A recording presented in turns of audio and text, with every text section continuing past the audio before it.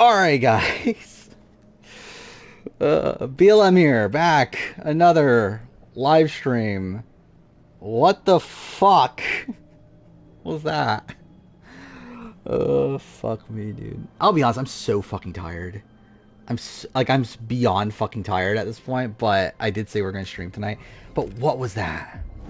What was any of that? Like, what a fucking disaster.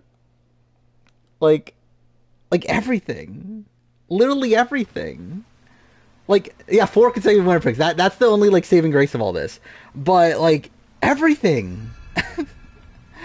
Like, not just Jag winning, but Cameron then winning AFP. And then reindeer games? Like, what the fuck? By the way, I just finished recording the review, so that's something. Yeah, I have no words. I mean, this was like worst case scenario for like everything. I feel like in terms of like what I wanted from all this, I feel like I literally got none of that. Yeah, I mean, again, like straight, I'm just like at a loss for words at like what just happened. I think Jag's worse than Evil Dick at this point. I straight up think Jag is worse. Because again, if Jag had cut Bowie, by the way, I feel like I'm talking too loud at this point. It's probably making the mic a bit fucked. But either way, I feel like if Jag cut Bowie, or took Bowie to the end, cut Matt, then he's probably above Dick. But he took Matt to the end knowing that Matt was the biggest jury threat. Like, he was told at the double eviction that Matt's gonna win the game. And he still takes Matt to the end. And then wins because they changed their mind at the round table. Again, like, what just happened? Like, I'm still so, like, out of it. It's like, what the fuck? And again, to make things worse, too, Jag claimed that he is the most masterful, dominant, strategic player. Again, the answers did not matter. Like, straight up, Matt performed terribly in the jury questioning in particular. It did not matter, though. They were already voting for him. Like, you could tell by the way they were even, like, asking the questions. Jag was already winning by that point. Like, literally the moment where, like, Jag's first question, or Matt's first question is, how were you not a follower in this game? And how did Jag not do everything for you? That was, okay, not a good sign. And then literally Jag's first response, like, his first question, when he was responding, the jury was shaking their heads nodding. Like, Jag was winning, no matter what. Jag had the safety net of getting the same fucking competition over and over and over again. And even then, would have been evicted, like, probably multiple times had he not won those specific competitions. Where, like, Dick didn't need the safety net throughout the entire season. Like, obviously, yes, I do think the, like, trajectory of the game was largely based around America's player and everything. But again, like, Jag actively plays a game that he, like, should be thinking that he's gonna lose. And then he still win. Like, it's essentially a Marissa from from Celebrity Big Brother, where Marissa takes Ross to the end, like, knowing that she's gonna lose to Ross, but thinking that, okay, I need to give Ross the win, only for her to accidentally win. That's essentially what happened with Jag. Yeah, it's a bit better considering, again, Jag at least tried in the jury questioning and everything. I don't even know what I'm doing right now in the game, by the way. But he essentially, like, wins by accident, which I too for is like a lot of his game. Jag's speech was terrible. Like, he's essentially threatening the jury. I will say, I do think his jury questioning was good. His jury speech was terrible. Like, literally, Corey is rolling his eyes. You have the jury laughing when he says that I have all the blood on my hands. I literally laughed out loud at Jag's speech. It was so bad. And again, clearly the jury thought it was bad too, but they still vote for him. Um, yeah. Again, this is a fuck season. I don't know how I get the Big Brother winner right. It is funny that this is the fourth one in a row. Um, but I get the last two were like so fluky, and even Xavier's was fluky. To be fair, I think Cody's is the only like legitimate one. Where again, like Xavier won because of the cookout. Taylor won after getting saved in week one. And then Jag now gets a win after having actually been voted out and then also having a whole bunch of twists play out his way. So, yeah. Can't believe Jag told Bowie I'm going to evict you. Yeah, that's also a thing. Like, that's a thing that would only work on Bowie, right? Like, Jag literally telling her, I'm voting you out because I want your jury vote. Like, that literally, like, Russell Hantz literally does that. Not even as in blatant of a way. He essentially does it, but, like, he doesn't, like, even tell her. And, like, he still loses the Jerry's jury vote by the end. I don't know what to do with the... So, Matt's still number one for me. Sheree is still number two. I think I'm going to have Corey 3, Jag 4. So, I've recorded the review. I've not recorded the player ranking yet. What I'm probably going to do tomorrow is I'll edit the review, and then when that's exporting, I'll record the player ranking. Tanalor is real. It may be the last corner of this galaxy that's safe. But yeah, I don't know. By the way, also review is pretty much guaranteed to be around 4 hours 20 minutes or so at this point. So me talking about the finale ended up being 41 minutes. To where if you, like I said, actually, I would say like 55 to 60% of that ends up being in the video. And the video's at this point right on the 4 hour mark. So it's probably going to be somewhere in the like 4 hours, 20 minutes-ish. A little bit more than that. I think we just found our ticket out of here. Yeah, the reunion segment was fun. At least the Suri part of it. By the way, how we not talk... Okay, we'll talk about fucking reindeer games when we get there. But... Also, I fucking love... I don't love... I actually hate it, but like, it's so funny. Literally, the last thing before the announcement of reindeer games is Jag saying that I've played an honorable and loyal game. It's like, fuck me, dude. Yeah, I mean, essentially, yeah, Jordan, DX, and Tiffany are the hosts of the show, which is pretty insane. Also, surprising that DX isn't just on it. Which makes me question, like, who is on it then? Obviously, Cameron is on it. But, like, who are the other 8? Because we know it's 9 people. But yeah, it does make me wonder who those 8 people are going to be. Because, yeah, I thought DX was, like, a lock. For it. Again, it's essentially going to be all challenge. If you don't know what reindeer games is, it's going to be all challenges. Essentially confirmed, no social strategy aspects. It's literally just challenges.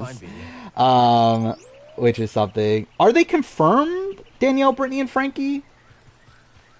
Like, they introduced the season. I don't think they're confirmed to be on the cast, though.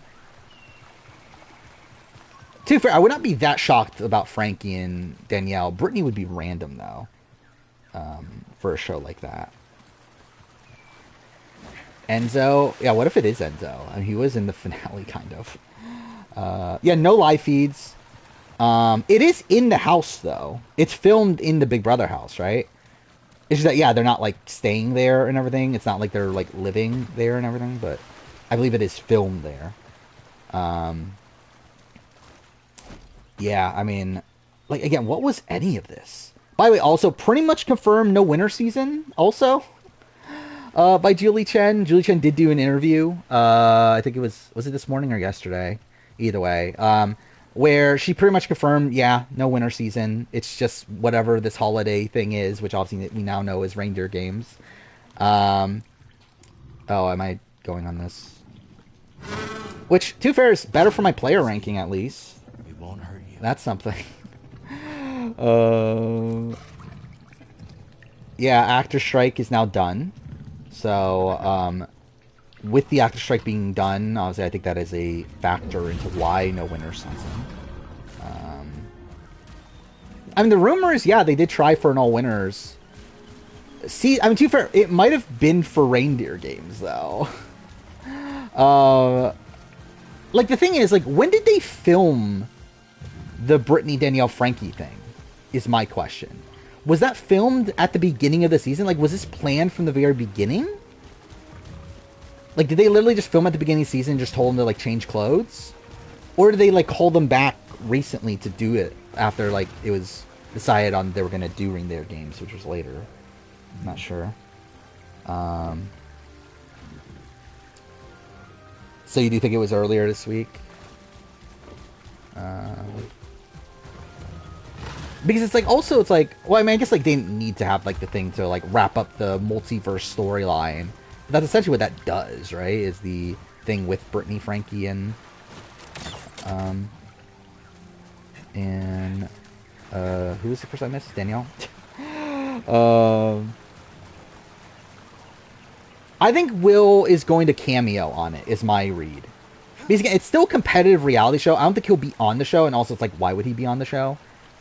Like, to me, it's like, this seems like a show that's for the best challenge competitors of all time. Like, for that sort of thing. Like, people that they look at as good challenge competitors. So, again, Frankie makes a lot of sense if Frankie was on there. I think Cameron is on there. 100%. I would be mind blown if Cameron is not on. Which is a travesty, but still. I get it. Cameron winning AFP, too, dude, is... And, like, the fucking, like, beginning of the reunion segment where, like, Mimi goes out and talks about how, like, Cameron was the hero of the season. Like, it just felt like propaganda from CBS of, like, oh, my God, look at how great Cameron is, right? I don't think they'll get Mickey, right? Hopefully not. Where am I going? Where's the game want me to go? Yeah, now it's fan favorite Cameron, obviously. Yeah. Oh, fuck, dude. Again, like, I legitimately, like, I think I lost my mind when watching this finale. Like, I think I was just, like, mind blown. Like, again, like, at the moment where, like, during questioning started, it became pretty clear, yeah, Matt is winning. Or, no, fuck, Jag is winning. But, like, to go from that to Cameron winning AFP to then Reindeer Games, and, like, now knowing, like, fully what Reindeer Games is, which, too, again, like, earlier in the day, we had already heard about it. It like, came out, like, this morning, pretty much. Like, BB Gossip, again, revealed it was Reindeer Games, and Mike Bloom posted a tweet, very much implying that, yeah, Reindeer Games is a thing. So, like, we've known about it all day. But to now know exactly what it is, and it essentially just being Big Brother, but take out the social strategy and just keep challenges, is funny. I mean, okay, actually, let's look this up. So I just recorded the review. Let's see how angry I was. Oh, actually, there is a part in the thing where, like, I did it for a joke, but I probably won't keep it in. I don't know where it's at, though, in this.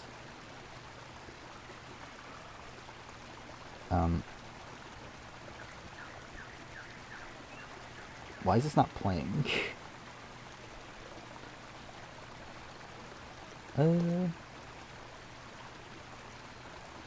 Okay, well, that's something.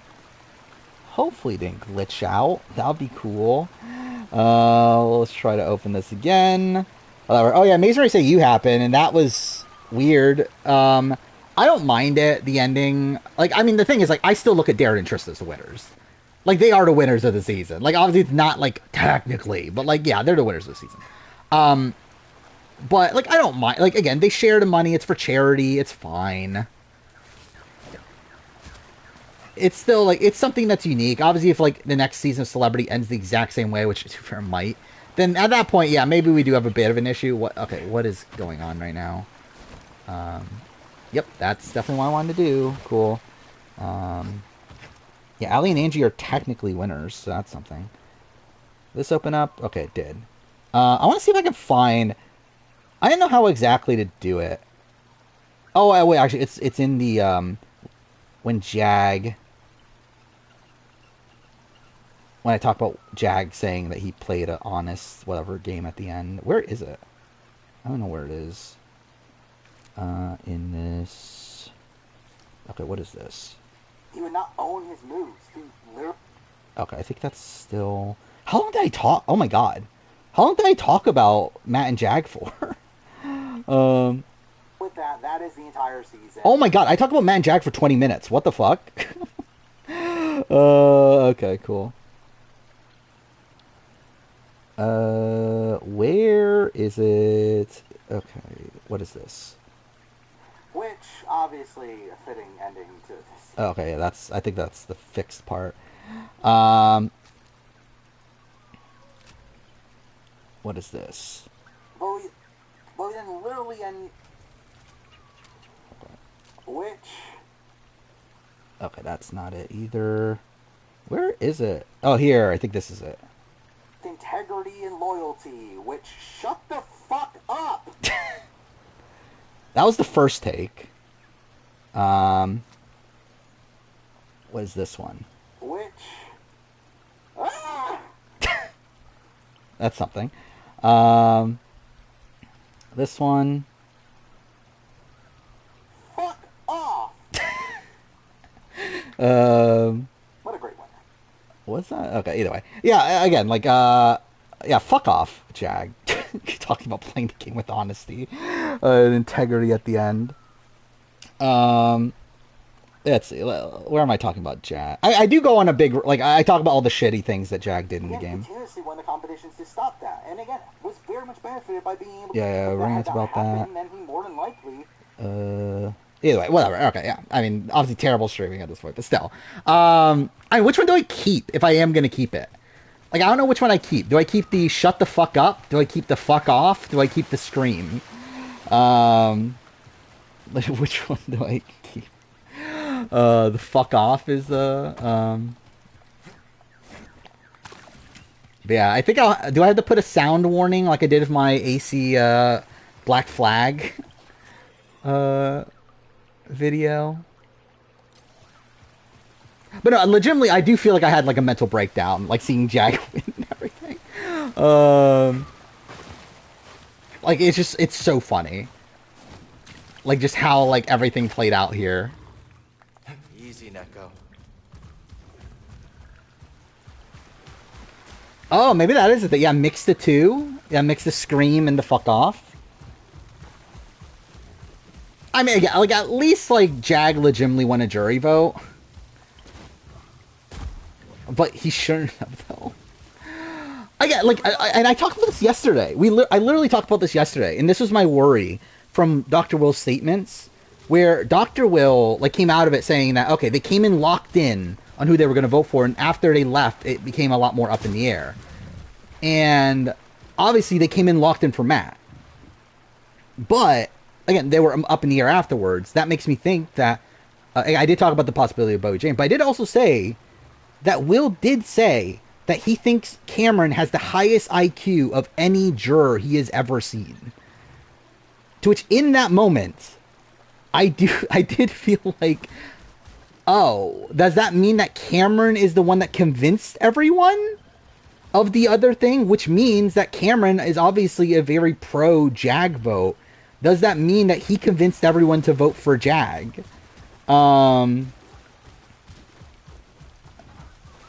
What am I doing right now? What does the game want me to do? So I think that is what happened. I do think it is Cameron convinced like Corey, America, and Blue at the round table to vote for Jag. Because again, like literally everything we had seen from the jury questioning, or from the exit interviews, was pro Matt. From literally every juror outside of Cameron. So again, something must have happened. And again, I do think the Suri boot probably played a factor as well. I do think Suri boot probably made them think that that this must be like Jag tricking Matt. But also, again, Jag had 2 opportunities to vote out Matt, who again was talked about as the biggest jury threat, and he didn't do it. So yeah, I just don't know. Reindeer Games, I'm not sure. I mean, like, I don't have time. It literally ends the day after the Survivor finale. So it's a bit rough. I think I think I might have to do what I do with Survivor UK. I think it might have to be for next year. Like, I'll do a video still, but it'll be next year. Okay, that's not what I'm supposed to do.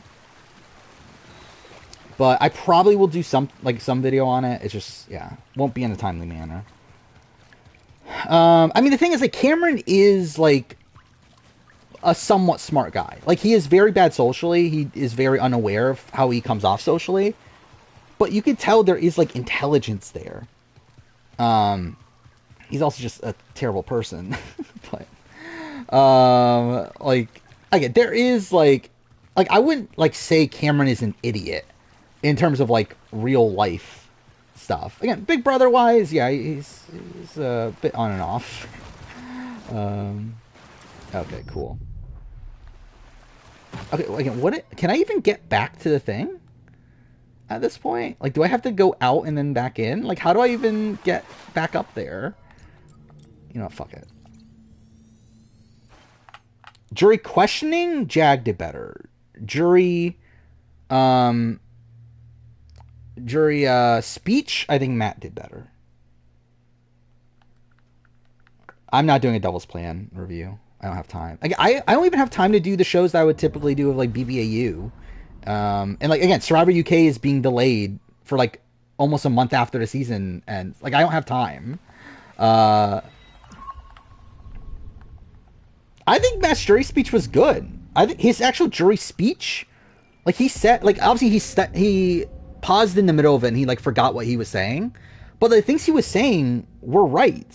Like, those were, like, the points he should have been making the entire time. Like, I literally, like, say it in the video. Or let's see. He did not say he was loyal. That was not in his jury speech. That was in his jury questioning. Let's see. I'm trying to find it right now.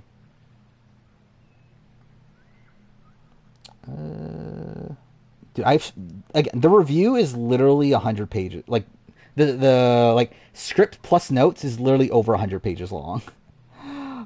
For the BB25 review. Where is it?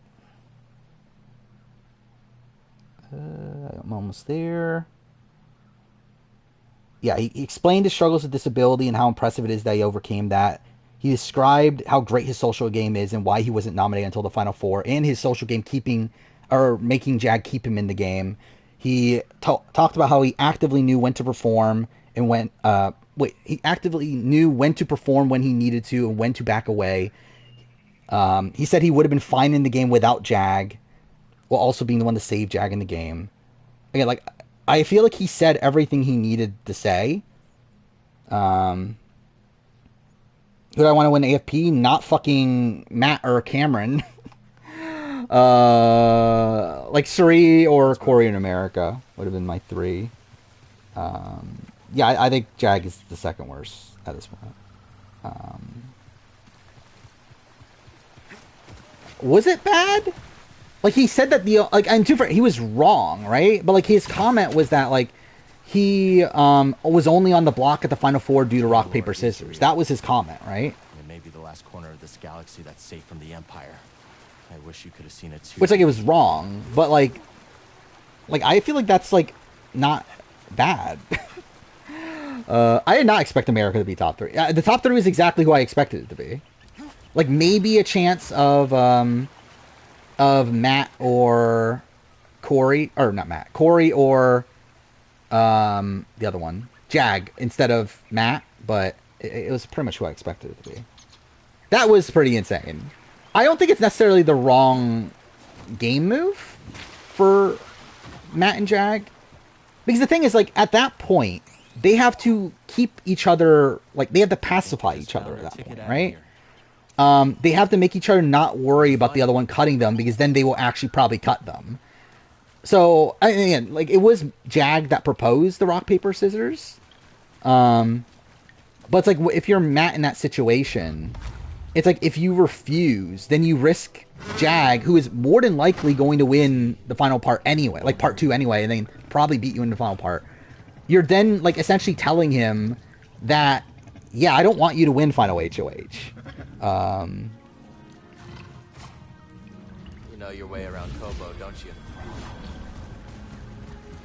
But again, like, I think the struggle is that if he refuses it so much, then he's going to ostracize Jag to where Jag would actually cut him, which he was actually probably, like, at that point he was going to, oh, this is where I'm going. God damn it. But coming into that round, like, Jag was cutting him, right? Like, yeah, okay, cool. Did not mean to do that. Okay, well, this is fucking stupid at this point. Really? Really? We're really doing this? I really have to redo this all again? Cool. Like, the thing is, I think no matter what, he was fucked because Jag kept on winning comps. Is, like, the fundamental issue. Is I think Matt's endgame is fucked because of Jag's continuous winning of comps. I would assume he's top 10, but I'm not 100%. I don't remember the list, but I would assume so. I don't know what to do with on the player ranking. Because obviously, like, I was assuming he was going to win, but now that he doesn't win, but also I feel like he does almost everything right outside that, it's like, yeah, I don't know what to do with him necessarily. Well, also, I don't know what to do with Jag, either. He pretty much wins in the worst possible scenario. He still takes Matt, despite knowing that he's, like, probably not going to win against him, and then he just wins by accident, essentially. Matt would not have cut Jag. But again, that was because they were under the assumption that Matt would win against Jag. Because again, literally, like, almost everyone their way out said that they would vote for Matt over Jag. Is real. Like, you literally have America telling them on her way out that Matt is going to win this game, and Corey thought so too. Like, you have Felicia also talking about how Jag is a terrible player. What is this? Brandon Donlin.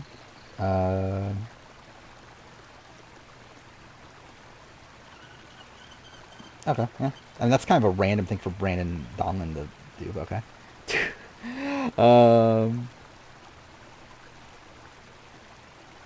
You can beat Jag in a fight? Probably not, right?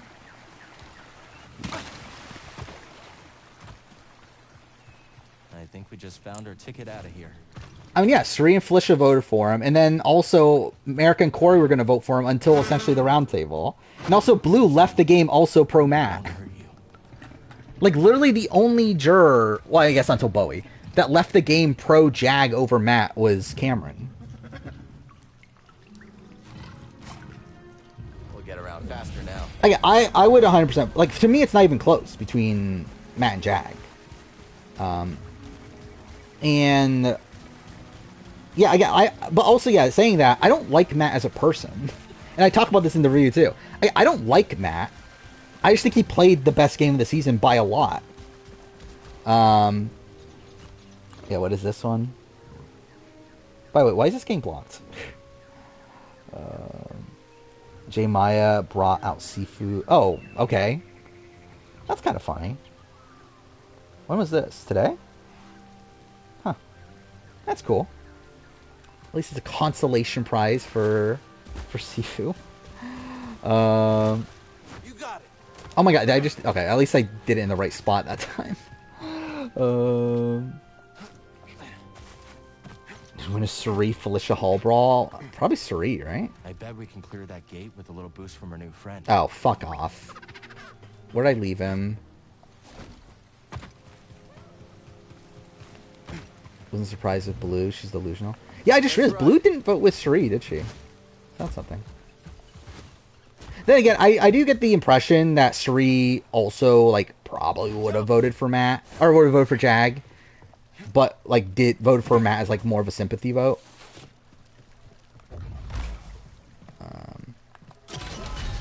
Because, like, she obviously does mention that, like, she might be, what'd she say? That she might be delusional or whatever when voting for him.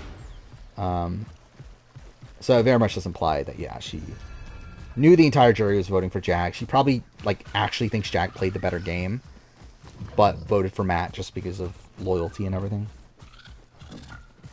Again, this is the worst possible way Jag could have won. Like, that is why I think he's probably worse than Dick. Because he literally, like, does everything wrong and still wins. um, Matt guessing Corey America related was funny. Like, was that I can't, like, was that a joke or no? Like, I legitimately can't tell. But either way, it was funny.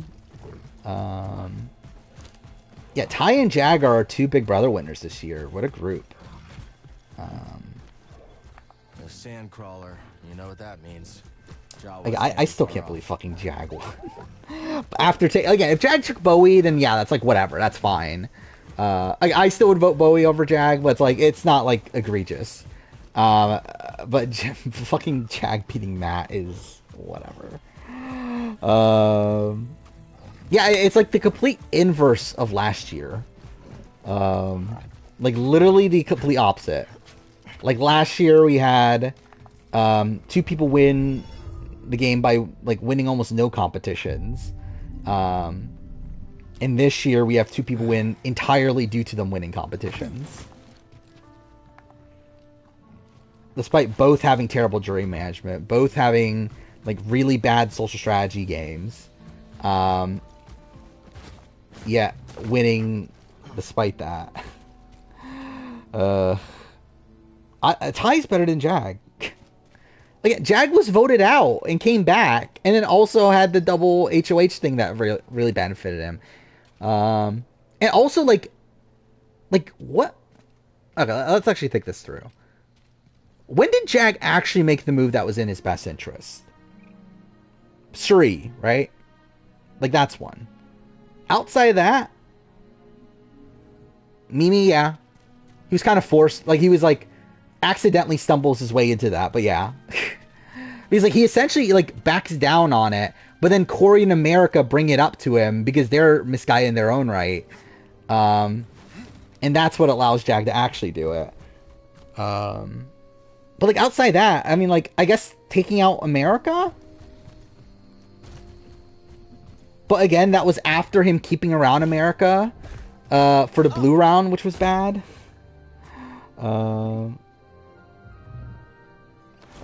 Your Twitch has been glitchy. It was even glitched yesterday.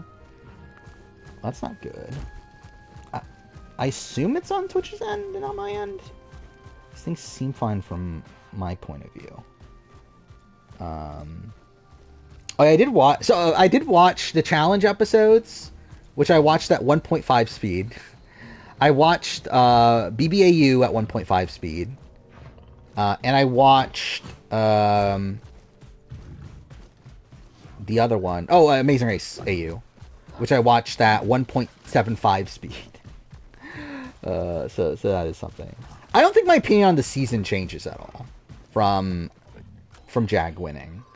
Like, it's still, like, hovering around top 10, probably outside of it. Like, probably, like, 11 or so. But, yeah, I think it's still, like, a mostly solid season, but, like, a lot of... Like, it's a season of a lot of ups and downs. Come on. Is this where I'm going? I assume so because the save point is there, right?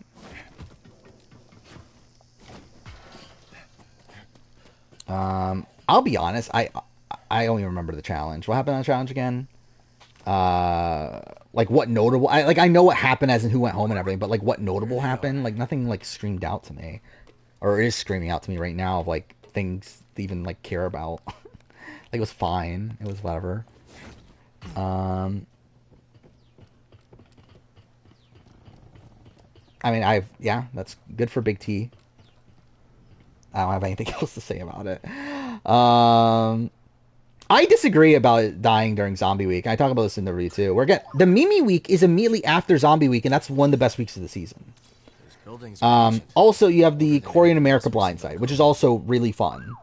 And again, like America, like lashing out at Jag and everything.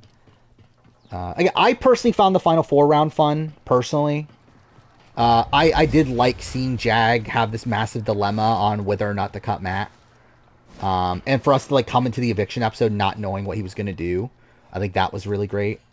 So I still liked aspects after the season supposedly got bad.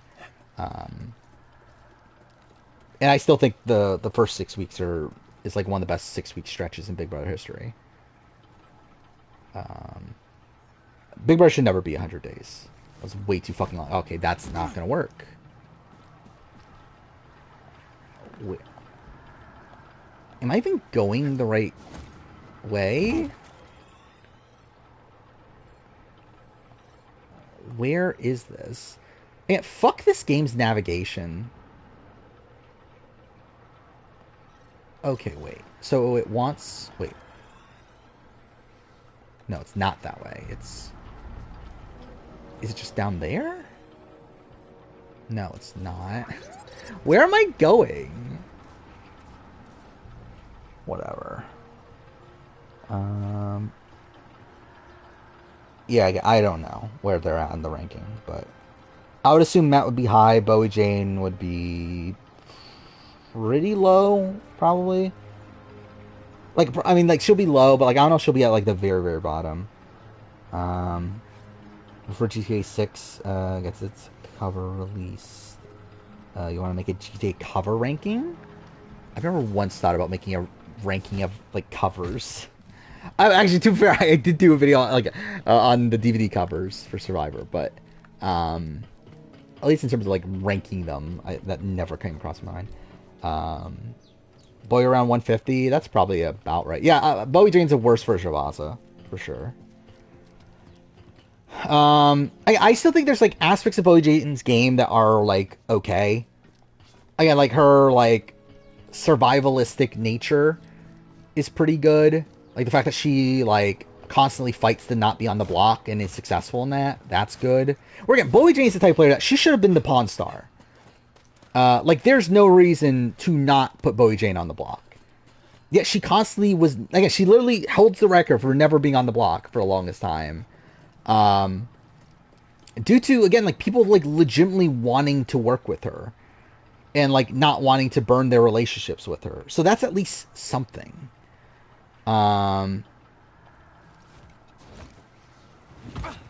Where am I going?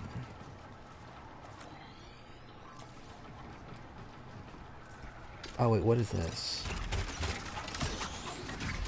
When Asa didn't want to win, at least it was because she was being disrespected.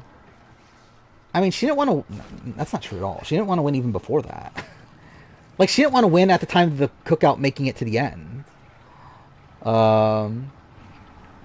Like, she already wanted to give up her game for Xavier and Big D at the time of the Final Six. Like, that's literally why she takes out Hannah. And then sabotages her own game again at the end, to where while she does have a winning scenario, she then decides to not take Big D to the end. Like, it's kind of double full.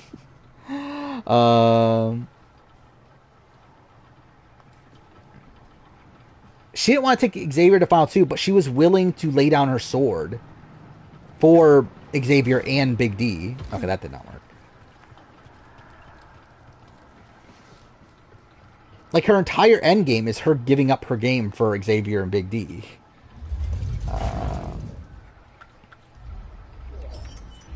Pisses you off that you're going to watch reindeer games? Yeah, I will too. It's going to be shit. I'm interested in seeing what the cast is, though, to be fair. I'm sure it'll be shit. Like, what am I doing? I don't know what I'm doing right now. Okay, so it's telling me this is wrong now.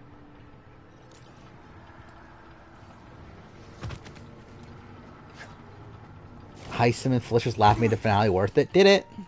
Did it, though? Is it homophobic for CBS to silence Izzy? I mean, well, she got to talk. Not much, but... she was there, at least. I will say, I was very surprised at how they, like, really focused a lot on Mimi. To where, like, how did they like Mimi then?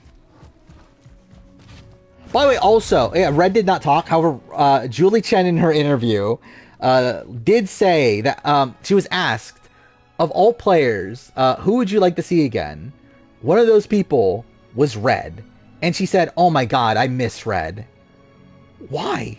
Why do you miss Red? And yeah, he got his own segment in the clip show. It's like, why? Why do these people like Red? I don't get it.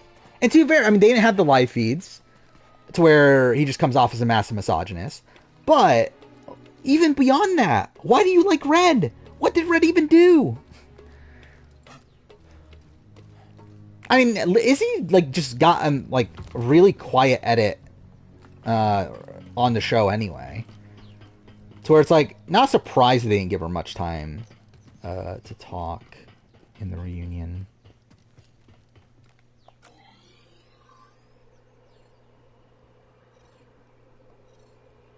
I don't know where I'm going. I don't think it's a guarantee that Dee is winning, but I still have her number one. I actually think I'm probably the most unsure right now about Dee, because I just feel like her edit's like too good at this point. It feels weird for like a modern Big Brother or Survivor winner.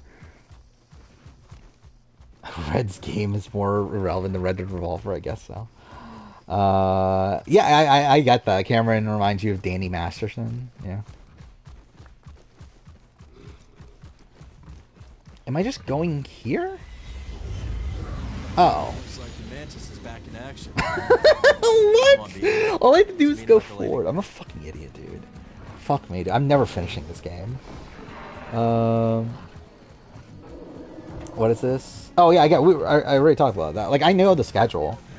It doesn't affect anything in terms of streams. It doesn't affect the channel either, because again, like, I'm gonna do Survivor's the priority over reindeer games. But again, I'll probably do a video on it next year, like early next year. Yeah, right answer the Sheree Felicia Hall brawl question. I disagree this episode killed Jake. If you pay attention to the edit, like, the edit props up Jake. They blame Caleb for Katura flipping, not Jake. I don't think Jake is winning, but like, this is actually like a good episode for Jake. Because it's something that's like clearly Jake's fault, but then they portray it as not Jake's fault. Good. Oh, cool. Rainier game starts on the 11th, which is a Monday. Yeah, it's going to be in the Reality TV video, which will probably come out before the actual review of it comes out.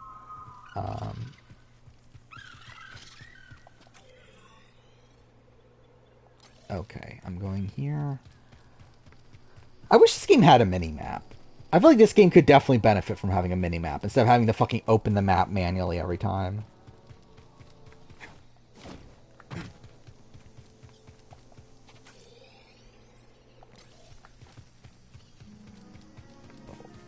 Where am I going? I'm going to the Mantis, right? Is that what I'm doing? Season trailer spoiled that Dee made the merge before her confessional. Did it? Why? Did they have, like, her with the merge buff? Oh, fuck off. Actually, I just realized that. Is Cody Nixon going to be on Reindeer Games? I just realized that. He probably is, isn't he?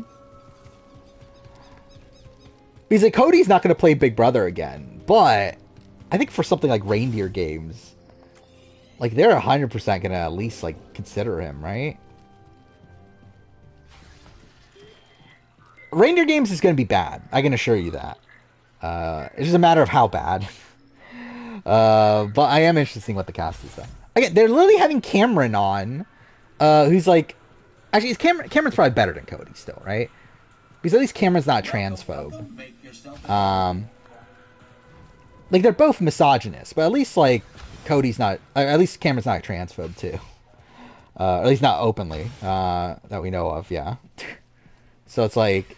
I guess Cody is worse, but... Wait, what? I feel like I'm getting more confused by looking at the, like, objective marker. This makes no sense, right? Why the fuck am I going here to go to the Mantis? Whatever. Yeah, put on Frank. I'm too fair. That was a while ago at this point, though. So I feel like they're more, like, sensitive about those sort of things now, but I still think they would put Cody on, though, I think. Especially because it's also going to be pre-taped, too. So, again, no live feeds, none of that. Pre-taped, they can fully edit around everything.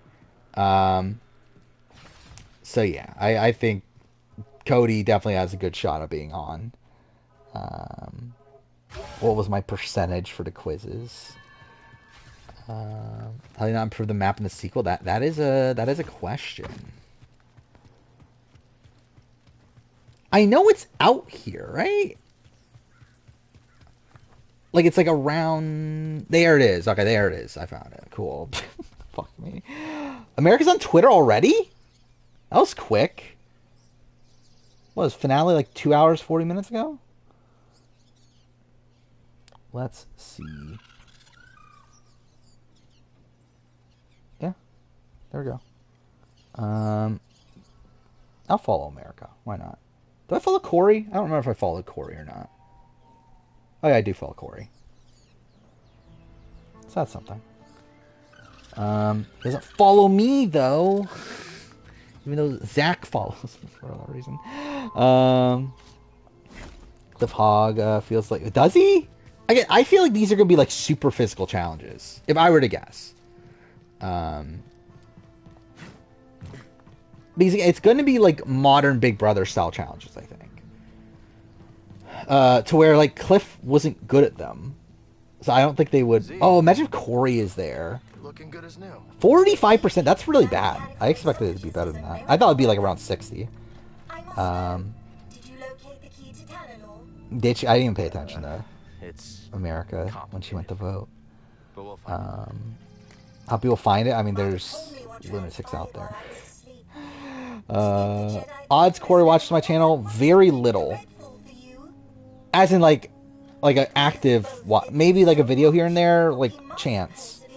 Actively watch, like, is like a consistent viewer, like pretty much zero. Especially because like he hasn't watched recent seasons, right? Like Corey hasn't watched the last 2 seasons, I think he said. So like, yeah, I don't think it's particularly likely. I am very fortunate to have met you, Cal Kestis. She has a letterbox. It's also kind of random. 74%. See, that's about right. I feel like that's more of what I would expect. Jedi from the time of the High Republic. A players watch me that I know of, like, yeah, like I doubt like many of them are like consistently watching me, but like as in like people that have watched me that I know of are like I know Zach Wartenberger, obviously, Kevin Martin, or not Kevin Martin, Kevin Jacobs, who else? Papa Bear. That's impossible. Russell. Oh yeah, Russell's obviously a fan. Russell's a big fan. He's my biggest fan, obviously. That's why they built that array in the forest. JD, yeah, JD is there too. Oh yeah, Bode's back in the story. Thank fucking God. I know like Tony from SA, Dino from SA, Kieran from SA. I'm just spitballing here. That does sound like a place that someone could call Who else? Carolyn? I don't feel like I know about Yeah, it Carolyn. could be a home. Get your feet down. All right, I'm going back to the cantina. Because some of them have commented on my No, videos. Grease. We could use a real pilot. I don't know. I mean, Someone doing Ace of okay, Santa I mean, Carolina boot order. you could clean Did they up actually though, or did they just like look up the actual boot order? Oh yeah, well yeah, people's like relatives too have like commented, right? But Oh, Cal, I'm sorry.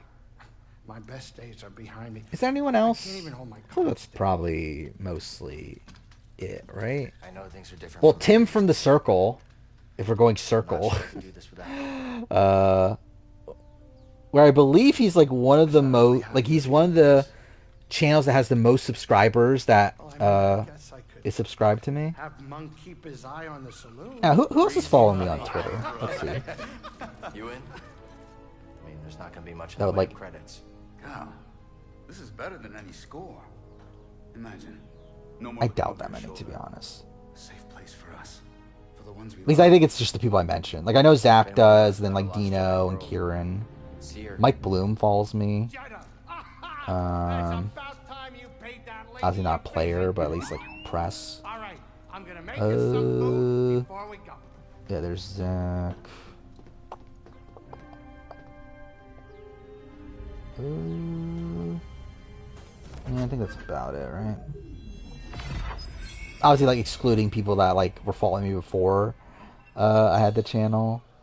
Because I have, like, people like Bryce Isaiah that follows me, but I'm pretty sure that was before I even started the channel. Yeah, Johnny Mac follows me. That's something. And Rupert's old Twitter follows me. Yeah, Joe Campo unfollowed me. Yeah, what a bastard. Fucking Joe Del Campo. I'm 50 minutes into stream, and literally all I've done, like, should have taken, like, 5 minutes. What if, Rob was on, Reindeer Games? Corey Lay watched challenge stuff? I don't know. Maybe? Maybe not. Corey Lay definitely is, like, really big into the, like, listening to everything people say about him, right? Must feel good to get back in the cockpit after so long. Fine. Just getting Yeah, Johnny Mac is, maybe not the most, like, PC person, right? Maybe PC's not the right term, but, like, he's definitely, yeah, has some not great beliefs, right? Draft the Big Brother winners.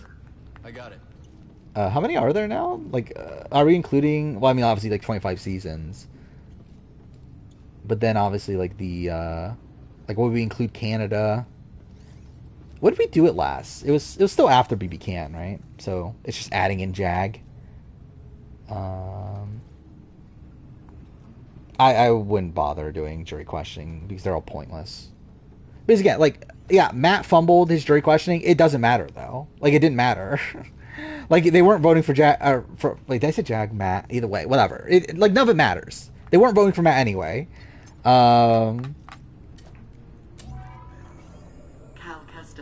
Like, yeah, like, ever since the live jury format, it hasn't mattered at all.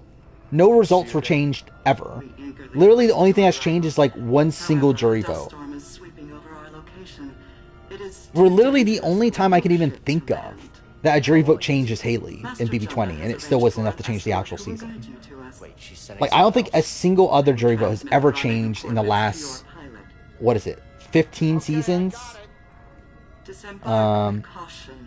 Imperial patrols have been seen in the high Paul didn't change any jury votes through his jury questioning. Or through their jury questioning. It was all already set that way. They could have changed Jason's vote potentially, but they didn't. I wonder what kind of weirdo she's gonna send to meet you. Yeah, again, like, Gina Marie sucked, but it didn't matter. They weren't voting for Gina Marie anyway. Gina Marie literally still gets 2 votes. Like, I just think it's, like, really irrelevant. Like, maybe I'll do it eventually, but I'm not, like, dying to do it. It's just, it doesn't matter. Is he definitely hated everything that happened tonight? Yeah. Okay, what the fuck? That looked weird as fuck. Yeah, this game's still not polished, is it?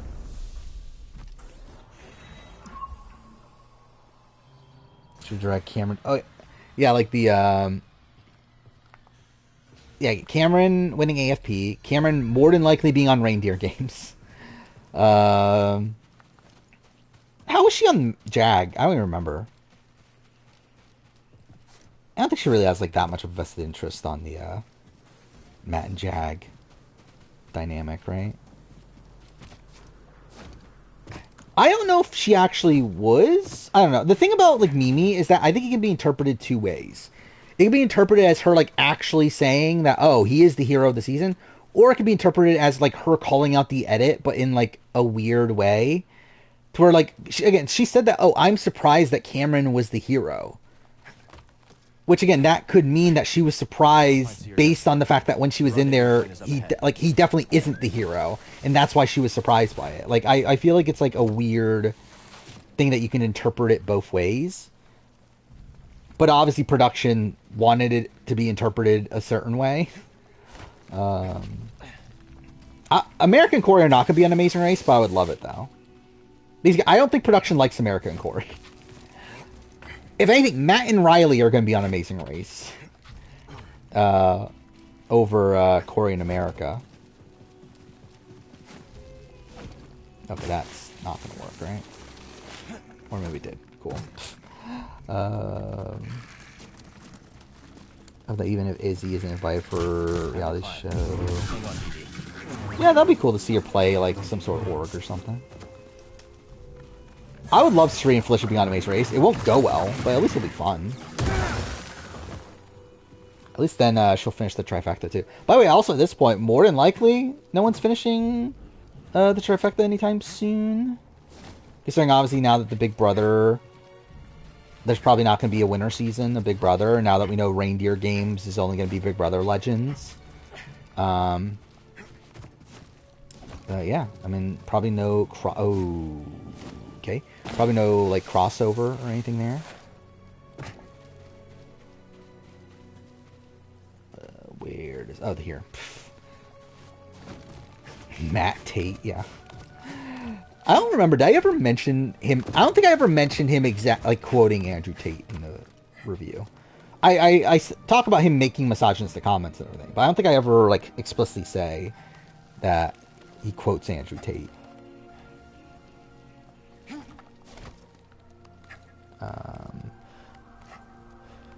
Yeah, DX could definitely be on Survivor at some point, but again, it's not going to happen like now though. Because I was expecting, like, okay, maybe we'll get some sort of, like, reality showdown, Big Brother winter season, and that could finish the trifecta there, but probably not.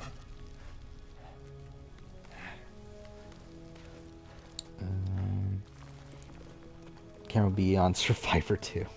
Imagine Cameron finishes the trifecta. Imagine that's the world where we're on. Like, where, like, he's on Reindeer Games. They then are like, you know what? You need to be... Oh, fuck up. Imagine him on fucking Amazing Race with Red. How dreadful would that be?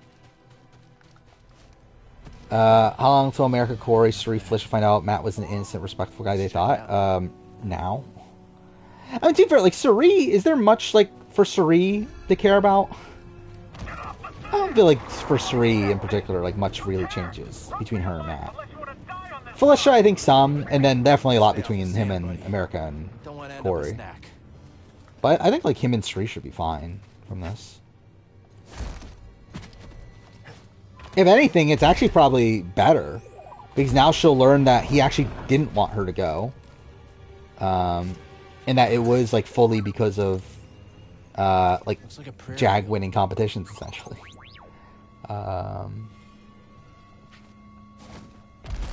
Yeah, Suri and Jag is a different story. Okay, that's something. How do I do on this round? She could do okay, right? Oh, she's like someone I would expect to win necessarily, but like I feel like she could do alright. Would not be shocked at Riley being on like USA 3 if you ever get USA 3. Because our Red was the most boring cast first season. Yeah.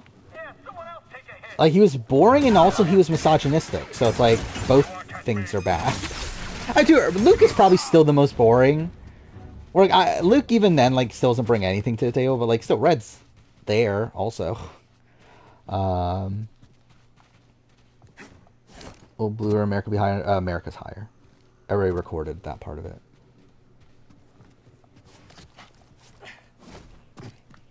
Oh, yeah, Luke and Duke. Remember Duke? Fucking Duke Valentine? Remember when that was a thing? Remember when,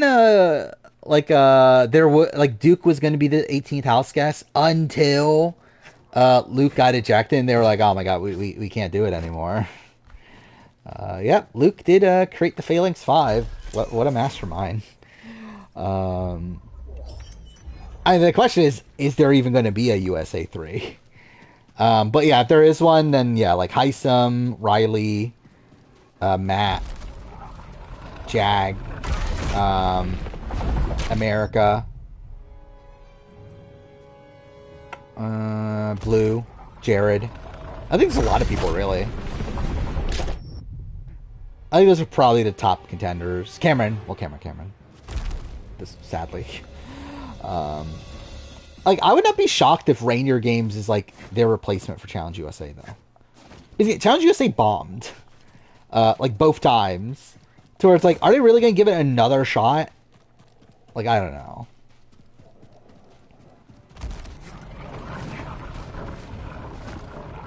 Yeah, that's definitely not what I'm supposed to do. Buster Rob was on Reindeer Games with that. I wouldn't consider Reindeer Games as part of the trifecta. But also, it's like, we know Reindeer Games is only, like, Big Brother people. Yeah, I don't fully know what she meant. So, okay, this is something, too, that happened, like, earlier today that, like, I got a bit more, like... So, Julie did not say that it's something we've done before, like, as in Big Brother. She said it's something that has been done before. Which means, not necessarily that Big Brother has done it before, but other shows. So, like, is this like a reference to the challenge? Is that what this is a reference to? I'm not sure. What exactly she was actually referring to.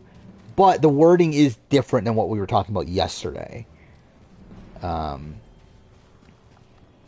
it, like, being assumed that Big Brother had done it before. Am I backtracking? I am, aren't I?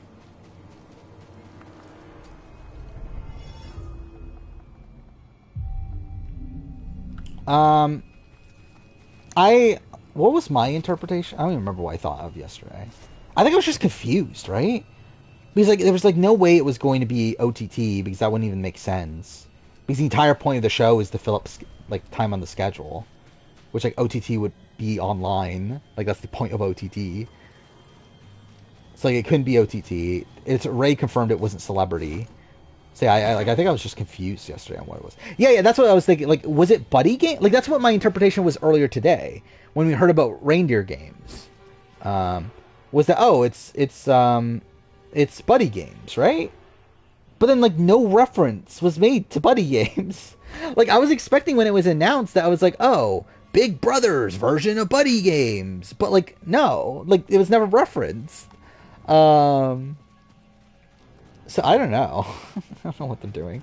Price is 100,000. That's already confirmed. Again, there's an entire article. Mike Bloom has an article about it.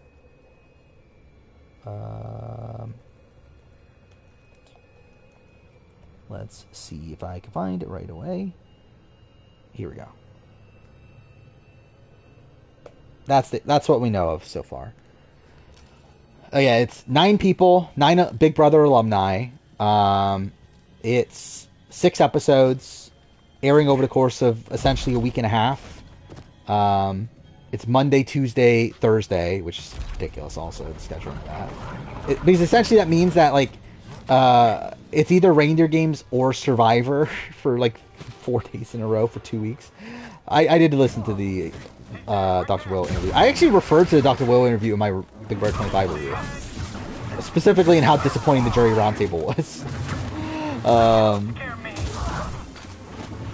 Essentially, yeah. I mean, like, give Cameron the 100,000 or whatever comp beast that they love, the 100,000. Where am I going? This way?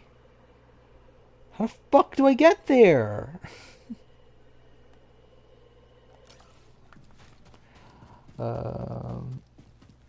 I think I did mention main character energy. I think it's probably during your eulogy. By the way, I'll have to re-listen to my review. Because I like, the last, like, few weeks of the review was under the basis of Matt winning. So for now, that's a bit weird.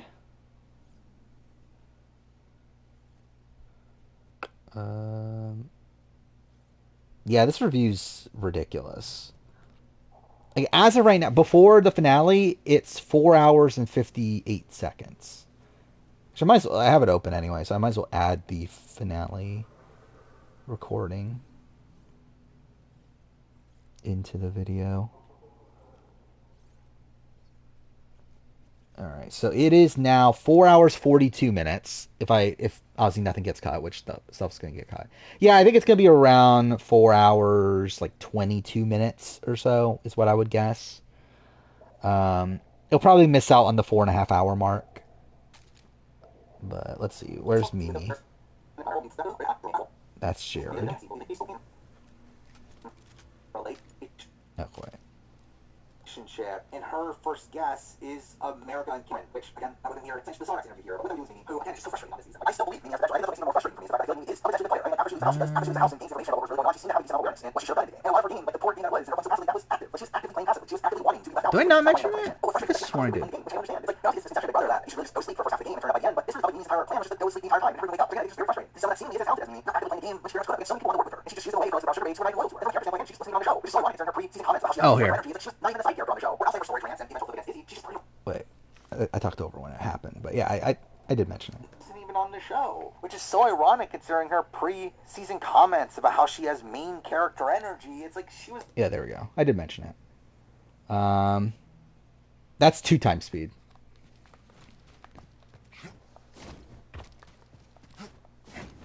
Which also, while in Premiere, so like the audio is like really distorted too.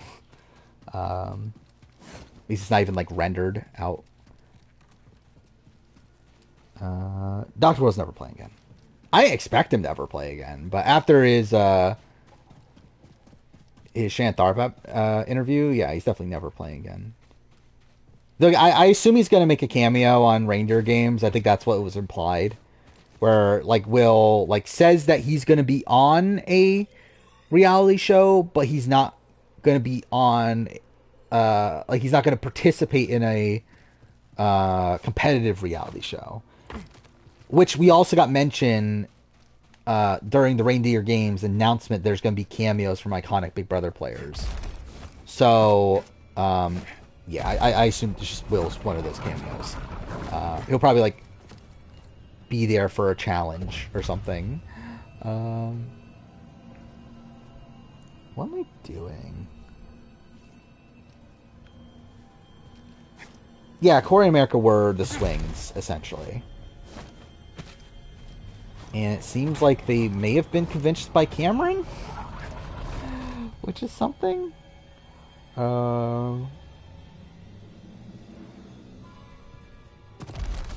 Maybe he's on that too. Maybe that is what he's referring to. It could be. Yeah, that show where like reality stars are controlling people. I guess that's like a possibility for sure. Hello. I kind of forgot about that show, but. Now, would he really do that show? I don't know. Like, would he do something that would require more than, like, a day's work? Watch me worse than Spring Break Challenge. I mean, it's going to be better because at least there's, like, something to the show. Like, Spring Break Challenge is literally just, like, a... That's super loud, Nick. What the fuck? That was so loud. But anyway, yeah, like, Spring Break Challenge is essentially just, like, a live event that they just, like, aired without any, like, production value to it.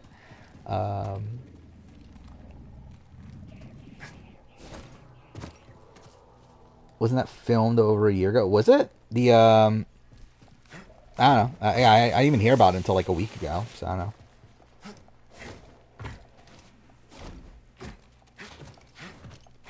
I might see you later, Jade Hext. That'd be cool. Predicting Blue, Cameron, and Bowie to be Jag votes. I was expecting 5-2.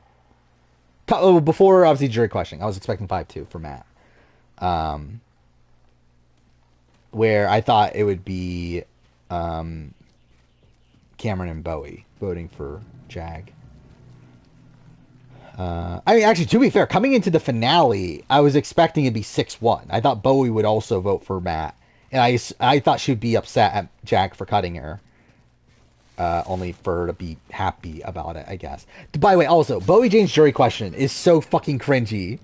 I don't think I've ever seen Davina as a Big Brother host. I never watched the old school Big Brother season. I've only seen the ones with Emma Willis. Like, I've seen clips of Davina, but I haven't, like, seen her actually, like, for a full season.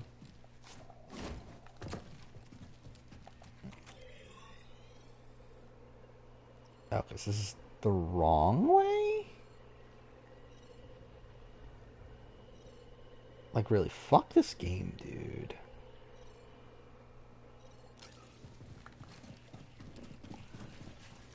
She's happy she's lost, yeah.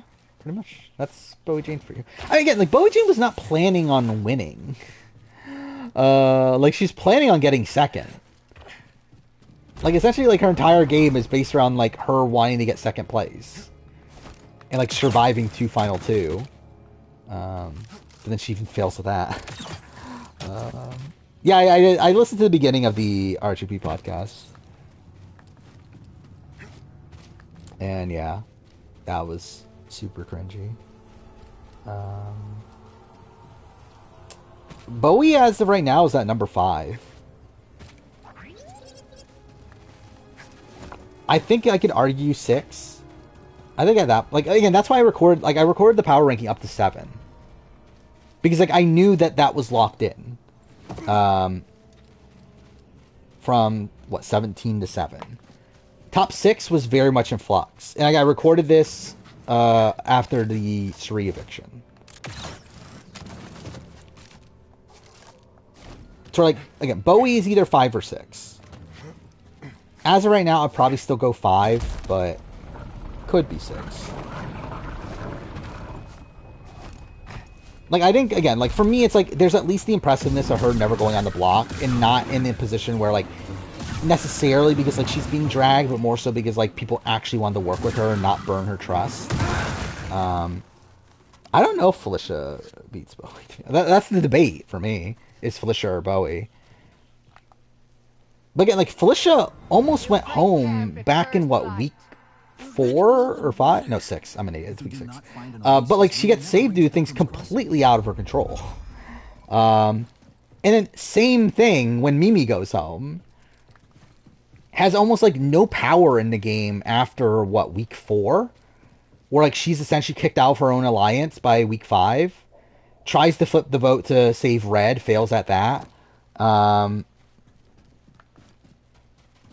Yeah, like, it has no real, like, true agency in the game, in the end game. Win equity is questionable. Okay, cool. Could have won, especially against Bowie Jane, but not even, like, necessarily a guarantee. So I don't know. I think it's just, like, too much, like, bad there. For Felicia. Yeah, definitely. She was harmed by Final 2 with Jared, which is her getting screwed over by the okay. That's definitely what I wanted to do. Am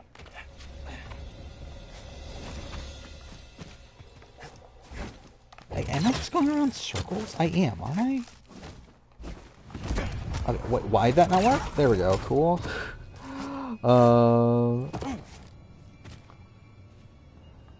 How far does Matt get knocked for losing a jury vote to Jag? Not much at all. But again, he was winning that jury vote coming into Roundtable, and it changed at the Roundtable.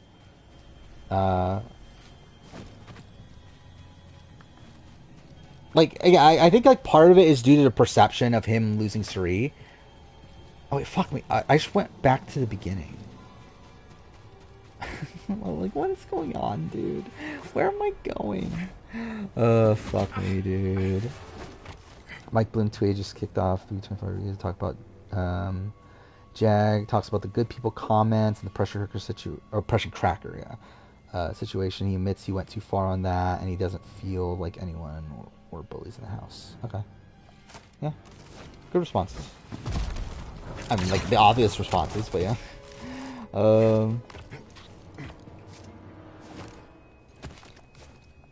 Imagine Julie. Like, Julie Chen won't even know what the fuck to talk about on a big... By the way, also, so frustrating, like, listening to Julie Chen. Like, I think I lost brain cells, like, listening to Julie Chen's... it was the Shan Tharp interview. That's the one I was thinking of. The Shan Tharp interview. Pressure Cracker, I talked about this in the review as well. Pressure Cracker was the Final Four plan to like gaslight Felicia and make her crack under the pressure. To where they had this big plan. Well, I mean, they already like executed the gaslighting part of like lying to her about like things and making it feel like it's her fault.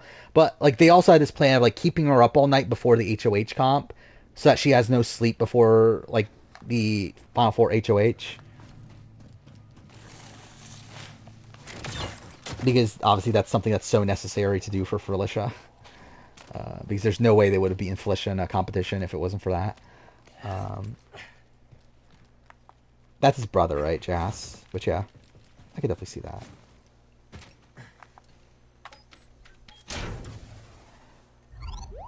Is Maricori the most hated BB showmance from Proctor side things? I don't know, the most hated. Like, probably like Jack and Annalise probably wasn't loved. But yeah, I mean, I get the sense that they don't like them. Or at least don't like them together. I think they're fine with America, if I were to guess. I don't know how they feel about Corey, but yeah, like they definitely don't like them together. Oh, this is one of the fucking yeah. This is side content.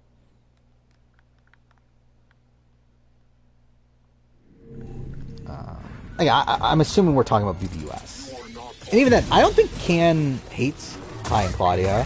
Again, Ty and Claudia were portrayed as like this real like they hid a whole bunch of like Ty's like negative shit. Like, Ty could have come off so much worse. I did not watch House of Villains. I actually forgot House of Villains was happening.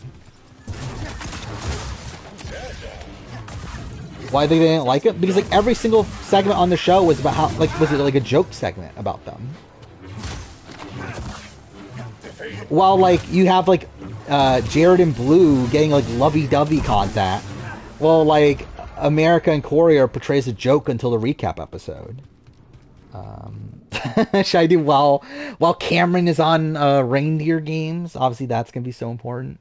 I don't know, BD. It was an echo in the Force. And again, I get the general sense that they were not happy with Corey on the season. Something. Whatever I did, it seems to have helped. Okay, I'm at least... Oh, wait, no. Wait, I have to go back this way. Asked Matt about the America comments. He said he knew they would come up, and he's very roasty with his friends. He says he doesn't hate America and Corey, and all was joking out of love. Not a great response.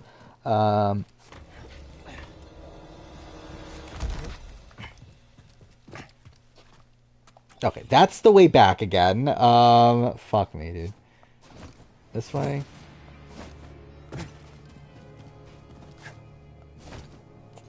Yeah, probably. That's how they would want it to be portrayed. And they're like two very like serious people. But still, like Jared and Blue, got this like big segment about how Blue is like so into Jared and everything. When like Jared would make like misogynistic comments to her and everything.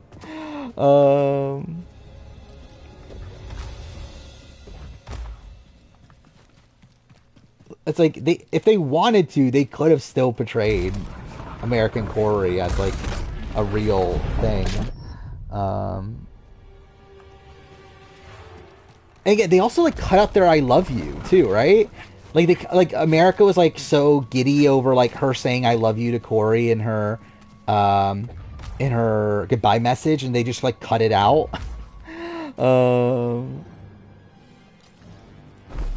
Oh, there we go. That took forever. Yeah, again, in the recap episode, they finally like showed them as like a real couple, but it took until the recap episode, which was literally an episode added to the schedule at the last second. Like, there wasn't even supposed to be a Tuesday episode until like 2 weeks ago. Like, it was literally supposed to only be Sunday and then Thursday. Like, there wasn't going to be a Tuesday episode. So like even then, it was like a last-second addition to the season. Yeah, that was fucking weird too. Sort of like talking about how like, oh Matt, you got a girlfriend now, which I'm sure he's happy about that comment, but like, Looks like a still scroll. weird to Can't say. imagine how long it's been here. Matt did not make the shrine. Riley made the shrine. Okay, to be fair to Matt and all this, Riley made the shrine of Q-tips. Like it was not Matt that made it. Matt protected it and like was like still like obsessed with it and was upset at like America because America got blamed for destroying it. But again, he did not make it. Like the reason why he was so obsessed with it was because Riley made it. Matt Riley wouldn't. Yeah, they're not gonna last. I would assume at least. Again, they're not even like a real thing yet, at least. Gonna be a severe escort. So I don't know. We'll see. We'll see how it goes. I see him. Okay, cool. Missed that. Yeah, Legend 25. That is a thing. When did I mention Legend 25 in my review? Let's look at this. Again, the video is gonna be like 4+ hours. It's here at the 1 hour mark. Literally standing there holding a button. It was a fun experience. Really just Actually, was it in week 3 or 4 that I talk about it? close by this point in the season. One recording and fucking ending plan of the busy, which ends up eventually wanting to at the very end of the game, which is providing this backstory and in essence a kid No, not each that. other, to which they were planning on doing so coming out of this week. It does directly play into what ends up cool move, especially considering what we see Cameron do moving forward. But beyond that, I mean, Heisem was a much more loyal number and such a massive shield that had a That's the Heisem point. Remember, he boat. was able to do a pretty successful campaign where both Maybe it is here. very rare. Maybe some interesting moments from them across this week with Corey talking. Well, the episode's portrayal, they did involve a lot of flashbacks and a lot of other sequences being added in the middle, particularly us getting a lot of detail on Ceri's alliances and us getting even being made, and you get some humor from Ceri herself struggling to keep up. No, okay, so it must have been in week 3. So yeah, it's like before the hour mark in the video of a like 4+ hour video. Yeah. Well, actually, I just realized this. Where's the halfway point in the video then? If it's gonna be 4 hours, so 2 hours and 10 minutes in. That's the first Cameron eviction week, right after Izzy went home, is the halfway point in the video. That's what I'm talking about at this point. Completely dead to rights, and now he has pretty good odds in this situation. And out of nowhere, Blue and Bowie both drop back to back. Oh, this is literally talking about the wall competition still. Yeah. So again, like the halfway point in the actual season was after the zombie week, right? Yeah, I think it was like the week of the zombie week was the halfway point. Yeah, the halfway point in the video is going to be the wall competition.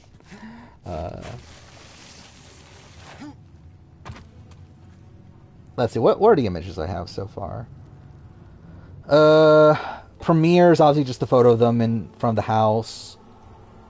Week 1 is just image of Kirsten and Felicia on the block. Week 2 is them being scared during the HOH comp, which is a really funny image. Week 3 is Heisem hosting the HOH. Week 4 is the pressure cooker. Week 5 is Jared answering one of the questions in the HOH comp. Week 6 is the image that I used. I used it in my midseason power ranking, right? The ridiculous image of everyone in their costumes and the gas masks and everything. Again, literally the best week, one of the best weeks in Big Brother history. A week that I talk about for like 35 minutes in the review is one that the image I use for it is that ridiculous image, which makes it funnier. But yeah, week 7 is the wall. Double eviction is the image of Jared and Cameron after they leave, like when they're about to go back in. Zombie week is an image of Cameron and Jared in their zombie costumes. Mimi eviction week is a picture of the veto pick. What week is that? So the Cameron boot week is a picture of Otav. Well, like when they're getting zinged right before Otav. The Corey boot week is the veto comp. The one where Blue won. It's while they're like waiting for the results of that. Blue Boot Week is Blue in America on the block. Double Eviction is an image of the veto. Final 5 is an image of the HOH with the 4 players standing next to each other. Final 4 image is Bowie Jane answering one of the questions. So yeah. That's what I got so far. I haven't gotten to Final 3 or Final 2 images yet.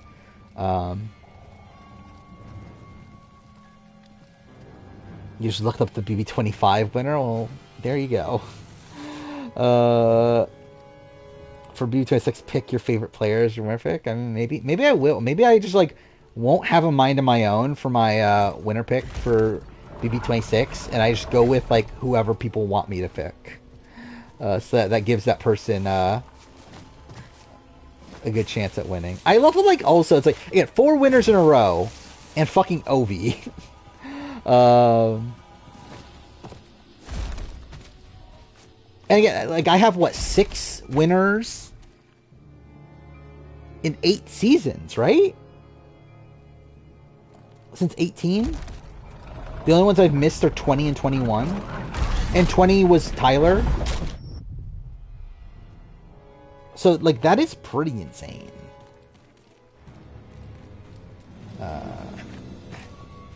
Like that, I think that's like unprecedented, right?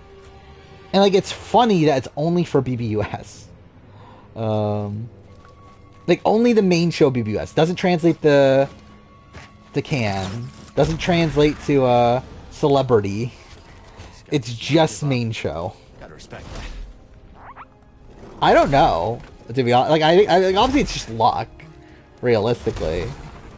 But it's like funny that that's the way it turned out, though.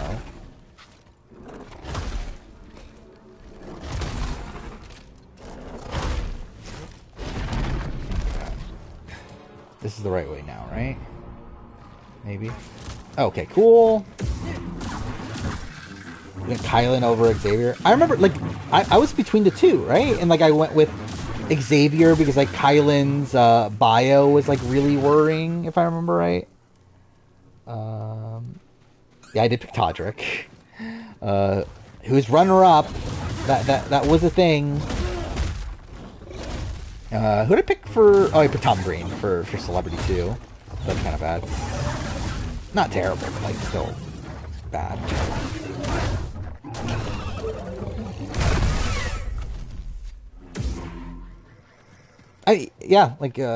Josh is even funnier. Yes, I picked Nicole Franzel, Josh, Cody, Xavier, Taylor, Jag. Which again, like the Nicole one, I think was pretty like obvious. Like that was a pretty obvious like pick early on, and then like Cody also. But yeah, like the other and like super Xavier was an obvious pick. It just like didn't turn out at all, like how you would expect it. And also, to be fair, Taylor was like an obvious pick. It just like obviously like didn't turn out like how we expected it, but it was like a pretty obvious pick at the time. Jag was like one of the obvious picks. I don't think it was like the obvious pick, but like yeah, like between him and like Jared, I think that was like most people's pick. Josh was the funny one. And, like I was even trying with Josh. Like it was kind of like because wasn't that like 19 and Dave vs. Goliath were like close to each other, right? Because I think that was a point where like I wasn't really trying that much. I was just like picking whoever was like a big fan that I also like thought came off as like, oh, Nick Wilson is kind of questionable now. I guess not kind of, it is questionable now, but like at the time Nick Wilson free season seemed fine. Was it a year later? Okay, maybe it's not exactly the same. But yeah, I remember Josh. I just thought like he was like so much fun.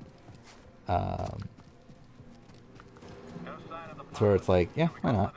Like his, I still love his fucking interview Jeff, Big Jeff. It's so funny. The like Jeff asking the question, would you rather? What was the ridiculous question about the mosquito? I forgot what the question was, but still, it's like ridiculously funny. Actually, I wonder if I can find it. Can you find the BB19 preseason interviews nowadays?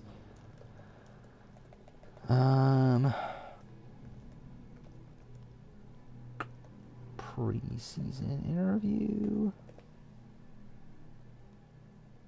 I only see post-game stuff.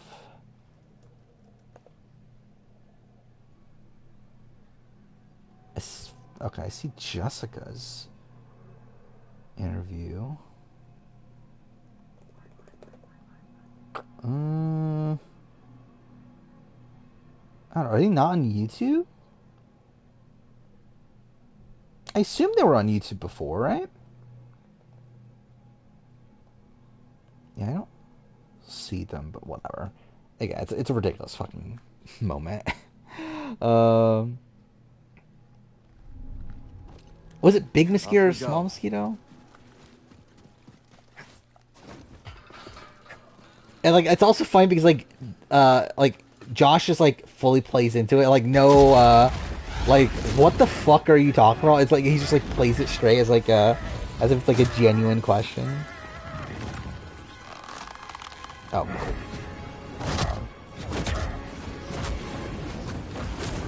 Here we go. Josh is especially hilarious because there's an argument for him above Jag, Taylor, maybe Xavier. Yeah.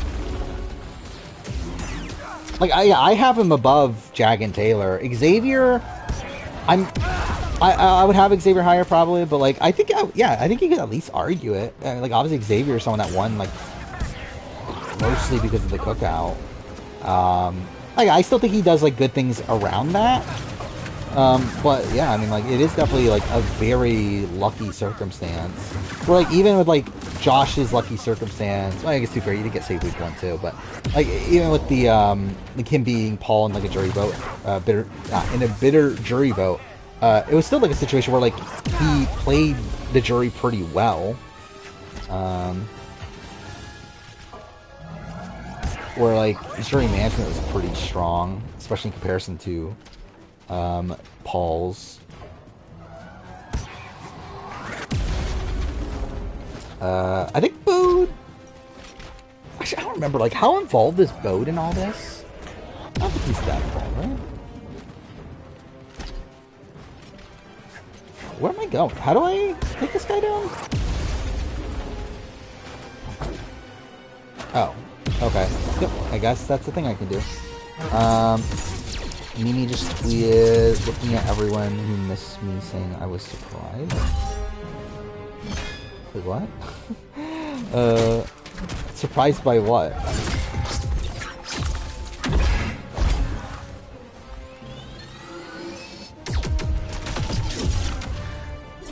Where's Xavier on the player ranking? He's like 23, I think, or something like that.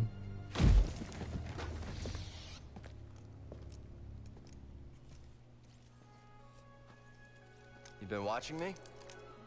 Oh, you mean like based like okay, I get what it means now. She's talking about like in relation to her comments about Cameron. Okay, yeah. I thought they'd send someone a bit more. Like she was surprised by the edit. Okay, yeah. Again, that's what I was like saying earlier. Is that I think that's the way it is, but it could also be interpreted as like the again what I think they wanted you to think of like she's like propping up Cameron, but like it's actually the opposite. You ready? Just try to keep up, But which clip is this? 45. 45. Yep. Straight up, I don't like Bowie Jane.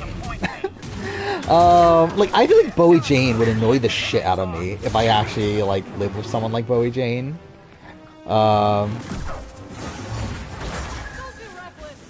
Like just her like overall like energy and her vibe is just like, yeah, it's not for me.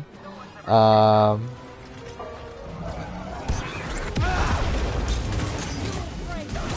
think 25 will be a bottom 10. Probably not.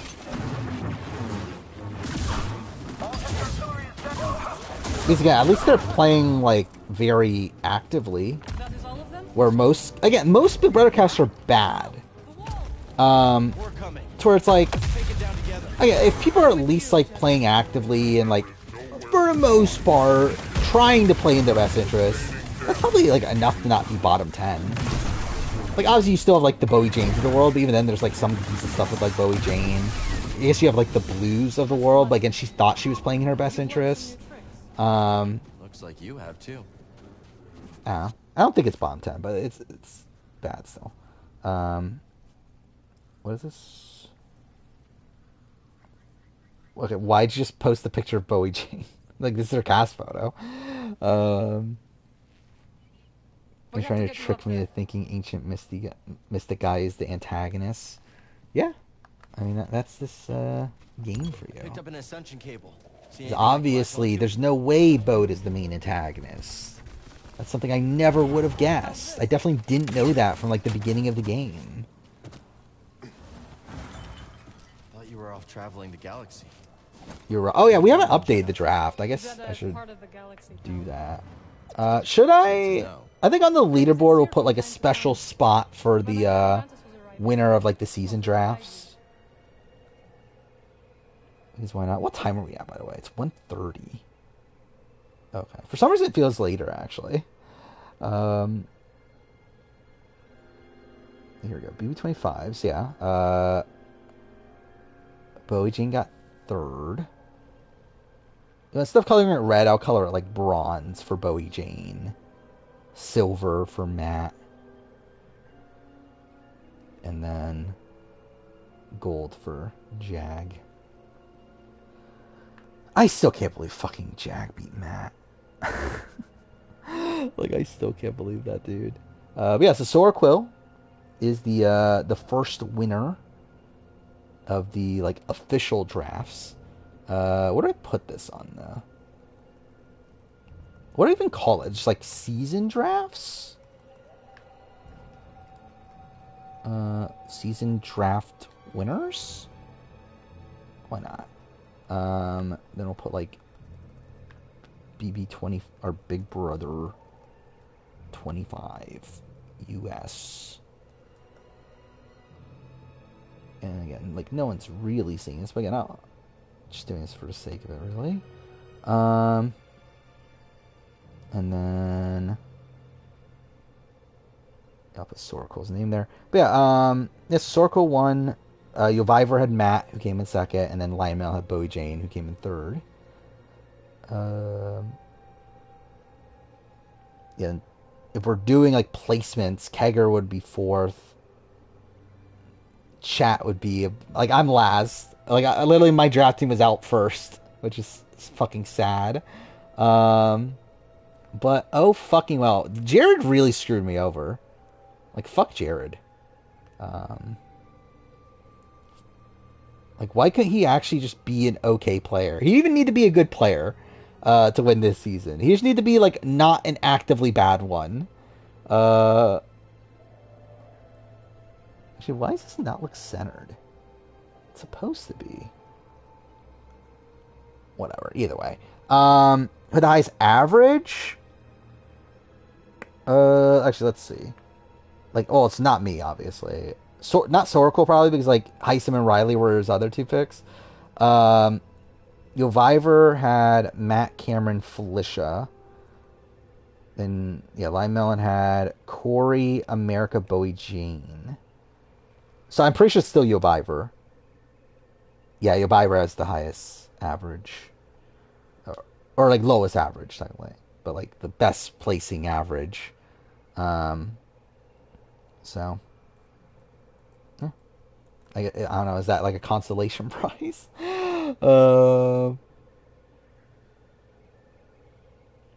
It is funny how, yeah, like, Sora Quills won when he had the 2nd, 3rd, and 4th boots of the season. The feeds page is wiped out on the Big Brother. Wait, the feeds page is wiped out on the Big Brother page? What, you mean like the Big Brother website? Or what? Like the actual, like, button for live feeds? Oh yeah, it is gone. That's strange. Hopefully that's not a bad sign. Yes, that should work. Imagine this was the last season of live feeds.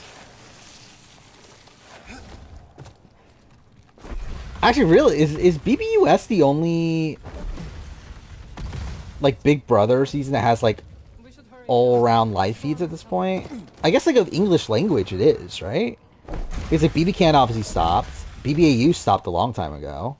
BBUK like hasn't had it for years. Like it still has like the like nightly ones, like still not like proper live feeds all the time. So yeah, that's a little bit of a worry. Realistically, I think they're probably here to stay. I feel like this season wasn't problematic enough. I guess like the Luke's, they're probably annoyed at Luke having to eject Luke. Okay, this is where I came from, right? Okay, what am I doing with that then? Because 100% they did not want to eject Luke. But obviously they had to based on like the precedent they had set. I guess like the Jared situation too, where they're probably like annoyed that they have to like shove that under the rug. Okay.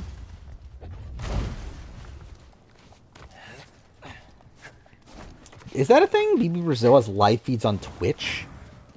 Seems a bit strange. Yeah, and then the Cameron. I'm for Cameron. I like the sound of that. Yeah, actually no. Yeah, Cameron they had to. Yeah, Cameron they definitely had to. And the Man Jag they did by the end, right? They cut away from like conversations about them talking about Corey in America, right? But we need to take them down before more arrive. I don't think that's like too egregious. Precisely. To where like that would make them stop doing live feeds. That's a first. But yeah, I guess like Cameron, Jared, and Luke is probably that's probably a good no.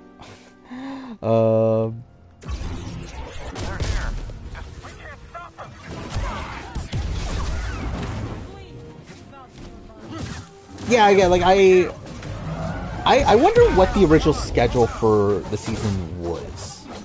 Because like it does, like the fact that they don't cancel the eviction after Luke gets taken out, obviously like implies that it didn't really affect the schedule that much, and they already had a contingency plan for it. But like I don't know, because like we mentioned this earlier, that's like Suri, like was Suri a last second addition? Like that's my read on it. That Suri was there at the last second. Which also, by the way, what is this CBS? Wait, actually, I just realized, what is the CBS project then? Because like we know that there's a reality show that is a CBS alumni show, and it's not Reindeer Games, because Reindeer Games is only Big Brother.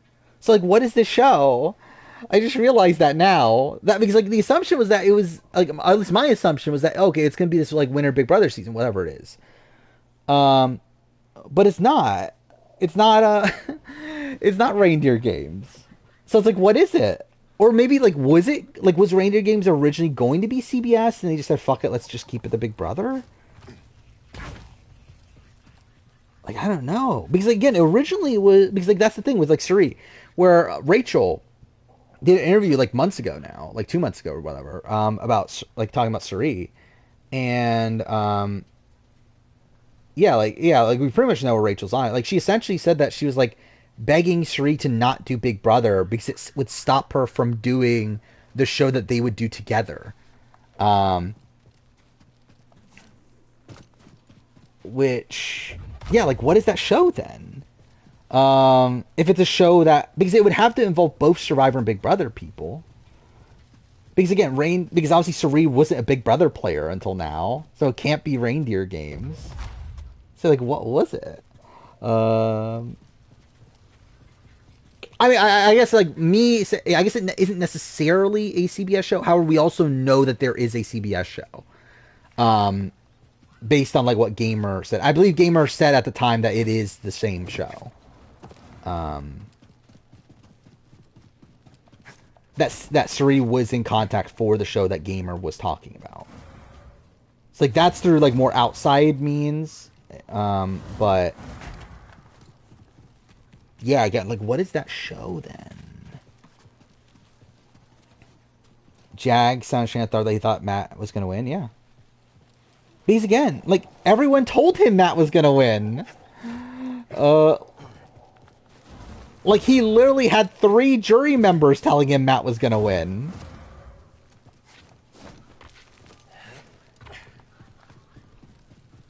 Which again is why it's even dumber. Okay, where am I actually going at this point?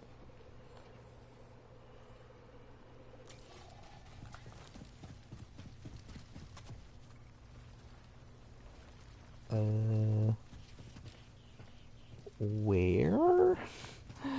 Whatever. Yeah, that's what I was saying. Like, is it just that Reindeer Games was originally going to be like all CBS alumni, and then they changed it like after the fact to just be Big Brother? Like, could that be the case?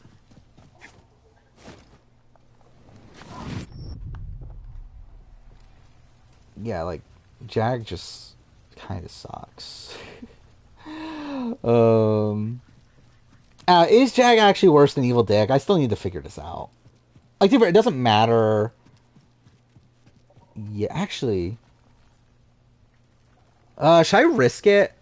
Should I like, because I can technically do the season in like winter, like, so essentially like what was happening. Like, I've been waiting until after BB25 to do a whole bunch of Big Brother videos that are coming out next year. But like with the like suspicion that there was going to be a winter season, I was going to hold off on everything but the ranking of every Big Brother player, and also the ranking of players that re-entered the game. I was going to hold off on like the winter ranking, season ranking. What else was there?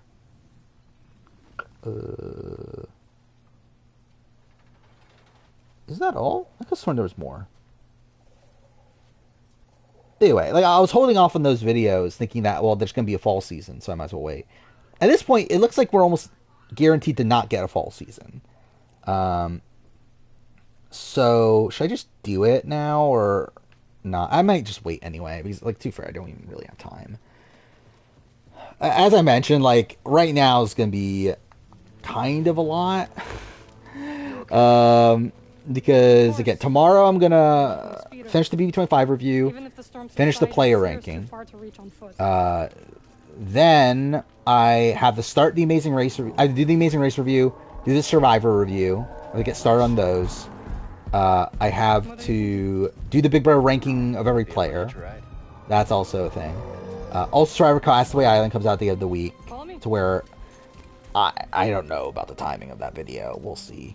Let's see you later, biggest party. You haven't learned to fly yet, have you? Then we must find another way across. Lower on Jag again after listening to Taryn's season recap. Yeah, Jag is pretty bad. There. See it? I do. But then also I'm like still working on the BB5 video, and I just want to get it done. So like that's also a thing. Okay, I pushed the wrong button. Fuck me. Like I want to get that done. I want to get the Mighty Morphin Power Ranger Season 2 videos like recorded, just so that I can like be done with it. At least those are the two last like retrospectives I'm currently working on that I need to record. Seems a step slow. Learn to take a joke, droid. So it's like, I don't know, that's a lot of stuff going on at once. So like even if I wanted to, I'll probably still wait on the Big Brother and the Big Brother's winter ranking, season ranking anyway. Even if Jag didn't get voted out, would he be lower than Dick? If he didn't get voted out, he probably wouldn't be lower than Dick now. You're not stuck, are you? I think he would be around Ian level if he didn't get voted out. Spit. The way is blocked. Whoa, watch out! Actually, where do I have my current winner ranking? Are you trying At least to the kill me? last one I updated. Sorry. Where is It's it? alright, Carl. Stand back. I will fix this. I think I... Oh no, I still have Ian above Jordan. Do I agree with that? I don't know if I do. Incredible. Yeah, I would have Jag next to The storm is coming. I will rest when Ian. we are Like if it wasn't for the fact that he got evicted, I think he actually would be above Nothing Ian. here. You went home? Yes. My sisters are gone, but their wisdom remains. But with him being evicted in the ice at the bottom, pretty much.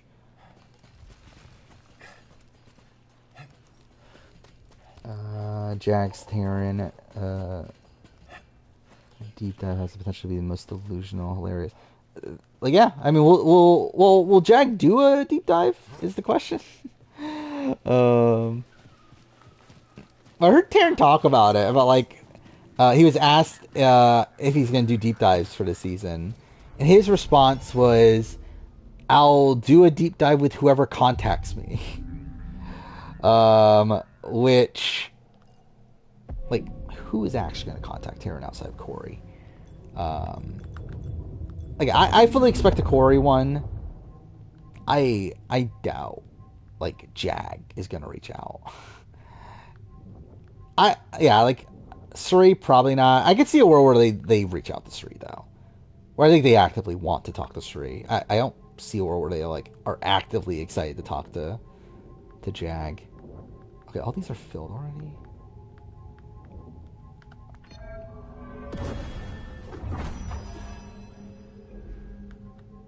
America. I mean, yeah, probably America through the Corey connection. Like, America doesn't know what RHAP is, though. Like, I think if she does a deep dive, it's mostly, like, through influence from Corey. Let's go. Because she literally never heard of RHAP.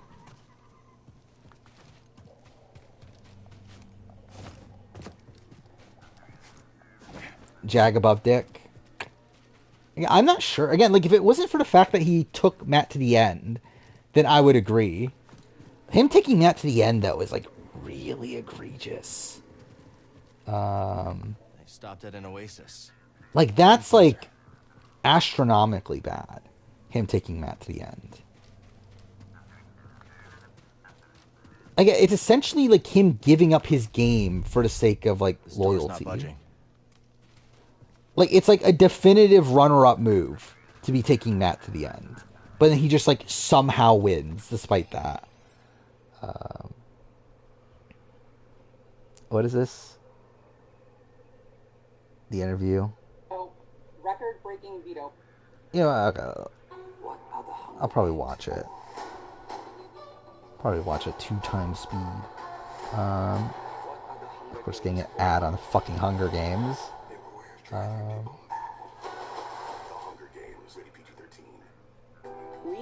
Okay, cool. Another ad. Cool. Perfect. By the way, YouTube did change the way ads work on YouTube to where, like, they force ads on you now. So where, like, before, like, the creator could, like, choose when ads are played and everything. Now it's all automated by YouTube, so that's something. And also, you can't choose, like, what kind of ads get played, too, which is also funnier. So that's something. So, like, now they can put, like, unskippable ads on you and everything, which is bad. But, Exciting. How are you processed this in the last couple Alright, hours? let's see. I mean, it still is all such a blur and a shock to me. Like being in the Big Brother house, I'm in there for 100 days, and my whole life is consumed by the game, and I just walked out, so everything has hit me, and it hasn't hit me all at once. Like, it feels like a dream. I don't know if all this was real. Like, I don't know, but it's been so amazing. The whole experience was amazing, and I'm just excited to see my family now. I will say, okay, so you did a great job answering your jury questions. How much did you prepare? And, like, in the moment, you're like, I'm killing this right now. I'm doing a great job. I mean, I prepared a lot.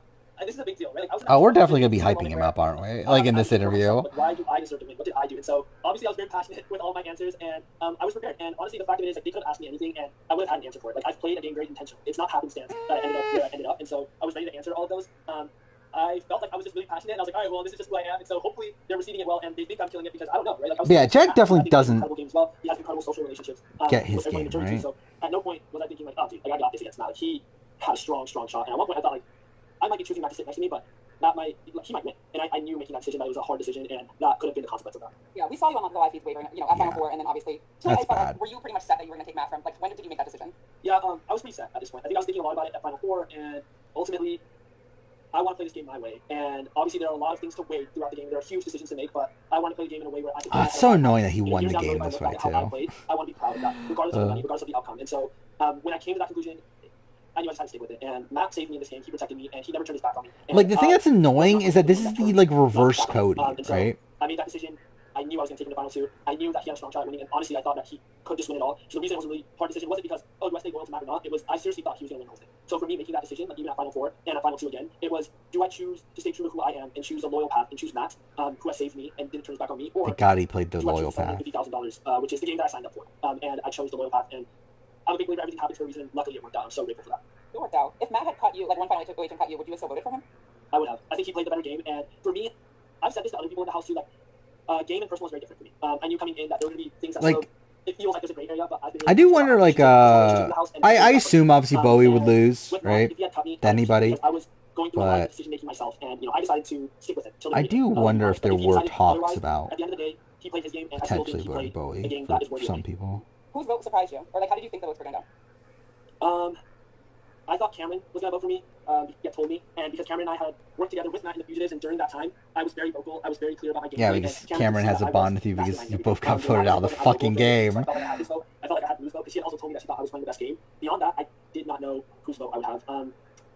I didn't know I would have Bowie Jane's vote. That was something else huge for me. Going in and winning this final HOH, there was a moment where I see that Cameron's interview is also posted here. Do I listen to Cameron's interview? I'm not going to go this competition. I haven't done that all season. I think people have seen my gameplay. So I decided, like, I'm going to gun it for this competition. Things will work out the way they're meant to work out if I win. Bye.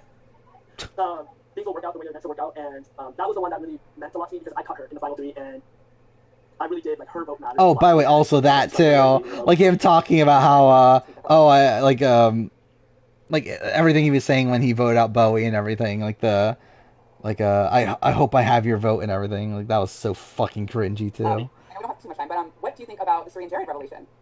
Oh my god, that is the biggest twist of the season. I had no idea, and I feel so dumb now. Like, they played us. Like, they were in two different alliances on different sides of the house, and here I am working with Jared. Like, oh, we gotta get the other side out, and it's, you know, Izzy and Sabi are the two people that are, like, in the middle of it all, and, like Jared is her son. Like, what I'm really talking to. I am interested in seeing. I'm horrified at it. Because again, I don't give a shit about Cameron, but also I do wonder what he's going to talk about jury-wise. Like, before you went in the house, like, which seasons of Big Brother have you watched? Did you study? Did you prepare? Or were you just like, let me go and play my game? Let's see. I hadn't seen a lot of them, so I'd seen season 16. That's obviously, like, you know, Matt and I were the Minuteman Alliance. It was inspired from the Wait, what did you say? I hadn't seen a lot of them, so I'd seen season 16. That's obviously, like, you know, Matt and I were the Minuteman Alliance. It was inspired. Wait. Hitman Alliance. You know, Matt and I are the Minuteman Alliance. A lot of them, so I'd seen season. And play my game. Let's see. I hadn't seen a lot of them, so I. Like, didn't he say he was like a super fan preseason? You know, Matt and I are the Minuteman Alliance. He's literally saying here he hasn't seen a lot of them. The Hitman Alliance, and they stayed loyal to the end. And which, like, obviously, it became clear that he isn't like this big super fan that's watched every season. But like, for him to actively say I haven't watched a lot of them is, and wanted to play that's something.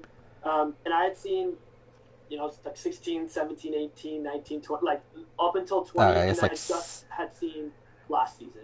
But I hadn't seen like 21 through 23. Like, I just sort of, like, I was in college at the time, I wasn't watching it as much. So yeah, but I always loved Big Brother. Was he? And yeah, I definitely wasn't studying it. Like, I knew. Like, wait, he's 25, right? Like, did he go to college late? Or is he saying he watched them when he watched Big Brother when he was in college? This doesn't matter. Why do I care? Yeah, I always loved it. Something I always wanted to do, and yeah, I definitely wasn't studying it. Like, I knew the type of game I wanted to play, but I wasn't a super fan by any means. Like, knowing every little thing that happens, like, I was more so just like I have confidence in myself, and I know how I want to play. I think I could be good at it, and let me just give it a shot and see what happens. Yep, obviously he was good at it. Way better. Like, at the beginning, like, I know this. Like, I'm not like, at the beginning of the season, I was so stupid. I played the worst game at the beginning of the season. I know it. I feel it. I was voted out. I was evicted. Like, at least he knows that. I played a terrible game, but the whole point of everything is like I got better and better every week. And did he? Did you? Did he get better and better every week? Real quick, I know you just got out of the house. This is a crazy. Because obviously his decision to take out Matt is indicator of him getting better and better every week. I loved it. It was my dream being in the Big Brother house. Every moment I was so grateful for it. Even like stressful times, I was like, dude, this is such a blessing being here, like with everyone. Like, even if I had gotten evicted, it was still such a blessing. And so I love this game. And for me, even at times it was stressful. Like, I separate all the personal from the game. Like, I love everyone I met on a personal level, on a game level. That's whatever. All right, let's see Cameron's. How are you? Good. Are you cross? Again, I'm interested in seeing what he talks about jury vote wise. Yeah, over and over, it's amazing. I don't know what to say. Yeah, so tell me, like, how shocked were you? Or were you like, maybe I'll get in there, winning America's favorite? You know, I don't rule out the possibility of anything happening. I'm a fairly optimistic guy. He 100% knew he was a fan I don't favorite. think I was at all prepared for the shock of actually having been named America's favorite player by the fans of my favorite television show since 2001. I mean, it's actually pretty incredible. Yeah, and did you ever worry, like, because you were targeting, like, a Survivor legend, right? So did you ever worry, like, I wonder how people are going to perceive this, because, like, she has fans, you know? Yeah, targeting Suri in certain positions and then turning around and actually trying to look out for her and be like her son was one of my best friends in the entire house. That's a lot to kind of grip with. I didn't know it at the time, of course, but in the moment, I wasn't necessarily thinking, "Oh my God, this is a Survivor legend." I just thought that this was actually. It is funny that he ends up being one of the reasons why Jag wins. Essentially, being the reason why Matt loses. When like he trusted Matt more than Jag for like the majority of the game. Like, if anyone should know how Matt operated in the game, it should be Cameron. But also, Cameron is also the most, like, narcissistic person to where he thinks he's done everything. So it's like, So no doesn't way make Jared was sense. going after her in my mind that was going to cost me an extra player, even not have a chance to get it. So that's pretty incredible, especially considering I was standing right next to her as one of the top 3 go-getters. Yeah, and so you brought up the Jared and Suri of it all. Like, what is your reaction to that secret? And were there any clues that you missed that they were mother and son? You know, looking back, it's like a piece of it I should have gone, oh my god, how did Okay, I don't care about this. Strategies? But I really in the reality TV world, but in life in general, and knowing that one of my greatest friends in the house the entire time, and Jared, was her son, and I go, holy crap, man, how did you not catch all of this? That there's something hinky going on here. So no, I absolutely didn't. Okay, yeah. I do want to quickly ask, like, if Jared didn't win that veto, were you going back for Suri? No, I had no intentions of. The only reason I was going to put Suri on the block was just for shock and awe to have her sit next to Izzy, because Izzy was the. I wasn't too bummed when Jared won the veto and decided not to use it. I think that caused him a lot more damage than it caused me, because he really ticked off Felicia, and that got him gone. Not too much. Where does he talk about jury? I trained the minute that I left, because I knew how pivotal he was in the decisions between the two of them. I knew that he was playing a heck of a game, and I knew the type of competitions that were coming after me, and I knew that he had the highest probability of winning a lot of those competitions and having. Like, this is just wrong. Because I knew how pivotal he was in the decisions between the two of them. Like, he knew how pivotal Jag was in the decision making between him and Matt. Like, he's wrong. Matt was more integral to the decision making than Jag was. And I knew the type of competitions that were coming after me, and I knew that he had the highest probability of winning a lot of those competitions and having his plan that he. And like, it was an active decision by Matt to make people think it was Jag, which obviously is like an issue in terms of jury perception. But again, like, the basis around what Cameron is campaigning for Jag for is wrong. The house, the plan that he really wanted, I could see the roadmap for it. So I knew that in any world, if he had the opportunity to work it out the way that he had it in his brain, I knew that it was going to work in his favor. And I was super excited, and I was on Jag train from the beginning. So the possibility of Matt having one piece of that was very tough for Matt to make his own case against everything that Jag did, because he took so much credit for everything. A Universal Orlando. Cool. Wait for add to finish. There we Do you go. think the speeches really changed anyone's mind, or did the jury pretty much like have their mind set up when they went into the finale? Jury was pretty solid around the open table time period. I was a little bit taken back by Suri and Felicia voting for Matt. I honestly didn't see that coming. I probably should have seen the fact that Felicia was going to vote for Matt. Why? She showed me, that I could trust her in Jury House, that she wouldn't vote for the absolute most deserving player in the house. I think Okay, fuck off, Cameron. Like, fuck off. Talking about how he can't believe that Suri and Felicia didn't vote for the most deserving person to win the game. Fuck off. I trust her in Jury House, that she wouldn't vote for the absolute most deserving player in the house, and that's what she showed. I think Jag was the most deserving player between the two, and I don't know why she chose to go with Matt, but it didn't shock me. Suri, she kind of always finds herself on the lonely end of the Again, this is 100% Cameron being Cameron and, like, not getting it. Like, he doesn't get it. Like, he doesn't understand, like, what Matt did in the game. And, like, is underestimating Matt like he's done all season. The fact that those were the 2 votes for Matt, I'm not shocked. I can see the reasoning there. I mean, Matt and Suri, I don't know how much it was perceived in the house, but as viewers, they were pretty close at times. Absolutely. In a sense? Yeah. But Suri is definitely, she said everything she said when she says that she's a loyal person. She absolutely is. So that one didn't shock me. Whenever she went for Matt, I went, that's good, because she was never ever Jag fan. Never Jag fan. Really. But in relation, you got to pick the winner, the most deserving player between the two, the winner of Big Brother, $750,000 in bragging rights to 25th anniversary. I could not go for Matt in this. Jag totally Matt the entire time. So yeah. Like, I don't get how he's so confident in this. Yeah, it's subjective, you know. American Corey, tell me, like, you guys, I feel like you didn't love them in the house. In the Jury House, did you guys build a different relationship, or like, what was that about? I feel like you weren't the biggest fan of them. It wasn't that I wasn't the biggest fan of them. And I think I've talked about this before. Their relationship almost kind of makes me home. It's a piece that they get their person in the house. They get to have their own relationship where they completely trust each other, and they get to go love and be around each other. Okay, do I really need to hear him talk about fucking American Corey? Just all about her some Corey. So between the two of them, they had a great time in Jury House. The rest of us had a pretty good time too. You almost had, like that with Red, right? Like, you guys were buddies. Red's my boy. I love Red so much. Yeah. Who from the cast will you... Gotta love Red. After having talked to everybody on stage, there's more than a few people that I'm absolutely going to stay in touch with. I mean, absolutely Red. Riley seems to have already gotten close with my family. That's pretty crazy. And, you know, like Jared, of course, Suri, I'm definitely going to look him up. Matt, now that I know his parents have moved to Georgia, yeah, go Dogs. I'm going to be right there, as close as I can with all of them in that area, of course. Absolutely Jag too. My God, he might be on the other end of the country from me. I mean, I do. Oh, man, can't wait to hang out with him. Yeah. Any game regrets of anything from you, like, that could have kept you in the game longer? Anything you think about, I wish I did this? Yeah, I know how to be social game. And it got to a point in the game, a certain milestone where I just go, you know what? This one is really, really going to be hard to win. It's really going to be hard to overcome these humongous obstacles in the road. Yeah, okay, I think I'm good. Fuck off. Fuck Cameron. Yeah, okay. That was something. Either way. I get, like, it's just funny. Yeah, I get that. Yeah, like, if he undermines Jag's comp ability, he's essentially essentially, if he undermines Jag's game, he's essentially undermining his own game, right? Like, that's essentially what it is. But... Again, like, it's funny because it's like, he underestimated Matt in the game, which is what causes him to go, right? But it's like, it's funny that him underestimating Matt in the game that caused him to lose the game is also what ends up costing Matt the game. that Cameron is like so much of a fucking egotistical player that he doesn't realize like what Matt was doing the entire season. Because again, like Matt literally like rats out Cameron at every single opportunity. Oh, Matt video got posted. Let's see. Do I actually? I don't know. Do I really care about Matt's point of view? I guess we'll watch it, but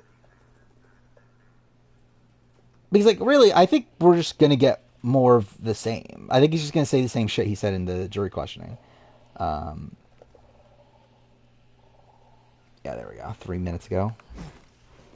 And of course an ad. Anytime now. Or okay, another ad. Yeah, that's what I'm saying. Like, I don't think Matt can articulate his game, which is like part of the fundamental issue with Matt. Well, I know it didn't turn out exactly how you probably wanted, but how are you feeling right now? I'm proud of myself. I mean, 100 days on this no EDP, and getting final two. To be honest, I didn't think I was going to make jury, so every place I got forward for it, I was more happy I was beat. Obviously, of course, I wanted to win. Who doesn't want to win? But I think I played the best game that I could have played. Yeah, so first, deaf contestant. You were the final three for America's Favorite. You won the Power from America. I'm assuming that has to feel pretty nice. Yeah, definitely. I'm glad that, hopefully it was being portrayed properly, and to get back, like, I hope I represented well, and I think that was my biggest thing coming into all of this, was just to be a good representative for the deaf community, for my family, swim community. I think I was representing a lot of things, and I wanted to present myself. I think he was on the show. Yeah. Was there any doubt that Jag was going to take you? Yes and no. I mean, it's a classic move. It is so hard to see two romances, make it to the very end, because it's like, oh, you can win. I think there's a little doubt, but, he kept reassuring me, and I think he wasn't a big liar in this game to me. In that whole power in the beginning, kind of put him in a position where he was like, okay, I have to be loyal. He saved my game. I really was gone week 4. I wouldn't be here, so I was hoping that was going to work a lot. And I think clearly it did. I think maybe I would have been out the 4th place. Had I not had that power used on him, maybe I was out 4th, Actually, wait. I just realized this. This makes it actually worse for Jag. I just realized that, like, yeah, when did Jag ever lie to Matt until the final 6, where he figured out, well, final 5, I guess, technically, where he, like, found out about, that Matt would beat him?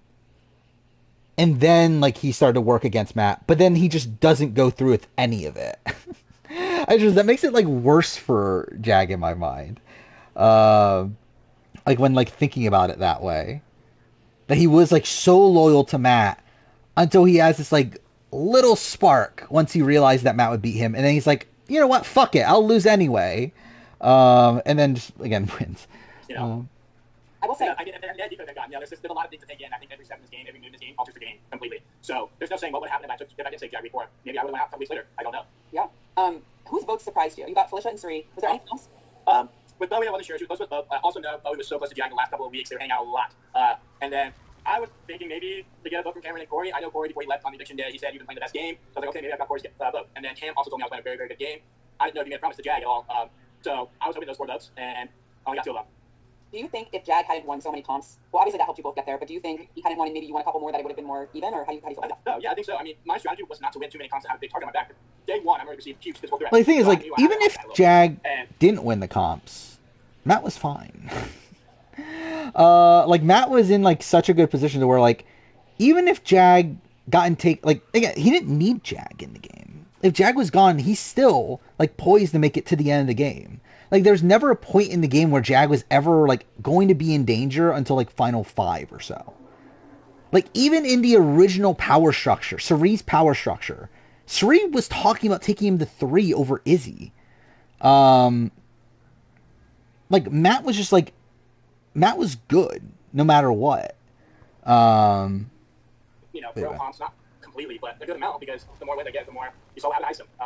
And I knew I had to have my social game. I had to play this game very socially, and I think if it was evenly with the wins, I think at the end of the day, I had a social game. I made people feel comfortable. I made people feel like they could trust me, tell me things, and I wasn't so much going around spilling everyone's secrets. I would do a little bit here and there, just to write them out, just to write them out for people to turn on each other, but not come back to me and be like, screw Matt, he's the one snitching and all that. I think I played a good social game here. I feel like he's talking about his game better here than he did in his fucking jury question. I was going to take Jack. I think in the final 5, I wasn't so much going around spilling everyone's secrets. I would do a little bit here and there, just to write them out, just to write them out for people to turn on each other, but not come back to me and be like, screw Matt, he's the one snitching and all that. I think I played a good social game. By the way, also, something that, like, so we talked about this earlier about how, like, oh, it was bad for Matt to admit to the fact that he would have taken Jag to the end.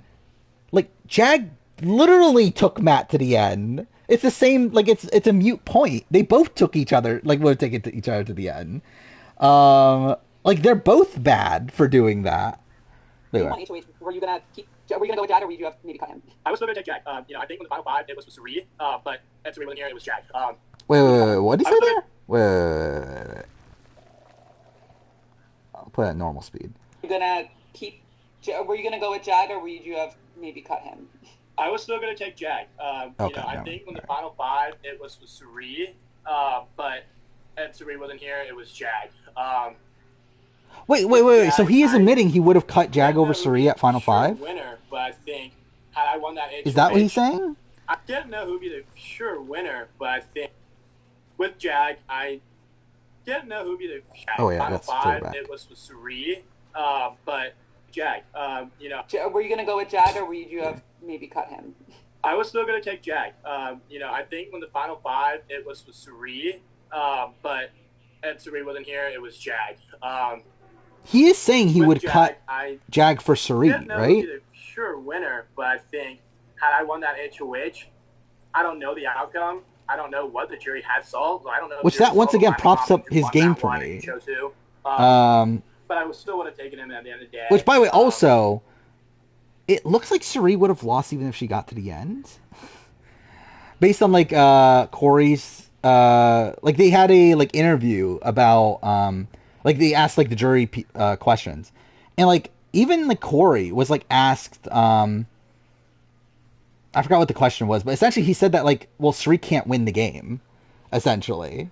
That he doesn't see how Suri would even win the game. It makes me feel I don't know if Suri would have won even if she got into the end.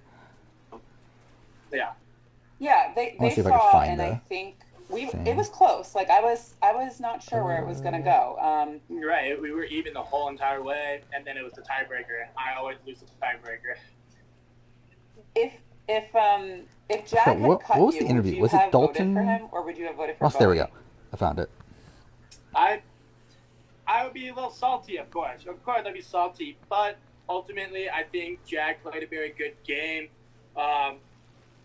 I think I would vote for Jag because Jag has. But also, actually, I'll post the link that I'm talking about. This is a great article because Suri also doesn't give a shit in this too. She barely answers the questions. Really good, won 3 HOHs out of nowhere, but Jag had been winning consistently all season long, so I would have voted for Jag.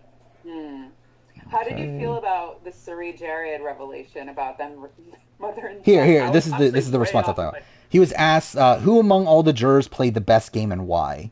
He said, I'm going to exclude myself from the answer. I just want to be very clear. I do believe it's me, but I'm a horribly arrogant person, not most self-aware.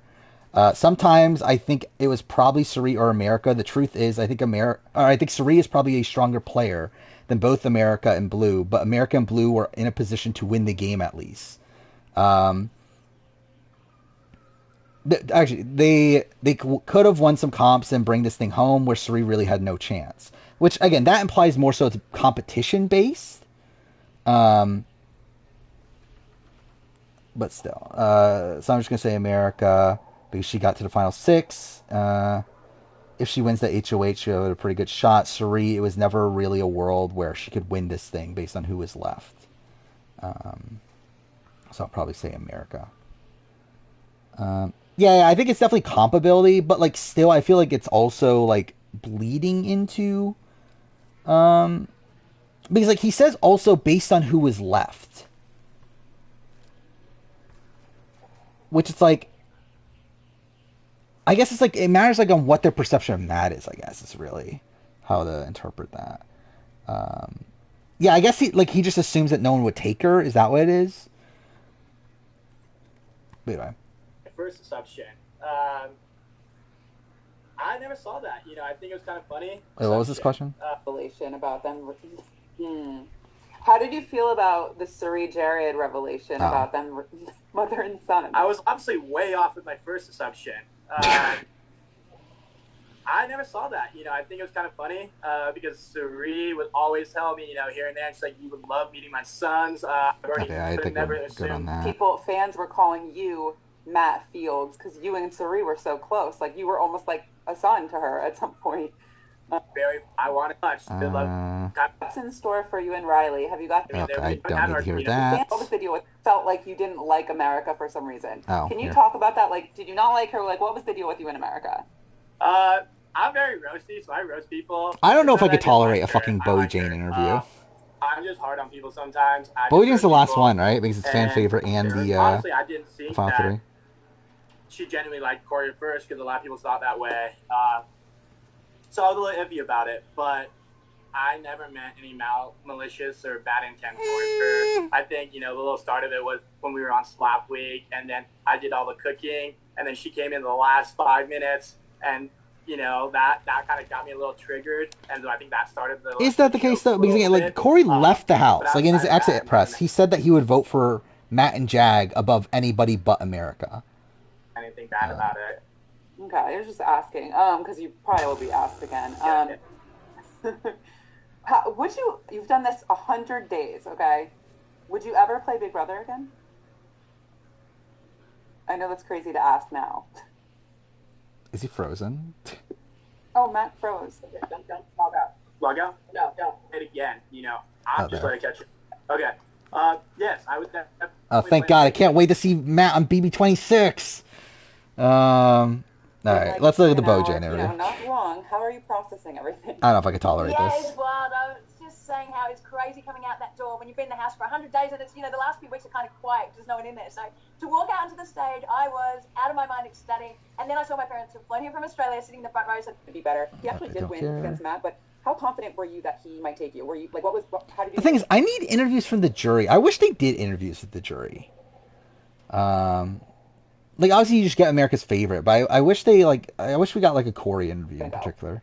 Yeah, I think maybe a couple of weeks ago, whenever we first had the discussion, I was very confident, but I just knew the fact that he'd had the doubts and he was getting a little nervous and feeling bad about not taking Matt from 4 to 3, which I encouraged him to take Matt. But yeah, because you're an idiot. Like, we're gonna have a problem when we get to 3 to the 2. But I knew what I was getting myself into when I aligned myself with them, and I figured my way out was to win or to maybe be able to convince Jag on some good arguments about how much money is involved. But he's such a good person that he still took Matt. Yeah, what a great person Jag is. Yeah, I will say he was wavering for a bit. Definitely one of the good people. The last day or two he wasn't, but before that I think he was. Yeah, that's what it felt like too. I knew it had flipped. You don't even know why, but you can feel it when it flips. So.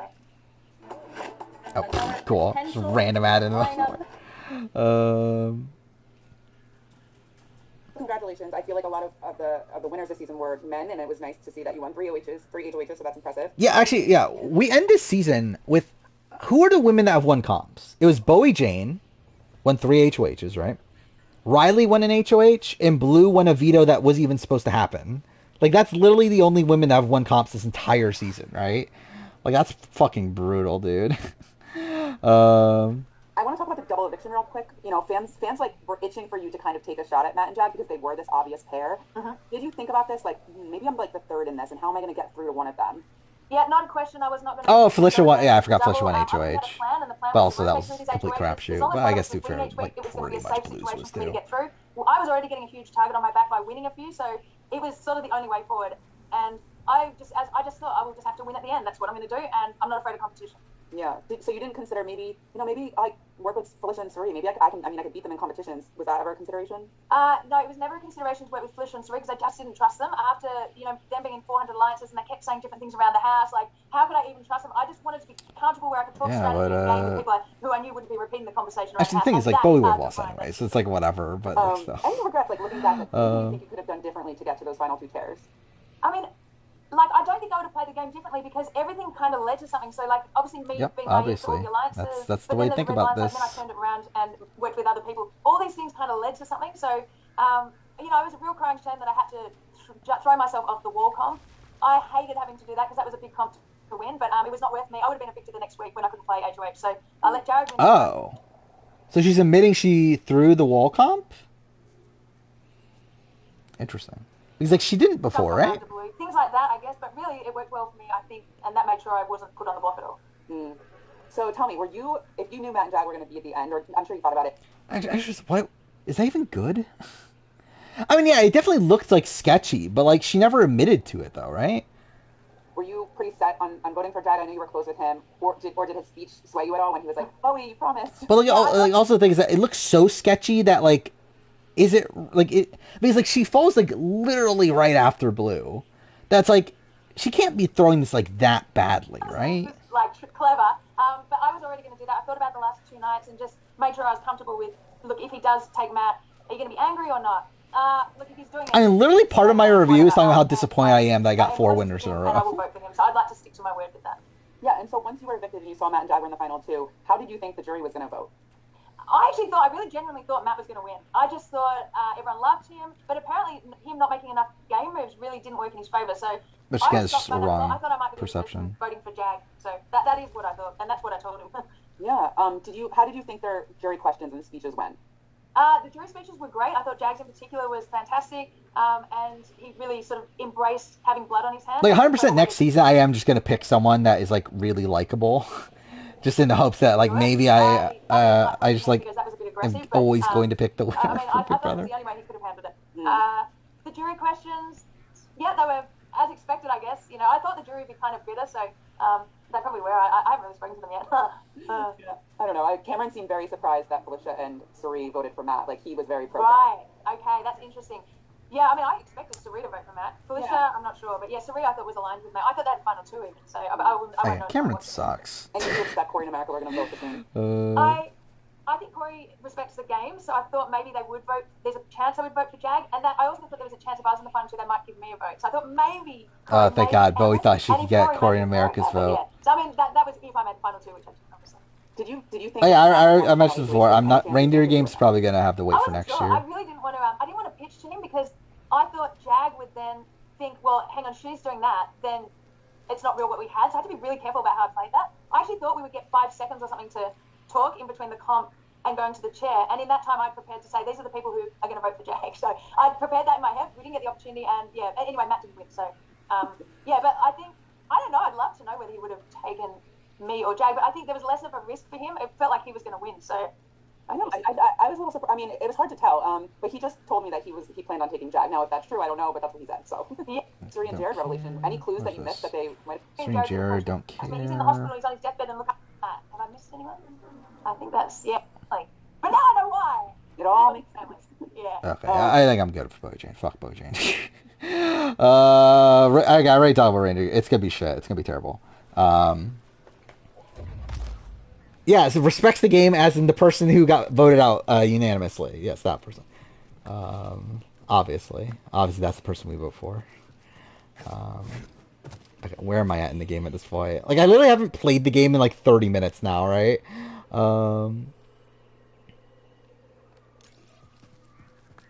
Okay. Yeah, I listened to Jag. That was the first one I listened to, was Jag. Focus. Not a Janelle fan? What way? Oh, it's the first time. Oh, you're referring to Menace. Let's keep moving, buddy. First time since BB. You mean 6? You have no desire to see any of the 3 play again? Like, I thought I would. Like, I would have wanted Diane to play again at the time. Obviously, it didn't work out well.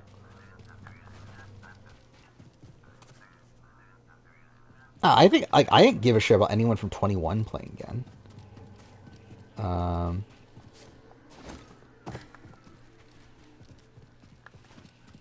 Let's see. 20. Let's see. This season, yeah, I don't need to see any of them again. 24, obviously, I would like to see Taylor again, Monty and Turner, whatever. Xavier would be interesting. 22, I don't really need to see any of them again, to be honest. I mean, I want to see Rachel play again. Just because it's Rachel. Like, I can see Rachel play every fucking season. I'll be fine with that.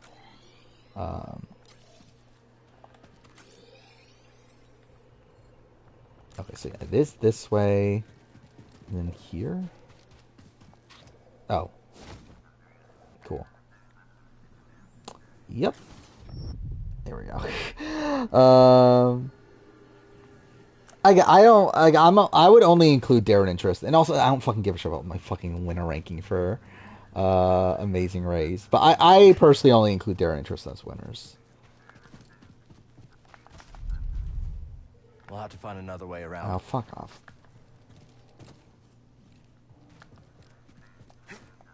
Yeah, we talked about America already being on Twitter. Is she posting any? Like, I saw the one post, but like, has she posted anything since then?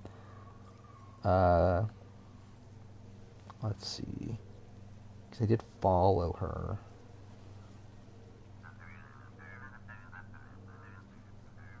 By the way, I love how her bio thing is about the Bachelorette. Yeah, she hasn't posted anything since then. Oh no, wait, she has. Never mind.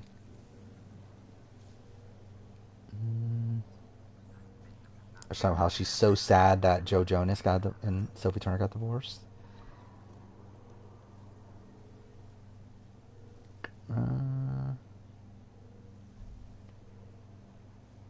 Yeah, okay, yeah. Just a couple whatever posts. Go down as a Twitter icon, and we'll see. Will anyone find any disparaging tweets along the way? Oh, did I not die from that? Oh my god, there's a lot of screen tearing there.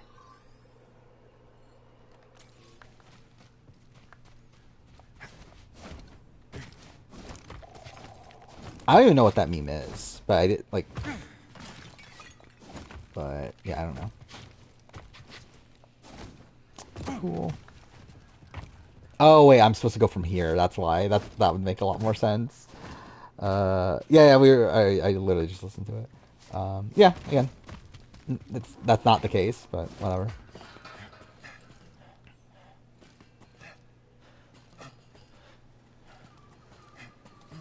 Kind of see America becoming the American Kirsten. I don't know, maybe?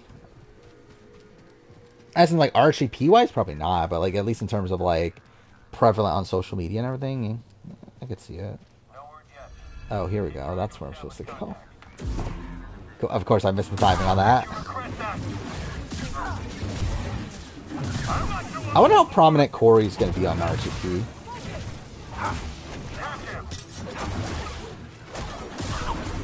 But then again, like, also, he hasn't watched recent Big Brother, though, which is the weird thing.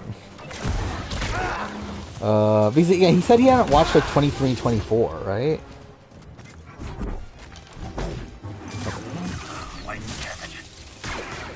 I think Corey's the only lock for a deep dive. Marin, you got it? Of course. Because, again, like, Taryn said that he's only going to do them with people that reach out to him.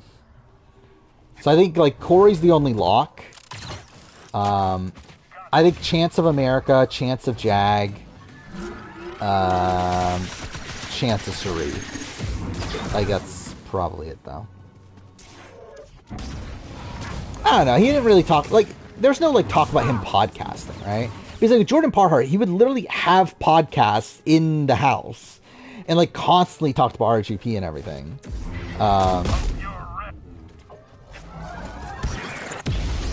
Like, with Corey, it's like, oh yeah, like, he definitely, like, wants to be on RGP and everything, but, like, I don't know if it'll be, like, he's gonna host his own podcast, sort of. No, yeah, I think BB25 is still solid. Like, I think I would have it around 11 on my season ranking. Calling me the Desert Ghost. Desert Ghost, huh? Haunting Imperials has become a hobby of Okay, mine. look at all that poppin'. That looks so shit. What am I doing?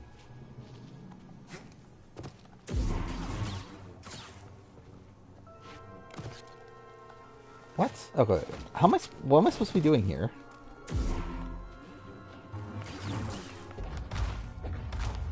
Cool. Could Corey and Zach, could see Corey and Zach making podcasts? Yeah, I could see that too.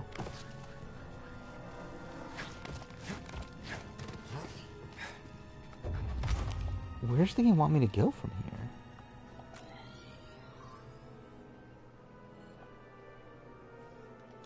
here? Am I supposed to go down? Okay, cool. Oh yeah, it's Cameron. Lock it in, it's Cameron. Like, 0% chance it's not Cameron. Cameron is the person. More than likely, he was already because like, this is the thing. Like, I like saw Taryn mention this, and it makes a lot of sense. That, like, yeah, like, there was this one day on the feeds where, like, in his eviction week, where he comes out of the house, or comes out of the DR, and he's just super happy, talking about how he's going to have opportunities after this. I think that's when they asked him to do reindeer games. I think it was then. I think he's known for a bit that he was going to do another show.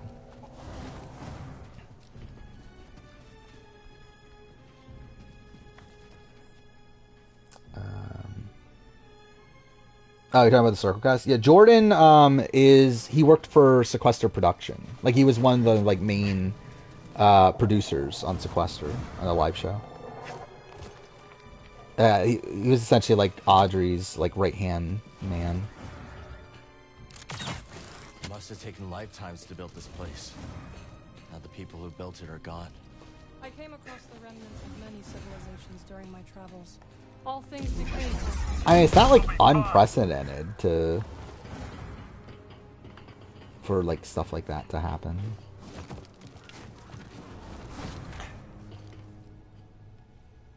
And Bostrov's literally asked for Winners at War while he was on IOI, right?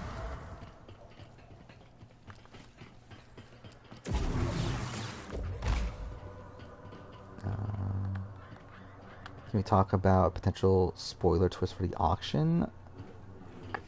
Oh, sure, I guess. I assume it's not like result spoiler wise. Oh yeah, that was also a thing. Cody was asked for Mason. I forgot about that actually until now. But yeah, that is also a thing. Yeah, I don't give a shit about Power Game. I don't know anything about it. Yeah, like it was immediately after. It was like less than a week, right? That he literally like, left right away to go do Amazing Race with Jessica. It's over, but that won't be the last of them. Where am I going?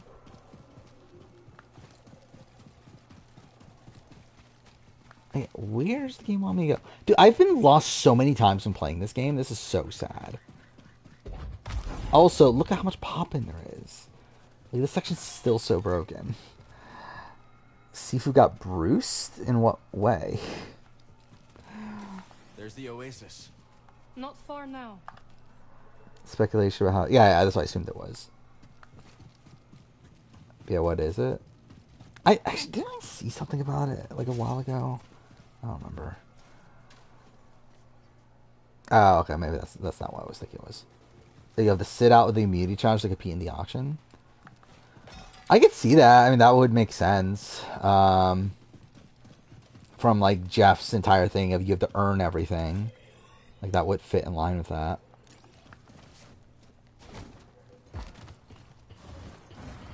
Like, thing is, like, who's gonna sit out though? Actually, yeah. Does that mean that this is like essentially a replacement for the rice negotiation? Because this is when the rice negotiation would typically be, right? Ready yourself for combat. Is this the right way? I can't even tell.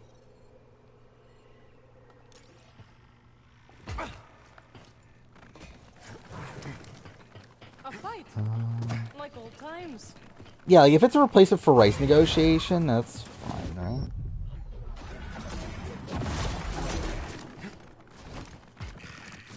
Watch out! Did everyone but Emily sit out? Why? Like you can still only buy so much and everything. I don't think that really makes that much of a difference. Oh, wait, are you saying everyone? Wait, you need everyone sit out the challenge? I was thinking sit out of the auction, but you mean sit out of the challenge that Emily wins immunity?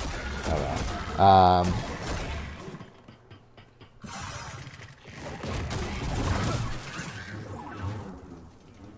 Another victory. What'd you find? Finished Titanfall 2 yesterday. Second half was better than the first half. I don't remember which half is which, but yeah. I remember, like, yeah, I just remember really enjoying the entire thing. It's not even that long, right? Like, I remember there's the, like, puzzle platform section that, like, has you, like, messing with time and stuff, and, like, that was a really cool section. And I think that's in the second half, right? Again, this isn't the right way, right?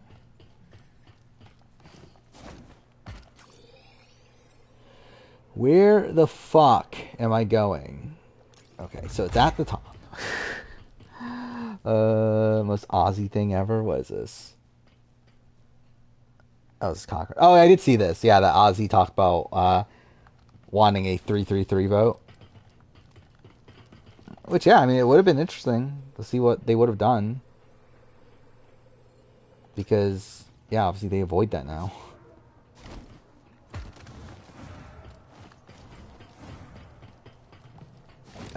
Okay. Is this where I came from? It is. Okay, cool. I don't know what they would have done. The question is, do they know what they would have done? Like, obviously they claim they know what they would have done at the time of Micronesia.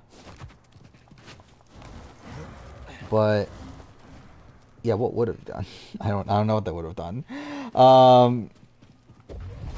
Like, what makes the most sense of, like, something they would do? Because I don't think they would do... Would they do a challenge?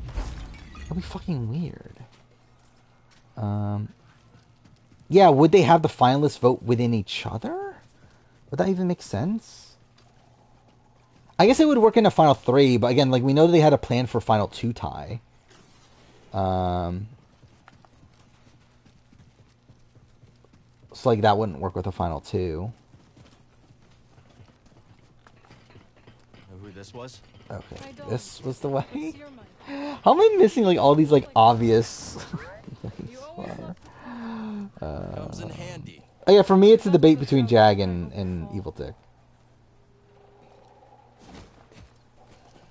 I'm a bit... Like, I would have said Jag above Evil Dick until tonight, and then now Jag taking that, that's making me want to put him lower. I did not watch any of those trailers, because I don't give a shit about them.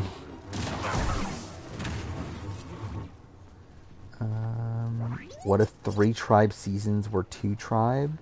Yeah, I mean, that's like... I think it's like not that many seasons, right? But like still, it's like essentially, yeah, like playing out entire season. Like, how do you even like gauge what, like how things would even played out? Is this the right way? Yeah, because this is just back. Okay, cool. I need to clear my mind.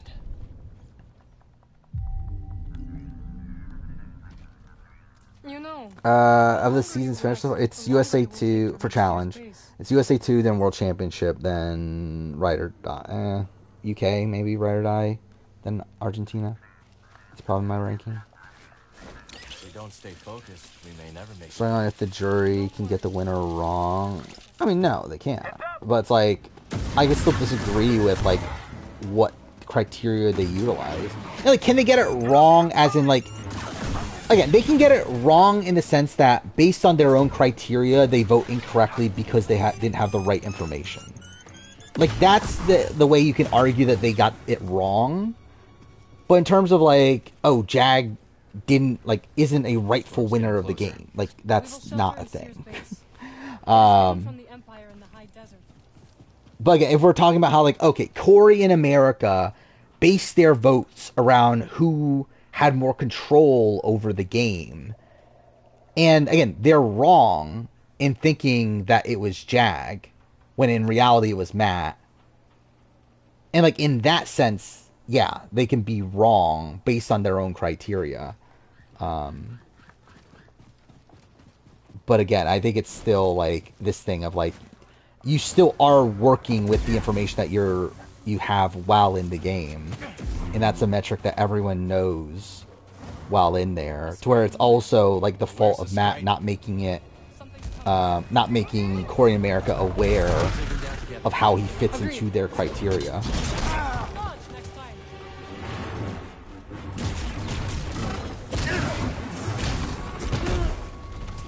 Well, yeah, I guess, like, yeah, Jillian was standing.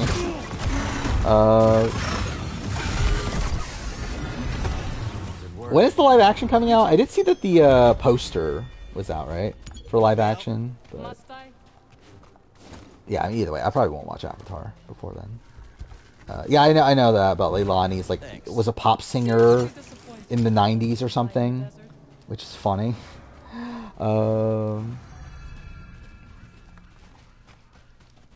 Inside Out 2 trailer came out. I didn't even know that was like that close to coming out. Worth a shot. But also, I don't care about Inside Out 2 either. What time is it? It's 2:40. I'll be honest, like, this stream feels like it's been forever. It's not even that long of a stream. Like, I feel like it's like me getting stuck constantly that has made me just feel like I'm wasting so much time. But whatever. I've watched season 1 of Avatar. I've only watched season 1 now. But I have watched season 1. And I didn't like it at the time that I watched it. Like, it was fine. But it's not like my favorite show of all time or anything. Like, it's, you know. It's probably a show I would have liked when I was a kid, but I didn't watch it when I was a kid. I watched it when I was like 18 or 19 or something. Dwight is better than Sifu. It's not even close. I'm debating having Sifu as the worst player of the season. Okay.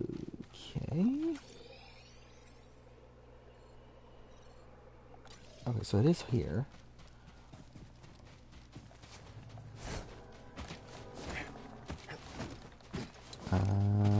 It's the having to think about Jat and Miranda striking the stream, maybe. I still can't, like, still think it's so surreal thinking about Matt taking Jag to the end and then beating him. Like, that's still, like, bizarre to me.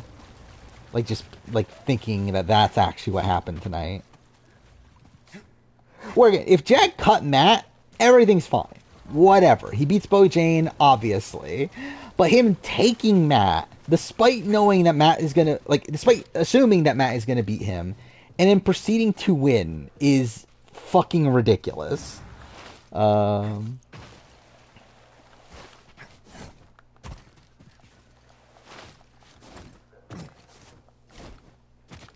where am I going?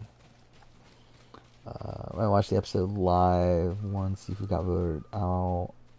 Thought I was gonna put him last. I mean, initially I wasn't going to, and yeah, we talked about last stream that I changed it. Oh, cool. And I still think there's arguments to be made for sure. Particularly in the fact that I do think he gets screwed over by the split tribal twist, where I don't think he would have gone home had the split tribal twist not happened. But also he already had like so many opportunities up to that point, where he would have gone home. Jag is just the greatest human being of all time. What a hero, obviously. What a hero. I did finish Surviving Paradise. I finished that like a week or two ago. But yeah, it was fine. Worst New Era player? Realistically, like on my player ranking, it's probably like Jackson or Abraham. But like actively bad, like it's probably, yeah, like Gio would probably be in the conversation. Matt as a player is overrated as hell, but his game's pretty impressive. I don't know. I wouldn't necessarily say so. Like, I don't know what to do with him on the player ranking, straight up. If he won, he would have been at least 13. But he didn't win, so I don't know. But he's like, yeah, if he won, he's Drew Daniels, at least. He's at least where Drew is. But him losing, I think at best he's Jason Guy. But don't know. I don't know where to put him. I think I'm still going to move him up from where he currently is. Where where I had him on the list was me assuming he was booted at 4. Or not booted at 4. I think it was when I think it was the final, like immediately after Final 5. So like he had just, like Suri had just gone home. So I think he's a little bit up from there. But I don't know how far up. Jag won BB25. Jason at least wins unanimously. He gets to the end. Yeah, but I think in terms of like the overall like gameplay, I feel like they played the game very similarly. And if anything, I think like Matt. Maybe that's not. Yeah, I think it's like, I think they're probably around the same ballpark.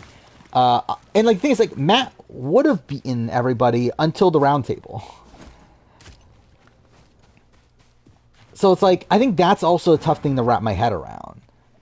Is like the massive amount of win equity he had until the last second, and then it just dissipates, seemingly due to Cameron. But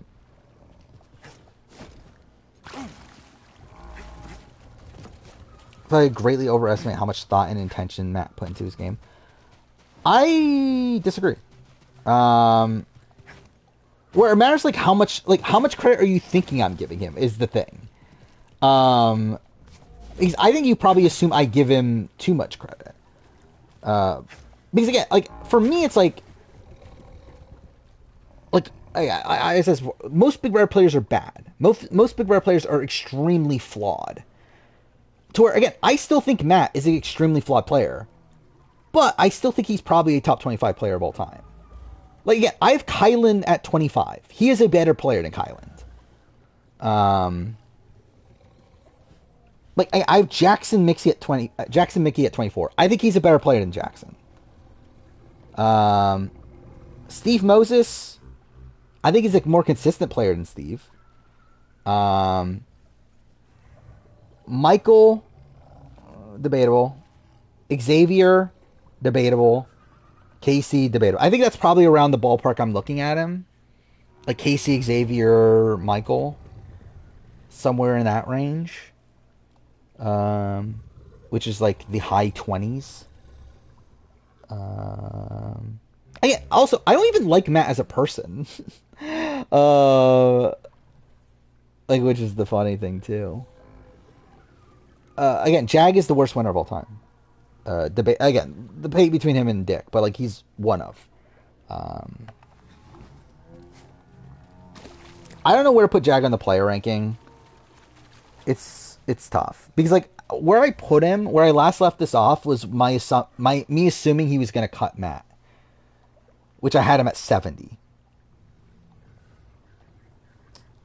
I'm too fair. Like he's right above Ian and Dick, which I guess that's not terrible. Like that probably makes sense. Him being like just above Ian and Dick as like a player. He would not win a 9-person jury. However, I do think both Mimi and Jared vote Matt though. I think it would have been a 5-4 vote. Had it been a 9-person jury. I think he's a middle ground between X and Casey. I think for me, it's either he's above both or below both. Where I look at Casey and Xavier as like very similar players. Obviously, their games are different, but as they are as players, I think they're very similar. Enough credit to think that he is in these positions because he knows that it's optimal. I don't actually, no, that's not the way I look at his game at all, actually. Whereas he's in those positions without actively doing it. I disagree with that. He is doing it because he actively knows to. I think the thing, it's like, Matt is a very, like, naturally skilled Big Brother player. But, yeah, I do think there is a lot of, like, lack of recognition at what exactly he's doing. Where it's like he is like very good at getting people to trust him and getting people to want to keep him around. And he has this awareness to where he's like, where he knows how to do that. But is he like, how strategically minded is he? Like, I think that is where like you can put qualms with it.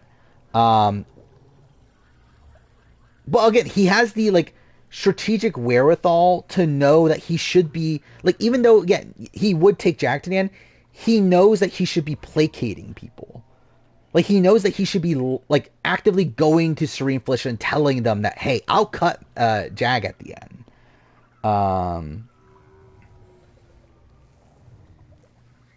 So basically, jury members were stupid in terms of valuing gameplay. What do you mean? I just think they were misguided in their thoughts about what... Like, I think with Corey in America, it seems to be they misunderstood Matt's game. With Cameron's his own separate thing. Where I think Cameron voting for Jag is more of a vindication of his own game. Yeah, Blue we're like a bit unsure right now. The format of Surviving Paradise is fucked because there is no real format. It's all over the place, which is why the part of the show I didn't like. Casey's a good comparison since Tyler kept her against his best interest. Yeah. Yeah, obviously Casey wins, but also like Jag would have won and in even more impressive fashion had it not been for like things changing at the round table.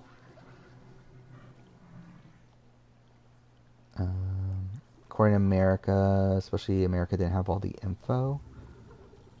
I mean, like Corey related to her, but yeah, like a lot of it came from Corey. He's for sure above X because I think he's more consistent than X. I think Casey is about as inconsistent as Matt.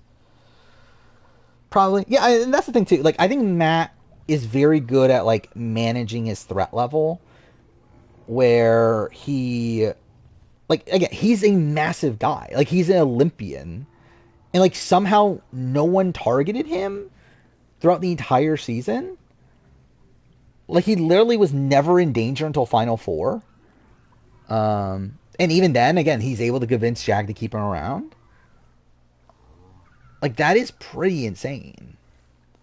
Yeah, Heisem wanted to, but Heisem never really had the opportunity to. And also, like, during the actual week itself, fuck Luke, what the fuck am I talking about? Matt was able, Luke. Anyway, Matt was able to get Heisem to not put him on the block in week 2. I think Matt is a very strong social player, but I don't think it's any impressive than any other strong social player in BB. But the thing is, like, most players aren't good social players, though. Yeah, I think Anthony is better than... Like, Anthony's definitely better than Matt. But again, like, Anthony would probably be, like, what, 10 or so on my list of... Like, if I'm mixing the two lists together. Yeah, obviously, I love thinking about races. That's why Luke was on the mind. Even though, like, I forgot Luke's name was Luke before. Like, I literally called him Kyle in, like, previous streams. Which I guess, too, for that's another racist, so it's like, yeah, either way.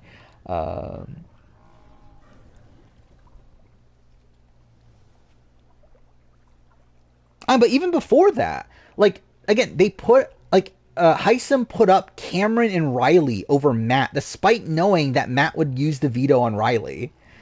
Like, that's ridiculous. There's enough players for Matt to not be a top 25. I disagree when you actually look at the list. So yeah, who are we saying is better than Matt? So yeah, okay, let's get my top 25. My top 25 right now. Dan, Derek, Cody, Andy, Will, Nicole, Hayden, Tyler, Paul, Danielle Reyes, Vanessa, June, Drew, Enzo, Eric Stein, Tiffany, Jason Guy, Maggie, Boogie, Casey, Xavier, Michael, Steve, Jackson, Kylan. That's my top 25 right now. Like, of, like, people that aren't there, who is a better player than that?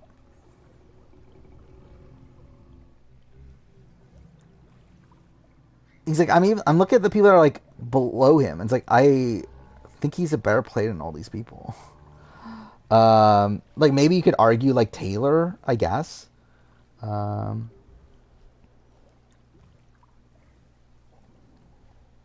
Eric Stein's there. Yeah, I'm going to have Eric Stein above Matt. Where I think best case scenario, Matt is 18. Right below Jason Guy. I think his best case scenario. Realistically, I'm looking at him around like 2021 or so.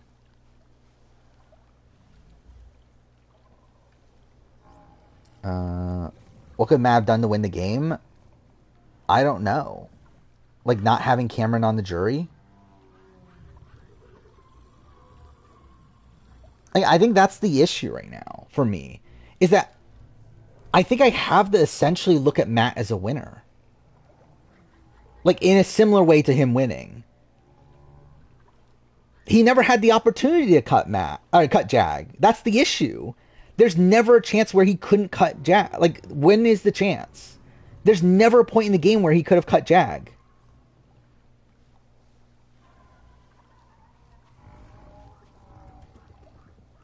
Like, literally Jag won a competition the entire endgame outside Final 6 where Bowie was HOH. And even if Matt had used the veto, she wasn't going to put up Jag.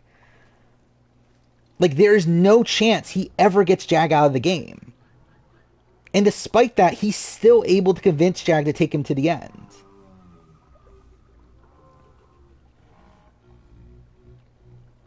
Yeah, Path to Power, it was the right move. Like, I think it's insane to talk about, like, that not being the right move. To not save Jag in week 4. Especially when Jag takes him to the end, where, again, he was going to beat Jag coming into the round table.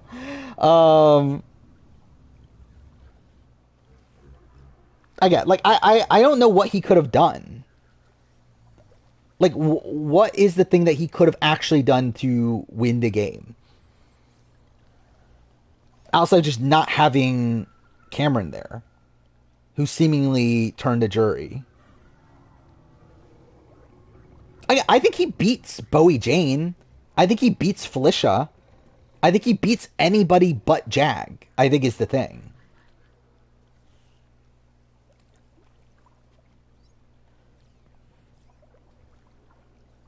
But again, he was told he would beat Jag, and he was going to beat Jag until the round table.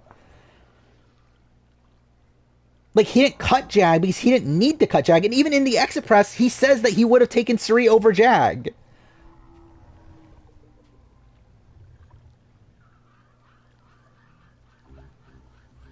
I think Matt should have been better, like, goodbye messages. Probably. I think that's probably, like, a thing. But again, even then, like, he was still winning up until round table. Which is, like, the thing that it's, like, that's a tough thing to reconcile. Because, like, there's nothing he can do in between round table and the actual, like, vote. Because, again, jury questions don't matter. You have, 5 minutes at most to talk about them in these, like, really, like, scripted questions that don't mean anything. But again, Corey and America were the biggest proponents for Matt.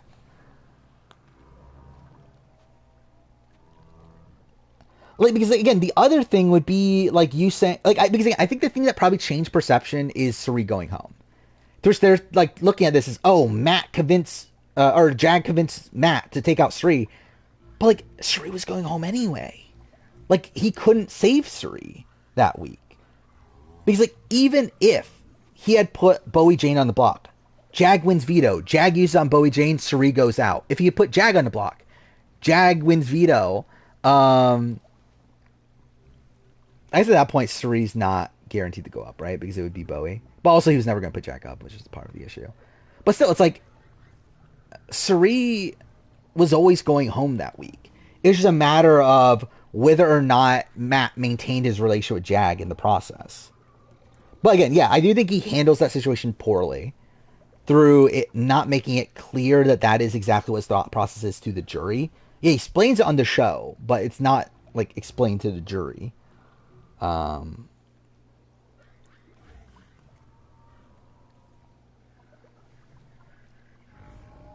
Maybe straight up put up Jag and Bowie.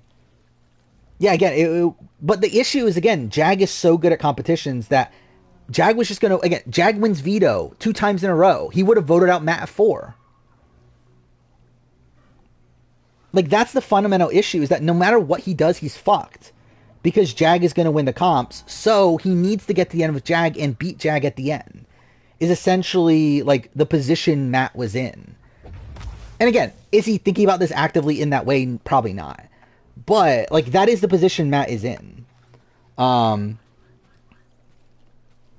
Is that he essentially needs to appease Jag because Jag is continuously winning the comps. And he does, again, he literally wins out. Like, Jag literally wins the final 2 vetoes and then wins final HOH. I think if he knew that Matt had betrayed him, I think Jag would have cut Matt. Again, Jag was going to cut Matt even without Matt betraying him at 4. And like changed at the last second. So if we're in a world where like Matt actually did betray Jag, I think Jag 100% cuts him at 4.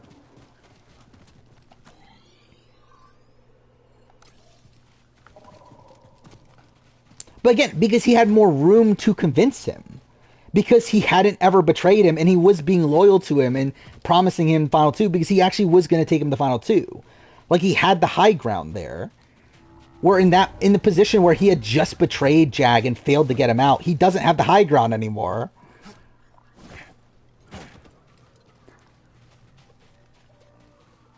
But again, keeping around... The problem is that Cameron is always voting Jag. Because again, Cameron looks at Jag as him. Like, he is the person that got voted out, came back into the game, and then won a whole bunch of comps to get to the end. Like, Cameron is always going to vote for Jag. And again, like, based on what we've seen from, like, Express and everything, the jury didn't flip until at least the time that Suri gets there. So it's like, I don't think the amount of time that Cameron was in the jury house really mattered. Because, like, it wasn't Cameron being in the jury house necessarily that flipped things. It was more so like Cameron being at the round table that flipped things.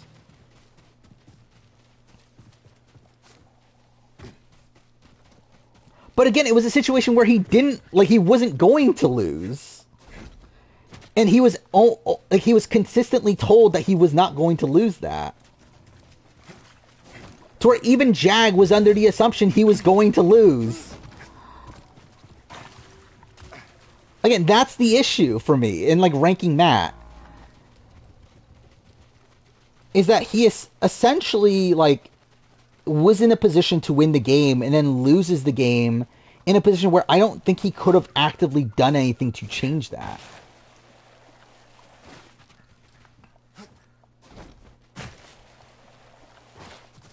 But again, there was no choice. There was no choice on, like, whether or not to go with Jag.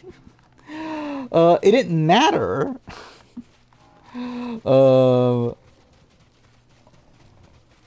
I think, like, straight, I think a lot of people just don't want to give Matt respect in the game because they're annoyed at Matt and think he's boring and, like, all that stuff.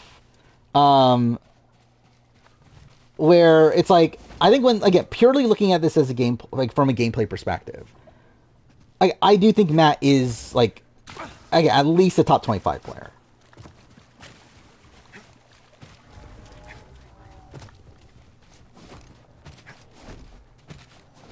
Early game is near perfect.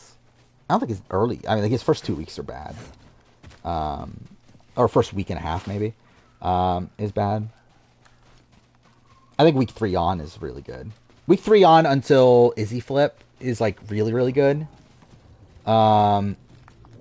Izzy flip then is, like, something that doesn't benefit him, but he makes the most of it. And then, like, really from that point on, he's, like, pretty much in the driver's seat. I didn't vote for AFP, but, like, I guess technically I did vote for Matt, didn't I? Because my email was used to vote for Matt, so that's something.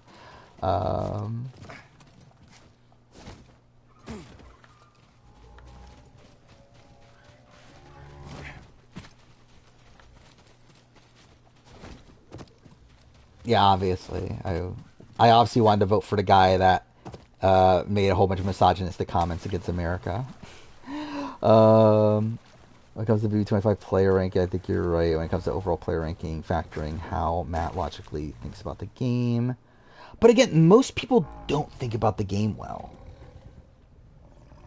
When I'm even, like, when you, like, think of people who are actually, like, good, like, people that, like, fundamentally understand the game.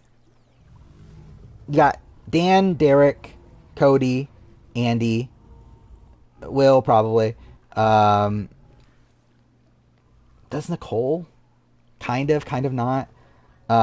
Hayden, kind of not. Tyler, kind of not. Paul, not. Danielle, kind of not. Vanessa, probably. June, I think, does. Drew, no. Enzo, no. Eric Stein, probably. Tiffany, probably. Jason Guy, no.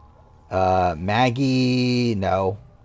Like, a little bit. Like, kind of. Middle of the road. Boogie, middle of the road. Casey, no. Xavier, more than Casey, but still probably no.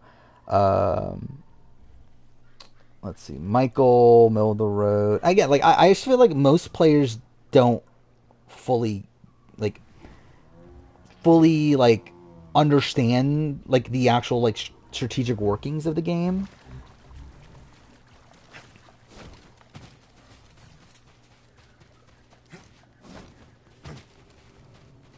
Yeah, Kylan might actually be too high, to be honest.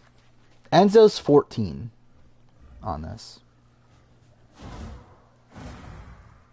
Thing is, I want you guys to put together a list of ranking every player and, like, see where people land. Because I think you'll be surprised at how many shit players there are.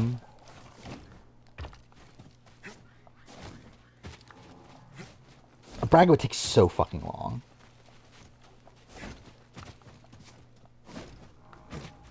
Hey, where am I actually going game-wise? I at least wanted to meet Seer.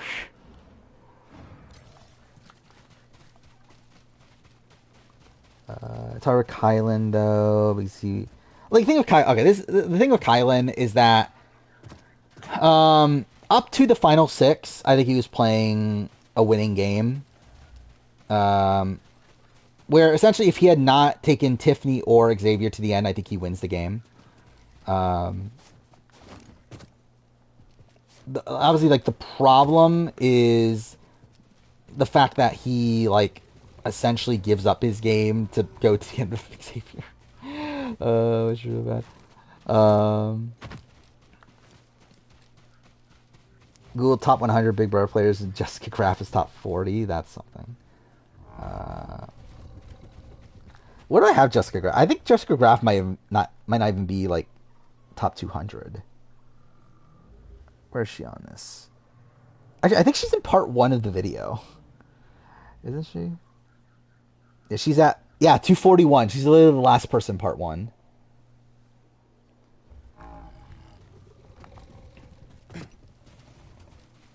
Where am I going?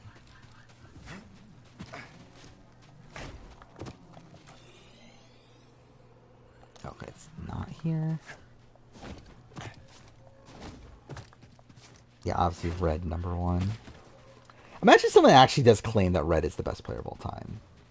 That would be funny. It's not coming out till the ranking of every player. It's not until February. Okay, yeah, this isn't the right way.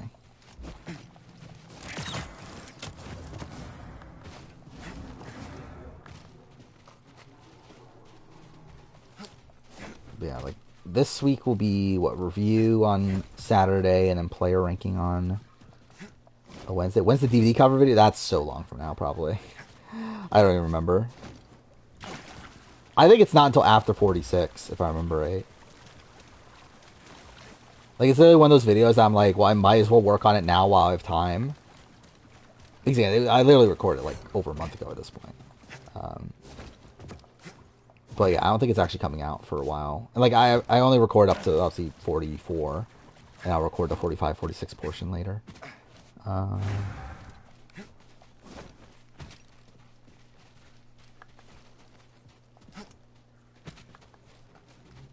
I don't care if, like, someone fucking makes the same video.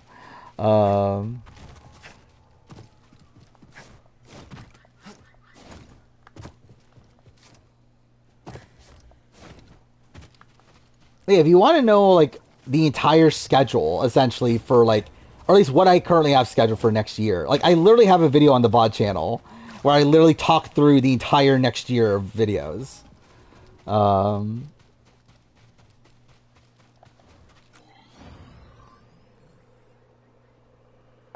Wait, where is this?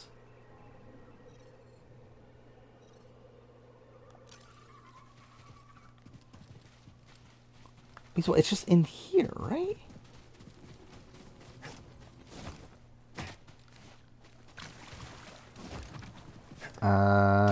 I miss when we streamed at the BB Can 10 we were all in joy over Kevin's win. Yeah. That was definitely a happier situation.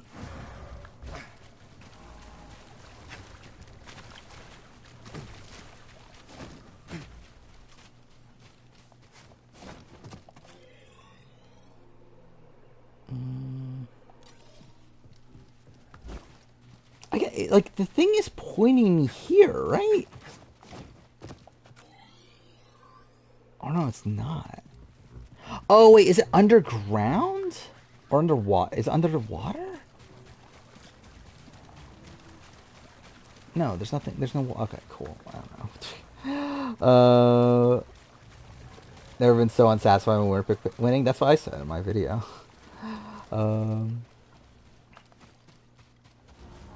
Real winner of the season's Heisem. Yeah, I mean, if only he got $750,000. Yeah, Jag is actually not that rich. But yeah, it is funny that that's a thing going around. Okay, I literally just... why'd I go back here? Actually, let's see something. Yeah, because it is telling me to go up here. But then once I get here, it's saying it's not there. I'm so confused.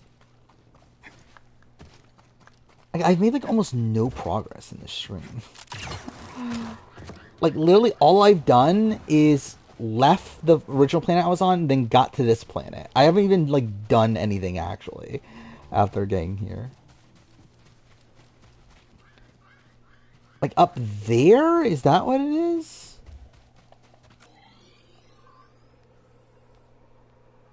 Wait, no, it's to the...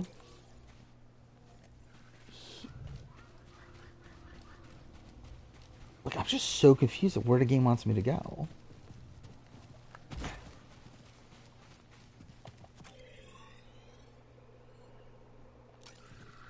Whatever. Which Big Brother had hardest road to win? Taylor. It's not even close. Have we ever had a decisive Survivor winner on the channel? I feel like most of the people here were in unison on who should win. Oh, divisive, you mean? Okay, divisive. Probably like, I don't know, what do we think when Erica won? I don't even remember anymore. Like, I remember I was, like, negative on it, but that's because, like, we didn't have all the information yet. But, like, were people really, like, saying that, oh, Deshaun should have won or Xander should have won on stream, at least? I don't remember. I guess Gabler, I don't know, was... Like, I feel like a lot of the stream people were, like, pro-Gabler. If I remember right. Well, I'm sure there were, like, still. Yeah, there probably still were. There probably still was a mix, though.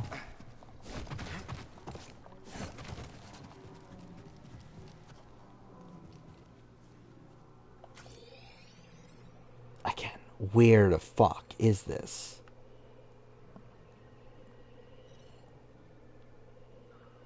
Like, I'm so confused. Like, where's the subjective marker?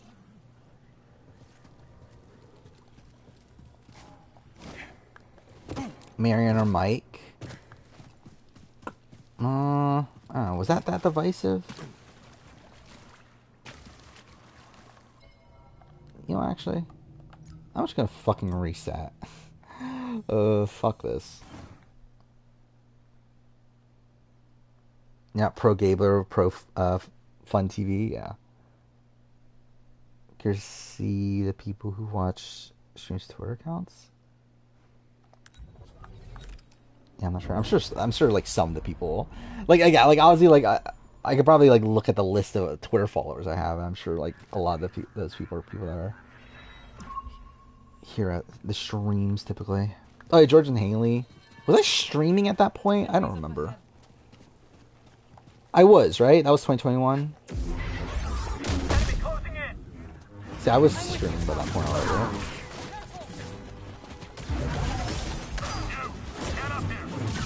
Oh shit, wait, Nicole Wilmans too, right? I was streaming at that point. Yeah, I feel like it's been a bit. I guess there was a debate with like Taylor and Monty, like from a gameplay perspective. Survivor definitely has better winners than Big Brother. I don't even think it's really that close. Where if Matt had won, I think Matt's like probably what, like 8 on my winner ranking, 7 or 8 or something. Again, Matt's winning game is still like not like that great. Where again, like I think in comparison with Survivor, it's like he'd probably be closer to like the 20 range on Survivor. Which, to be fair, obviously there's like almost double the amount of winners. But I think on average though, there are more good Survivor. Like I think like the percentage wise, I think it's still like Survivor has better winners than Big Brother.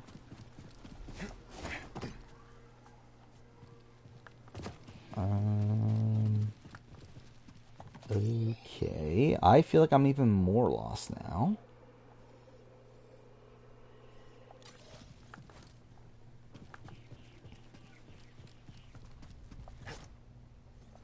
I love how like I made the thumbnail for this VOD. I'm pretty sure I have it like at me meeting Seer because I just assumed I would get there.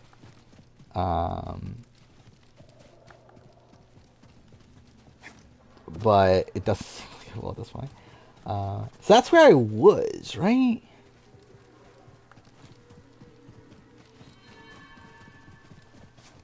Okay, not there. Not there, right? I think winning game-wise, I think her... Well, I think, like, Matt would be around, like, June and around, like, Nicole Franzel. I think that's, like, around where I would have Matt. Like, winning game-wise.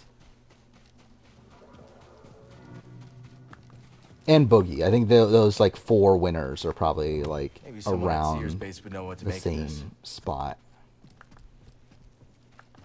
In terms of, like, winning game.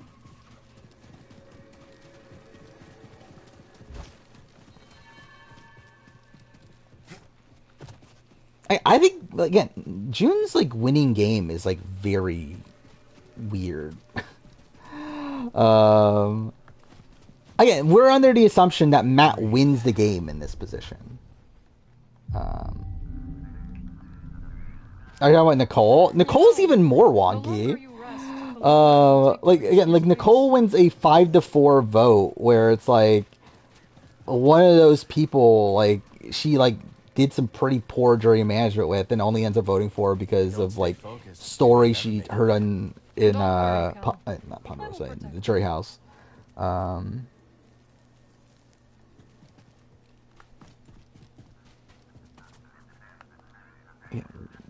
did I even get through this last time? Oh, wait, this.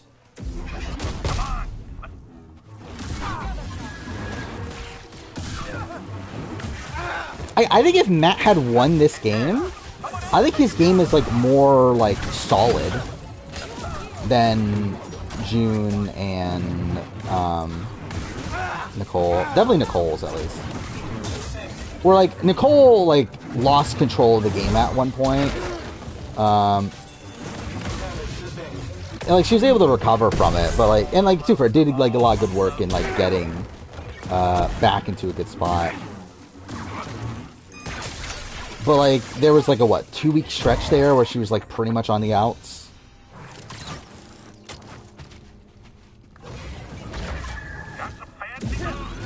Okay, cool.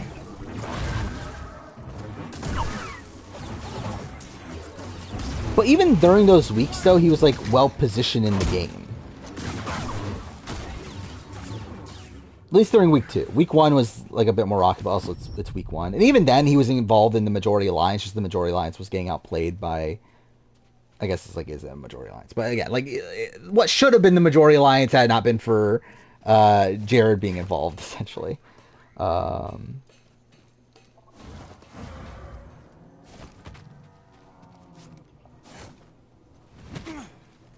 Oh wait, this is okay. I just backtracked.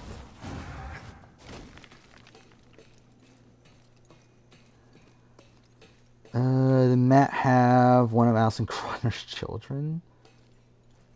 Wait, like I don't think Alison Croner loves Matt that much. If I were to guess. Like I talked about this in the review that like when it comes to like the talk about how like the diary room definitely convinced Jag to keep around Matt. It's like 100% they would have rather had Felicia in the game over Matt. Fuck me, I just backtracked again. Oh my god, dude, fuck me. Oh, you're talking about Frank. Okay. Wait, where did Frank get mentioned?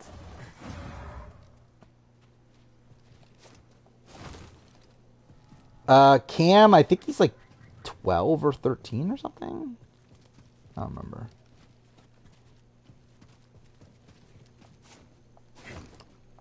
Okay, cool.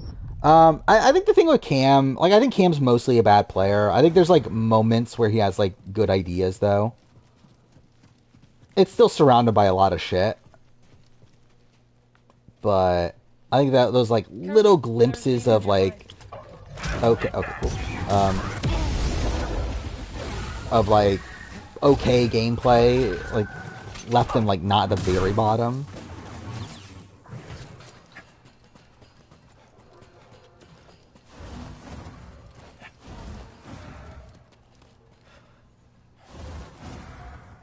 To be honest, I completely forgot Frank was on 18 until you just mentioned it.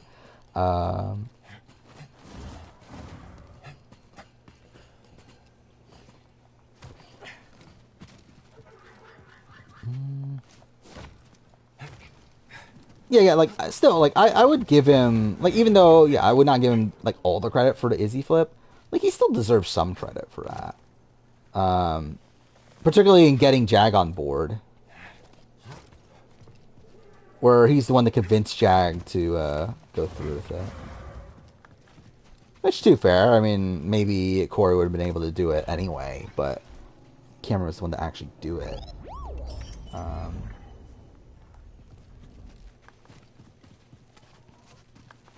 And then, like, I think Zombie Week, I think he played pretty well.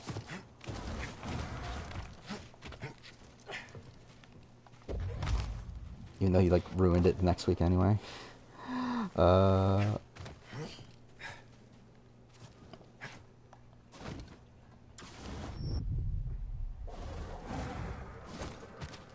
you cannot, like, legitimately believe Dave Vaughn is a better player than Matt, though.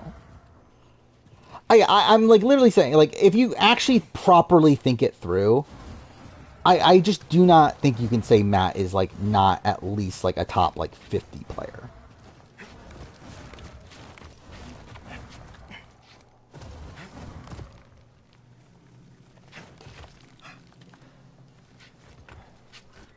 Okay, cool. Like, I don't even remember where I'm going at all at this point. Like, I'm getting to the point now where, like, I don't even care about playing this game. I feel like wanting to drop this at this point. Because I'm just, like, so uninterested in the actual game itself. Yeah, I literally already played it. I don't know. I'll probably give it, like, one more stream. If we, like, then make, like, no progress next stream, maybe I'll drop it. He's like, this is taking too long, and I also don't care. Danielle, she's at like 70, I think? Something like that. Is she 70? Yeah, I think she's in part 1 still. 73 is where she's at. Right next to Holly Allen, Wyoming.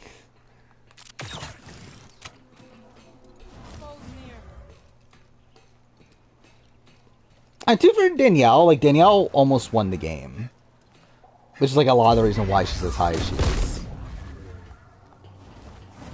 Like, Danielle probably beats both Dan and Ian.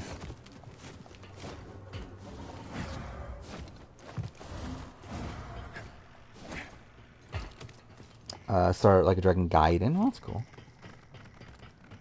I'm still not gonna get my copy for a bit. Okay, I'm going the wrong way again.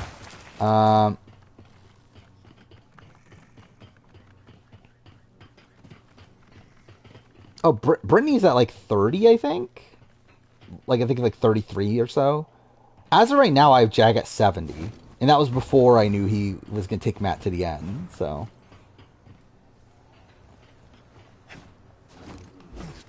Cool. Lane, I think he's at like 45 or so. No, actually, I think more than that. Probably like around 50. 47. Right next to Monty. Right next to Monty and Austin from BB17. Dick is at 72 now. Right, it wasn't purposeful, but now essentially, like, my 3 worst winners / players are in a row. Of Dick, Ian, and Jag.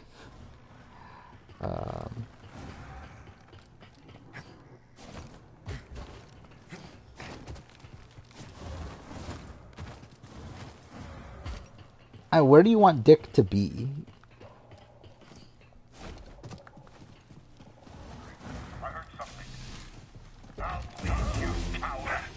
Yeah, what a trio. What iconic set of players there. I think I at least like Ian.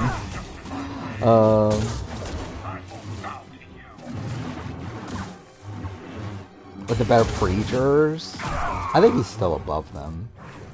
Because even that, like, even if the game had played out, like, to give credit to Dick, okay, Dick wouldn't have actually been voted out without America's Player until Final 9. So at least it would have made the jury, naturally. Even then, I think you could argue that America's Player, like, harmed his game in ways to where, because of America's Player, it caused these hinky votes that caused him to distrust Eric, that caused him to go after Eric, which ruined his game. Yeah, would I agree with that? Not really, but I think you could at least argue that. And I think we're talking about his end game. I think he does actually play it well, like Final 6 on. Like, I think he does play, like, well at that point. And, like, getting rid of Jessica, and then, like, I guess, like, for a lot of its comps also, isn't it? But still, like, actually taking out Jessica and Eric in a row, keeping Zach on side until 4. I think there's enough, like, good there. Enemies up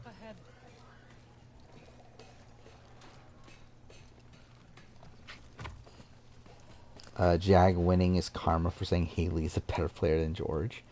Oh yeah, the thing is, like, I just think Haley's a much more consistent player than George.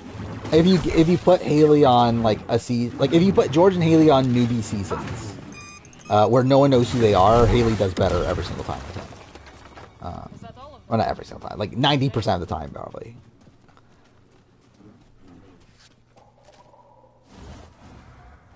What is this?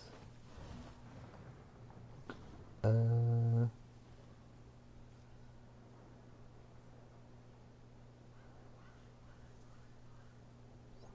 can't even write this. Wait, what are you talking? Yeah, I think on most I think on, like, probably like 50% of the times George plays, he's like one of the first few boots. When he's not one of the first few boots, I think he plays very well. But he's also still first boot like almost every single time.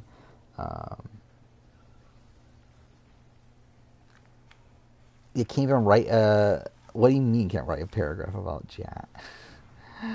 I've literally written like a lot about Jack. Again, not entirely positive stuff, but like I have 100 pages of stuff about BB25. So by the like final like 7 on, it's almost entirely about Jack.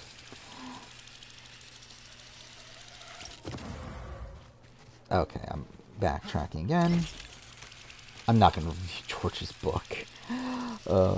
When's that come? It's soon, right? That book comes out.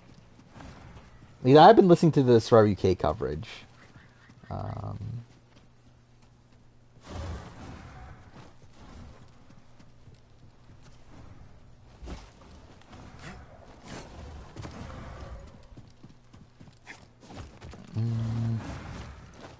I'm just like really not interested in playing this. What time are we at? We're at fucking 3:30. But where's the Scryton? Something's coming. I think I'm gonna debate like if I even want to continue playing this because actually like I really don't care. Like I don't want to fucking waste like 7 or 8 streams playing this because like again like the fact that I made like almost no progress in 3.5 hours is ridiculous.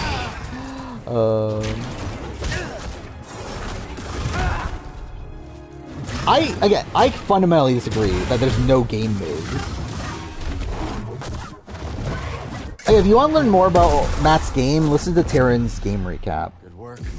Where he talks a lot about it there. I've only listened to the first like hour and a half or whatever, but was the Heisem moment, yeah, of him like the reaction to the.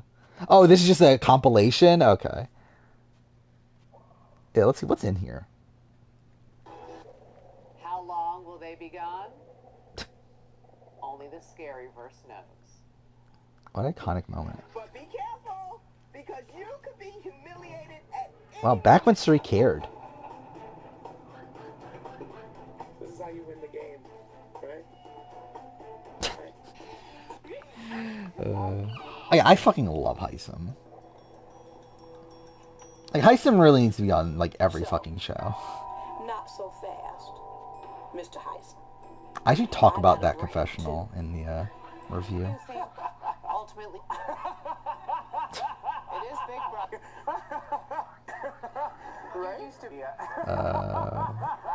Was this what Brandon? Me when I was bad at the show. Why not? Oh, I just was his name. Like he changed his name to like he added Sifu. Like Kelly's spelling of it. That's funny. That's still one of my favorite moments. Like Cameron after he won the HOH and like just the reaction to it and everything. It's just so funny. Actually, wait. I just realized, did they not like this compilation doesn't have Izzy's I want to fuck them up. That's what I want. What is it? Oh, this is. I forgot about that segment. Felicia snoring.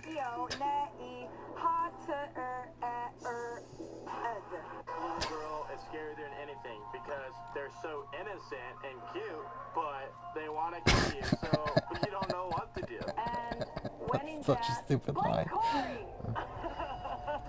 I'm only joking. It wasn't his fault. 8 minutes and 30 seconds.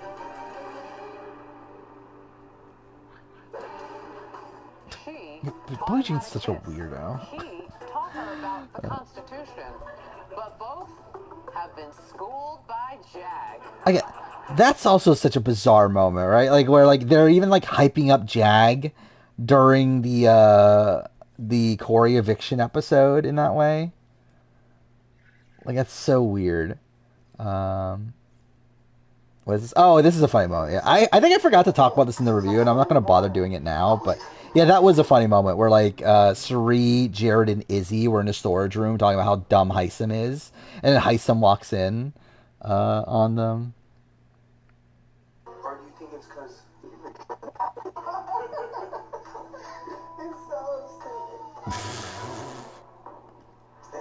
Oh, was that on the show? I didn't remember that even being on the show. I think I just assumed it wasn't. Was the Hyman moment? Did I mention the Hyman moment? I don't remember. I might have, I might not. I think it might have gotten cut along the way. I know it's in my script, but I think I might have cut it because I just felt like it was like pretty superfluous. Help me out. Must I? I'm really just week 1 of feeds were really great. Thanks. Seer would be disappointed if I left you to die. I think Kelly's idol is leading to her getting out of the game by Brute. Her idol? You mean like the amulet you're talking about? We're getting out of the game by Bruce on a split vote next episode. Her edit is about picking a side, and she picked the side there. Yeah, I wouldn't be surprised. I've said this before. I think it's either Kelly or Bruce probably going in this next episode. And yeah, I think like her going makes a lot of sense for like the Austin side of things, like his storyline. Yeah, that was fun too. Yeah, the inside stuff with the pressure cooker. Really think you can tame one? Oh, I'm back here now. Oh,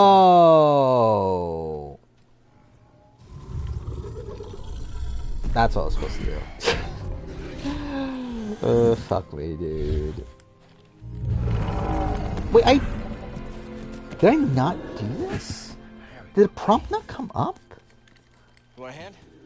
Thank you. Whatever. Pressure fees made you mad because of how blown up Corey's game was afterwards. I was really like starting. Well, I mean, yeah, because like it happened like right before the eviction, right? That's right. Was because like it was the night before, right? That Corey and Izzy talks about endgame stuff, and then Izzy rat him out like right before the eviction. Is the base far? Not with our new friend. Here we go. We're finally gonna get to the base. It's been years. That should not have taken 4 hours to get to. Almost. How was it? So yeah, I don't know what I'm gonna do with this game. I think I'll give it one more stream probably, and then if we're still like not anywhere close to like being on pace to finish it in a reasonable time, okay, cool. Then I'll probably These are dark times. just move I on. helped those I could. I'm just glad you're all right. You as well. I'm also behind schedule because of the Wherever I fucking went, seafood You stream. were never far from my thoughts. Jerry in the midst of Izzy was so. Yeah. I do talk about that in the video. Too. Actually, I forgot that made the recap show, right? Which is like weird. I didn't make the like proper episodes. But yeah, that was a fun like thing of like Jared and Izzy or Jared and Suri fighting over him like not telling her information. Are you still upset with us for leaving? And it's like if only she knew like everything else he did. All of us going our separate ways. I understand. Yeah, that's why I'm worried. I don't like. I'm okay with playing this for another like week and a half. Like if this was like 3 more streams, that's fine. I'm worried it's gonna take more than that. And like, to be fair, 4, it's like okay, annoying, but like that's still like whatever. More than that, I'm like, fuck me, I should not be playing this for this long. Play Immortality? No. I don't have a proper way of streaming Immortality. We have to hurry. Faster. I think Reba's for sure gonna win the initial battle. Like I think like next one's definitely Bello. Probably next 2 people. I think makes sense for it to be Bello. After that, I could see the game like flipping again. But yeah, Reba's definitely gonna win this battle. And I feel like that's been the way that like the entire show's been edited up to this point. Yakuza 0. I wouldn't be opposed to playing Yakuza 0 at some point. Actually, don't I have it on the schedule still? For 2025? Of a Yakuza 0 video, because I wanted to redo it, because... Yeah, I do have it on there still. I probably will. Like, too fair, it's probably gonna leave. I don't think it'll stick, but I do have it there, at least. Of potentially doing a Yakuza 0 video. Can you hear me? I don't see her, BD. Fuck it, we're really not there yet. Or do a live watch along? You mean like live like reaction to the episode and everything? I think the issue is that I take like such like detailed notes and everything that's like it's gonna be tough to like do that while also reacting. What now?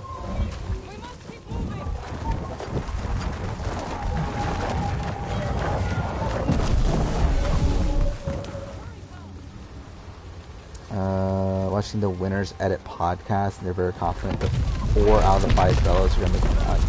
Why? How can they think that? Are you alright? Like, I would say the opposite. I think 4 of the 5 Rebas are more likely, like the finale, than 4 to 5 Bellows. Survivor Michigan, actually, that would be kind of interesting to react to Survivor Michigan. When actually, yeah, we haven't gotten word on season 6 yet, have we? Because that's supposed to be at the end of this year, which probably got delayed, but still.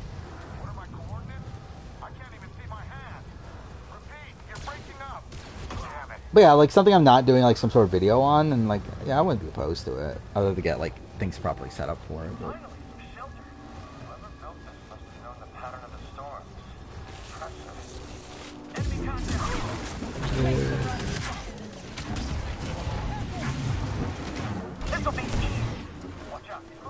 Oh, did they drop a date?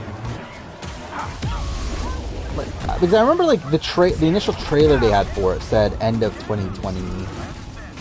Okay, cool. End of 2023.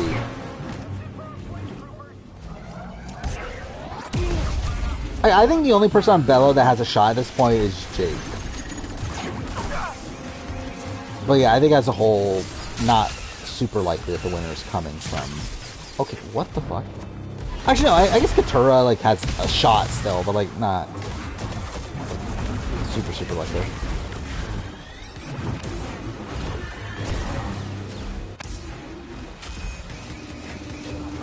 4 to 5 fellows make it. It's gonna be a coincidence.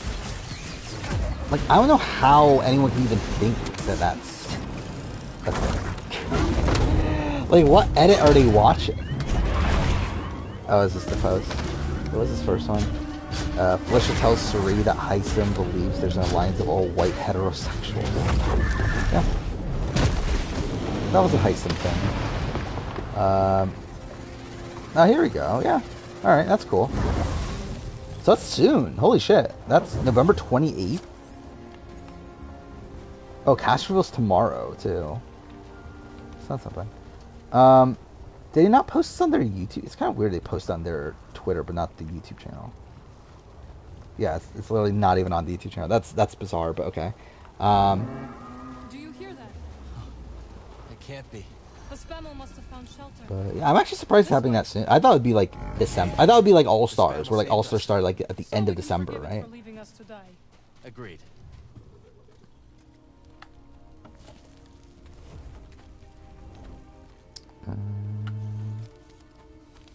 Probably the Wacky Kelly winning, probably. I'm still shocked at like how high people are on Kelly. Tell me what adventures you and BD have had since we last saw each other. Watch back their Ghost Island podcast. They thought Jenna had the win. How? How do you have a podcast called The Winners and actually think Jenna was gonna win Ghost Island? That's insane to me. I'm trying to think. Who did I actually think was gonna win Ghost Island though early on? It wasn't Jenna, I know. I think we might have found something special. I think it was Wendell early on, and then it became Dominic at the end. Or, like, it became Wendell in the middle, and then Dominic at the end. I don't remember who I thought would win at, like, the very beginning. Like I said, the first few weeks, though. Cal. Donathan wasn't Look into the winnery. fire. And actually, to be fair, I don't think at that point I was, like, enough into Edgic. Keep you company on dark, lonesome nights. Yes. To where, like, I mean, I was into Edgic, but I don't think I was, like, But left unchecked, as informed about it will until consume around David versus everything in its Goliath or path. so. until there is only ash. And actually, that's probably not actually true. Because I'm pretty sure by the time of even Gen X, I still knew stuff. But either way. Whodunit finale was shit? Well, that's bad. A warm fire is perfect. The other one they clocked really impressed me is Erica. Other than that, their reads are shit. I missed you. And Erica's really abnormal. Like, did they clock Erica early on or at the very end? Because that's what I got Erica by the episode before the Shanbu. Like coming into the Shanbu, I pegged Erica, but it that was obviously like pretty late into the season. Yeah, I've never made charts. Maybe because I think the charts are kind of dumb, to be honest. Because again, I think at that point, at the point that you're like making these charts and like correlating, like, oh, they're OTTP and they're OT, like I think at that point you're thinking about it way more than the others are. But yeah, like I more so follow like just general like trends and like storytelling and like that aspect of it, more so than like oh, this person was CPP5. Who's the most likely final 3 at this point? Most likely final 3. I'm trying to like even think. Is there anyone I'm even like locked in for final 3?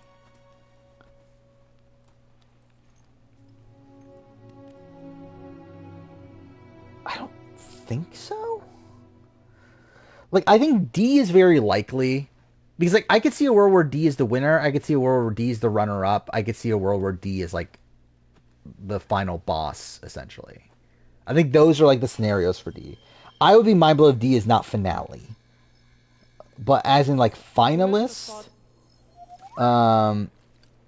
it's, like, very likely, but it's not a guarantee. Julie, I think, is 3rd or 4th, is what I think of Julie. I think it's either she's a finalist and, like, gets no votes, Let's go. or she loses fire making. Or, I guess, to be fair, she could be, like, fifth. She could be, like, the first out in the finale, too, because that's usually an underrated person. So I think there's a chance of that. Who else could get to the end? I could see where, like, Katura is, like, a 0 vote finalist or something. Well, we survived our first with, like, how this last round played out. Where I talk about that when it happened, I'm like, this feels like kind of like Cass-y. But I guess for Cass didn't make it to the end, but like still, like I think like I could see where like Katura gets to the end isn't respected by the jury at this point. Nothing's more important to Grease than family. Who else? Okay, like I think Bruce and Kelly are out of making it that much further. Kendra, I could see making it further. I don't know if I see Kendra getting to the end. Jake, I think there's like a route of him getting to the end. Like I could see Jake being like runner-up or something like that. And I do expect him to be like somewhat endgame. Like I think at worst like final 6 or so. Basically, I do feel like of the Bellows, he is the one that's like being edited in a way that's trying to make you like root for him. That makes me think he's like the underdog of the season. Especially over the likes of like Bruce and Kelly and Kendra. But again, I don't think that necessarily means he like wins or even gets to the end. Okay, we're finally meeting Seer, where I wanted to be at the fucking beginning. Fuck me, dude. It's almost 4 o'clock. Oh, we haven't even met Seer yet. Fuck. God damn it. Master Cordova. Yeah, Emily is like hit or miss. Like, I'm starting to get off the Emily winning bandwagon. I could see her being like a Carolyn style figure though. Of like getting to the end, still has like some respect, but like doesn't actually like win the game. Overwhelming adversity. You chose well. Actually, is she like again? Like I don't know. Like where else would she be going, Emily? Like edit wise, I don't even know. We'll have to find another rendezvous point. Unfortunate, but at least the storm covered your tracks. D will lose because their big toe failure. Imagine that is the thing. I mean, like Jeff Probst like pretty much confirmed that that this is what we've been leading up to with the toe thing. To where like for all we know, yeah, there's like another toe thing later on, but I kind of doubt it. Did you find the Zepho? Shanbu, but like Shan was like portrayed to be running the game though. Sorry to hear that. To where like Emily isn't. Like I think more of a Shan boot would be someone like D getting taken out. Like mid game. But even then, I think D's edit is like obviously different than Shan's, like her pre-merge edit at least. I think at this point we're like getting like kind of Shan-ish vibes. I heard some news about a Jedi. But again, I think early edit was very different for the two. You were in person? Yeah, I think the overall like vibe of their edits between Shan and Emily is like vastly different. Got Drew's on. Actually, Drew could be like the I think again I think the sense I'm getting from Drew is he is like the first Reba out. Like I think he is like the person that like I think like I see like Bruce and Kelly probably going out soon. I would not be shocked if like immediately after that, like the first shot taken at Reba is on Drew. It is critical. Especially like Austin having all the advantages and everything. What work exactly? Better to ask Seer yourself. And yeah, I think Dee will be the one in like leading that, based on the previous stuff about her calling like Drew like a an ex that's cheated on her or whatever. Not my preferred 4-3-2, that'd be funny. But more common by the day. Where did you weather the storm? A cave past the old market. Our Spammel friend showed us the way. You've a habit for making new friends. What do you mean? Oh, what would a shot on Drew look like for Emily? Intercepted some Imperial communications. I'm not sure. Like, so what we've seen from Emily is that she's close to Drew and Austin, right? Closer to Austin than Drew. Yes. But still close to Drew and Austin. Better. That team like, maybe, I think, like, actually, could that be a world where, like, Emily gets taken out, maybe? Like, if Dee and, like, Julie flip against Austin, or, like, get worried about Emily being too close to Austin and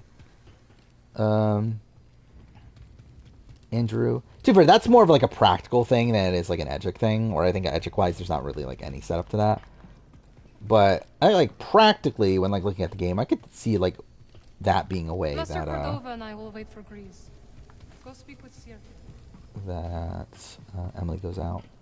Okay, where's she in?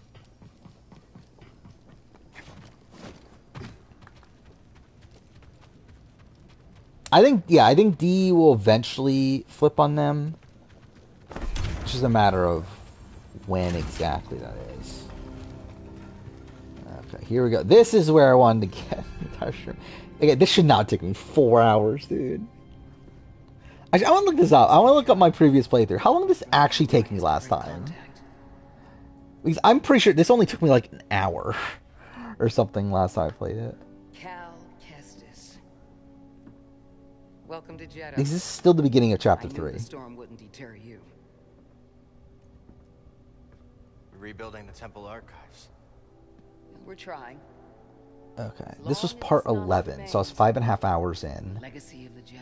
Well, right now I am. It's incredible. 10 hours in. But something tells me there's more to this than just holo books. Yes. We're Yeah, part of okay. Yeah, so it's part 11. Known as the So I'm only a third of the way through the game. Provide safe passage and new identities to those who have been persecuted. That's by the bad. Empire. Funded by the Empire. Actually, I was why are chapter? This game's only 6 chapters long, and we're already at the beginning of chapter 3, though. But yes. Oh, I guess that makes sense actually. If it's a third of the way through the game, whatever. Why didn't you tell me? Is next episode make or break for Jake? You never asked. Probably. Besides, Like make or break in terms of like. making yourself the I don't know. Empire's Is it most make or break? Probably not realistically. Like in terms of like edit wise, gameplay wise, probably. That you can resist. It's really side with D or D. Like, what would make you think that she would side with Drew over D? Oh, I guess like the initial scene, right? But even then, that initial scene was set up as like she has a duo with D. And since then, it's only been around her relationship with D. Her relationship with Drew has never been brought up again. We've been able to build the network, find allies. Thoughts on the escape? Like, I think if anything, that's set up to like her betraying Drew. Which they're gonna like call back to their relationship back then when she eventually betrays Drew. There was escapist news. Cal, you were just a child when they sent you off to war. And there was a time when I remember that the Jedi were more than just. I don't even know what this is. I think Jake wins immunity. It could be. Like, I mean, obviously, yeah, he's being set up as this like a big underdog and stuff. To where it would not be shocking if he goes on like a comp run maybe to get towards the end of the game and then eventually gets taken out. It ain't short of personality, but kind of creepy though. Well, it's good to see you two, Grease. Well, hello, BD. Okay. I think it was episode 2 that How happens. was your time in the desert? Because And that was also the thing with the premiere. The premiere, like, Reba got almost nothing, which was like that's the worrying thing about Reba, is that their premiere was like pretty bad. He's a friend. Or like individual, like again, Drew and Dee got like okay content in the premiere, but like as a tribe, they were like not focused on at all in the premiere. To where like the majority alliance on Reba didn't get introduced until episode 2. We're searching for a lost planet. Tanalor, you ever heard of it? So like we really knew like none of the tribe dynamics until episode 2. Well, our archives are far from complete, but I'm sure Master Corto is up to the task. With pleasure. The trouble is, we're not the only ones looking for this place. I think Austin doesn't play his idol at 5 and gets blindsided by Dee and Drew. Or Dee and Julie. There's no temple there. Is he making it that far? That's the question. Jedi temple out of the reach of the Empire could mean that there's information there that we don't have in the archive. I mean, I guess it's like he would have to make it like relatively far, right? Oh wait, why would he not play his idol at 5 though? I'll start with the bat. Like 5 is the last time to play his idol. Why would he not play it? I found no information related to Was he Rob Bentley? However, I found 2 mentions. But I love it, like that's the thing that like people forget about Rob Bentley, that he wasn't going to play his idol at 5 until Nicole told him to. Yeah, Rob Bentley's like is still like an all-time great player, but like that is like still a massive flaw in his game, right? I am happy to assist further. Thank you, both of you. You're welcome, Cal. I hope you find. Escapist new owners fired their editor-in-chief, basically leading to the entire team to resign. Well, that's not... Is Escapist like even that big? Like I've heard of the Escapist, but I didn't. I don't know how big they really are, but that seems like a big. Oh yeah, I see it now. Yeah, the Escapist staff resigned following the termination of editor-in-chief. I will escort you back to the Mantis. So you're not joining us? I cannot. But yeah, never read anything on the Escapists or anything. Claudia made the worst move. Well, I mean, Claudia wasn't winning either way. Like, it didn't matter. Like, Claudia loses to Daniel, Claudia loses to Ty. At least with Ty, she, like, was hooking up with him. So at least there was a chance of her, like, sharing the money. Like, Monty's is probably the worst. Well, actually, no. Monty and Josh are both bad. They're both, like, almost equal levels bad. But, like, Claudia is not worse than... Like, Claudia's decision, I think we're talking about, is not worse than Josh and Monty's. Both of Josh and Monty literally actively betray their closest ally for the sake of taking the person they think they're going to be at the end, only to then get demolished. Like, that is as bad as it could be. I don't understand how you think it can be worse. Where again, Monty's is actually the worst, because like he actually would have won against Turner. Josh would have lost against Betty anyway. So like Monty's is actually the worst, because Monty loses the game by betraying his closest friend. He loses the game by betraying his closest friend, who he would have beat. It's like, that's like the worst of all worlds. Hold on. I've had this since I started freelancing. It's gotten me out of some bad situations, and I figured it might do the same for you. If Jag lost 6-1, would have been worse than Monty bring Taylor. Right? Yeah. Well, I think it would have been worse. Because at least there was like reason to believe Turner was a jury threat. Yeah, you're good. Like, there's no reason to believe Bowie Jane is a jury threat. Master always frowned upon using blasts. And actually, there's every thing in the world telling you that Matt is a jury threat. Actually, yeah, if Jag had lost, which he should have, this would have been an all-time bad decision, right? Because like, at least with Cody and Victoria, at least there was the deal that they made to not vote for each other if they took Victoria to the end. At least there was a reason. There is no reason. There's no reason to not take Bowie Jane. Like, this is literally you throwing away money. Hey, Kobe versus Tina is not that bad because Kobe didn't even really want to win the game. like Kobe was more invested in looking like the good guy coming out of it. Like it wasn't a game move taking Tina.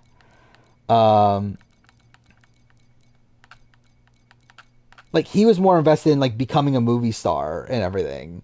Because again, at least he became like a TV host and everything. So it's like at least he actually did make a living from it, following that. Like Jag is just being Jag, with his decision.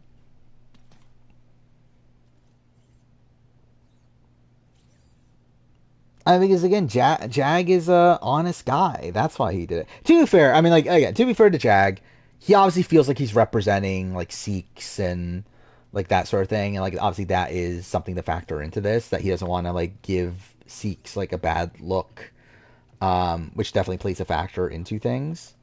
But Let's see what's out there. He also could have done that and also won. Headed to Kobo? Drinks are on me. Yeah, imagine when Jags gets. Imagine they do a fucking. Oh my god, it's 4 hours. We're at 4 o'clock. Fuck me. But yeah, like, yeah. Why am I even playing? Actually, why am I continuing on? Yeah, we're gonna end in a second here. But yeah, like, imagine when they do a Heroes vs. Villain season and fucking Jags on the hero group. Oh, that'd be fucking funny. By the way, surprised 19 people are still here at 4 a.m. So, Cordova thinks we'll find out how to cross the abyss by tracking down Dagon's old haunts? That's right. You ever been there? Once. Jack's just a good old boy, obviously. Now it's just a bunch of crumbling stone 5 a.m. Yeah, that's ridiculous. I did not plan on staying this late. I 100% wanted to end by 3. Especially because tomorrow I'm going to be like working on shit the entire time. Oh, is this about Mike Bloom? Yeah, so obviously Jag was a big name that you were talking about throughout the season. Another couple of big names, I gotta say, you were doing a lot of Core America talk, Matt, even more than some of the stands out there the past couple of weeks. Why did you say Core America? You said some really interesting things. You know, you had not understood how they were sort of getting together. You had said that America seemed almost like a cheater type. You felt that, you didn't think she was that smart because she couldn't cook or clean, and the audience has perceived a lot of these comments as misogynistic. I would love to hear just your own perspective from your own words about your thoughts on that. Oh, it cuts off before he responds. Because I think this is the first interview I've seen that where they actively like call him misogynistic. Oh my god, Cameron would so be on the hero. Oh my god, like that'd be fucking traumatizing to see Cameron on the Heroes. For Big Brother. Would a Big Brother season work with 2 teams where one person from each side gets nominated each week? It could be interesting. I think the issue would be that obviously like just whoever has like you'd be incentivized to work with your team to where like just whoever has the bigger team would probably win out a lot of the time. Master Cordova's research shows an abandoned settlement past the east side of the valley. But it could be like an interesting idea. Okay, I think we'll probably end when I get to a save point, which I don't know where save point is. Yeah,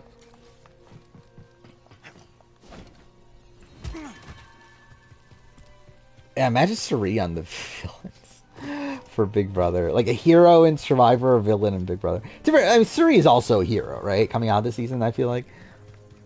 Who is a villain from the from a CBS perspective? Who do I look as a villain? Heisem? Maybe Jared? I think that's about it. Like, maybe Corey.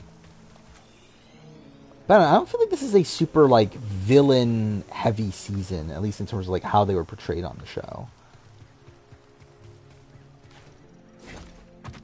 Luke, I mean, like, Luke wouldn't even be, like, talked about.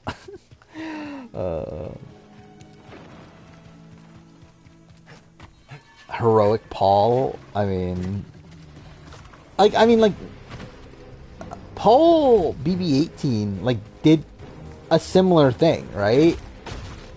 To where he takes Nicole Well, I'm too fair. He thought he would beat Nicole, but he knew it would be a harder road beating Nicole. Oh, there's a save point. Am I at least going the right way though? I want to make sure. Okay. Okay. Cool.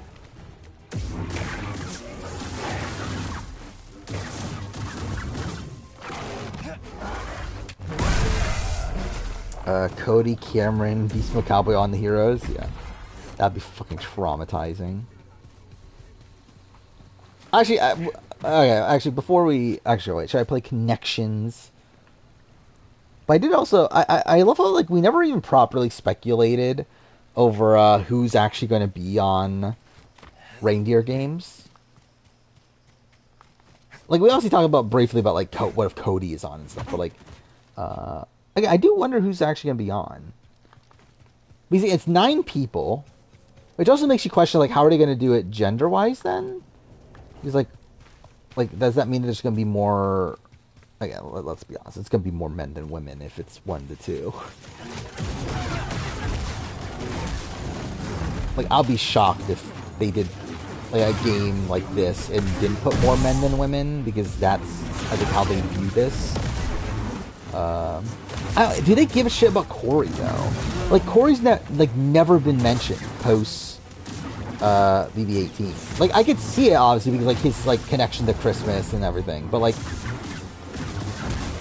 would they would Christmas be on? Is Christmas gonna be on? Like it would make sense if Christmas was on, right? But I think that's just because they wanted like holiday themed like footage to use, not because it was Corey in particular.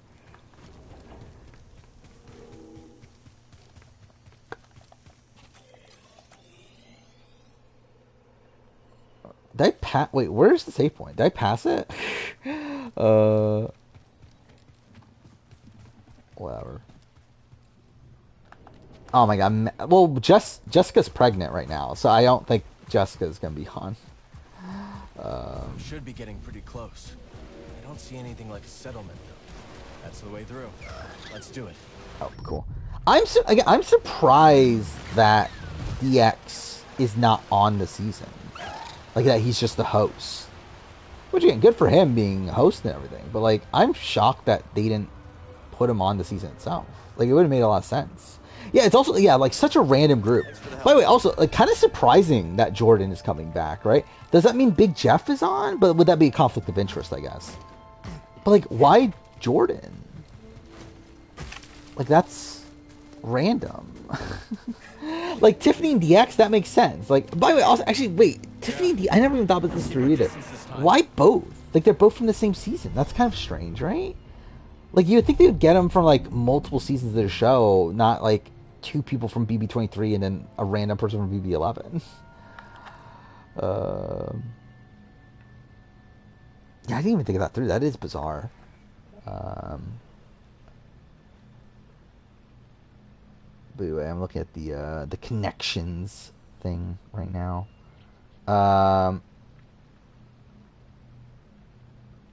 So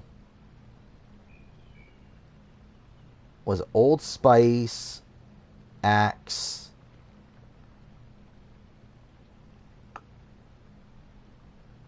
what else is like a body spray thing or like that sort of brand? I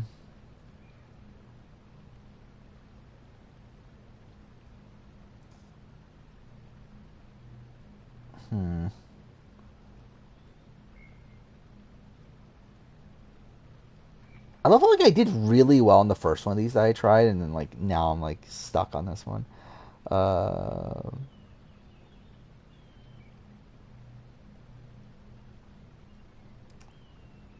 Yeah, it's like who else from like recent seasons would be on? Like would like Kylan be on maybe? Could Kylan be on?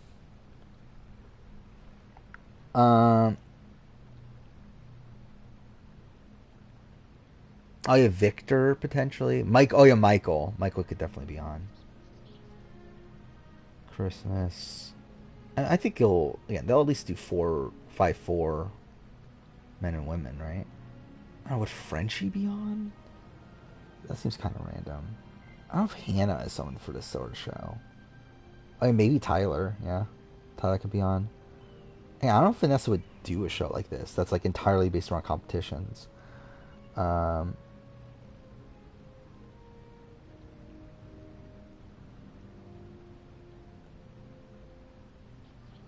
Wait, Star.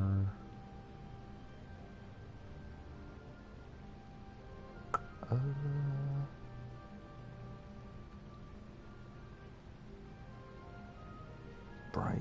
Wait, Star. Are there more stars? Oh, yeah, I'm looking at the connections thing.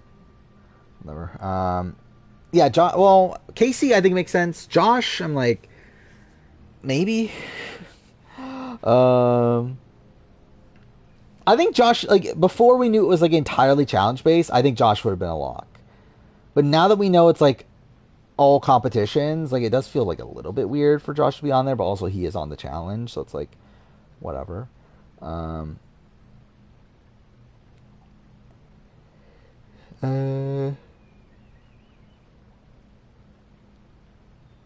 Christian. I don't think Christian's a big enough name. Is the thing with Christian. Frankie, I think, is likely, right?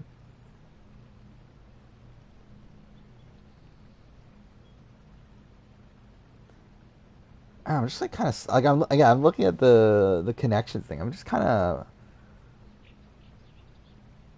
unsure. Like, I don't see anything like any combination of four, and it feels obvious.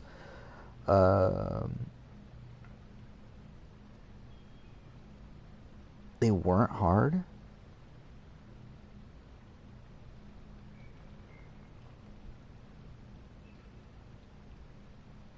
I mean, like, mace, spear, sword, and club. I guess those are like weapons, right? Is that what that is? Okay. Yeah, medieval weapons.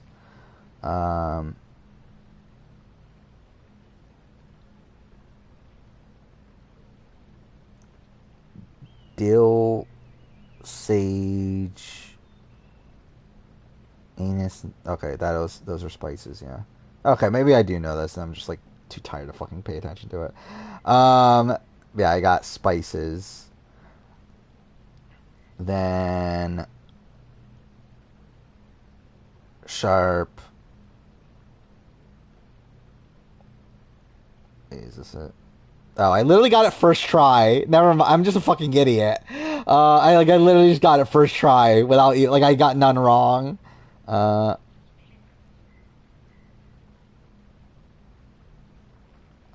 Is that how you pronounce it? Anise? Is anus? Yeah. Then like bright, quick, smart, sharp is intelligence, and then the axe degree. Old Spice and Secret is deodorants. I didn't know what secret was. Secret. I've never seen Secret before.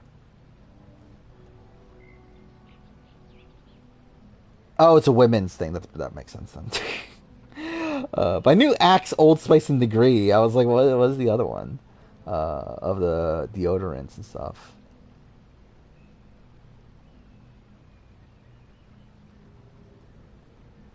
But anyway, there we go. I did it.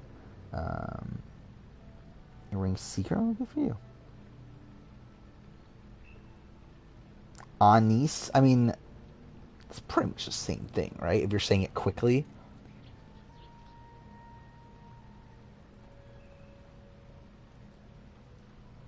Let's see. Oh, cool. I was trying to look up a pronunciation. Anise. Anise? Oh, it's anise? Okay, that's just completely different then. Anise. Either way. I mean, actually, no, it is almost like anise and anus is like, it's just like a different pronunciation of the N. Basically, I know my mom uses spice, like, star anise or whatever, and like she says it like anus. Like, that's how I knew what it was.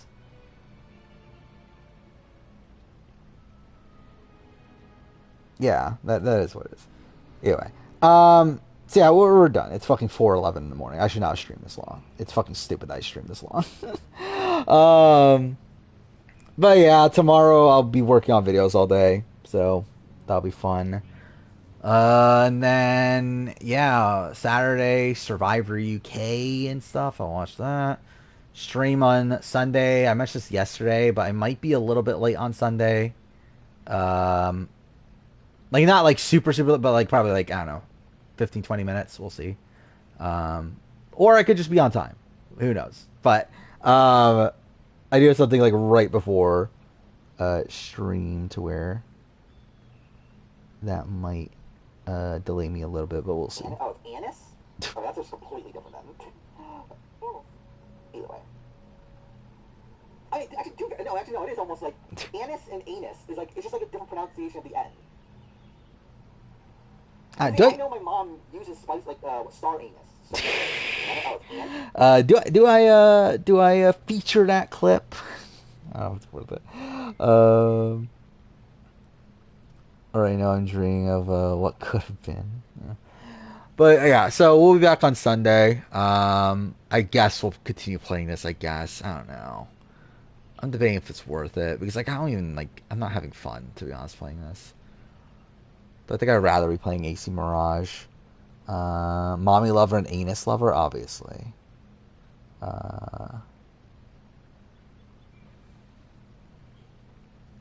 Great clip for all the social media stands. I mean, what's funny is that something I noticed that if you feature a clip, it instantly gets like 100 views.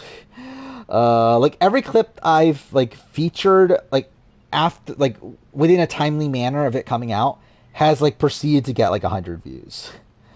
So it's like it'll get views if I feature it, but it's like, is that a clip I really want to have a lot of people see? These I stopped like featuring clips recently just because like I mean, too, for a lot of them are like just a lot of nothing.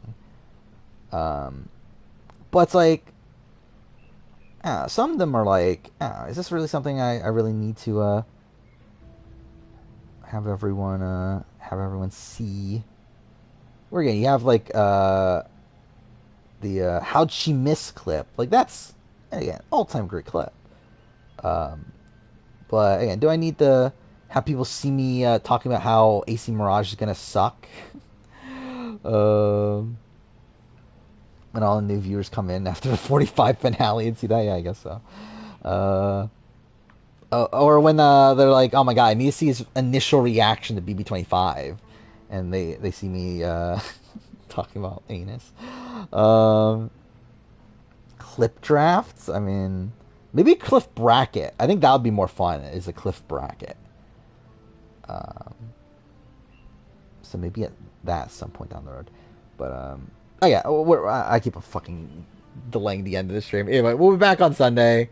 And yeah, see you guys then.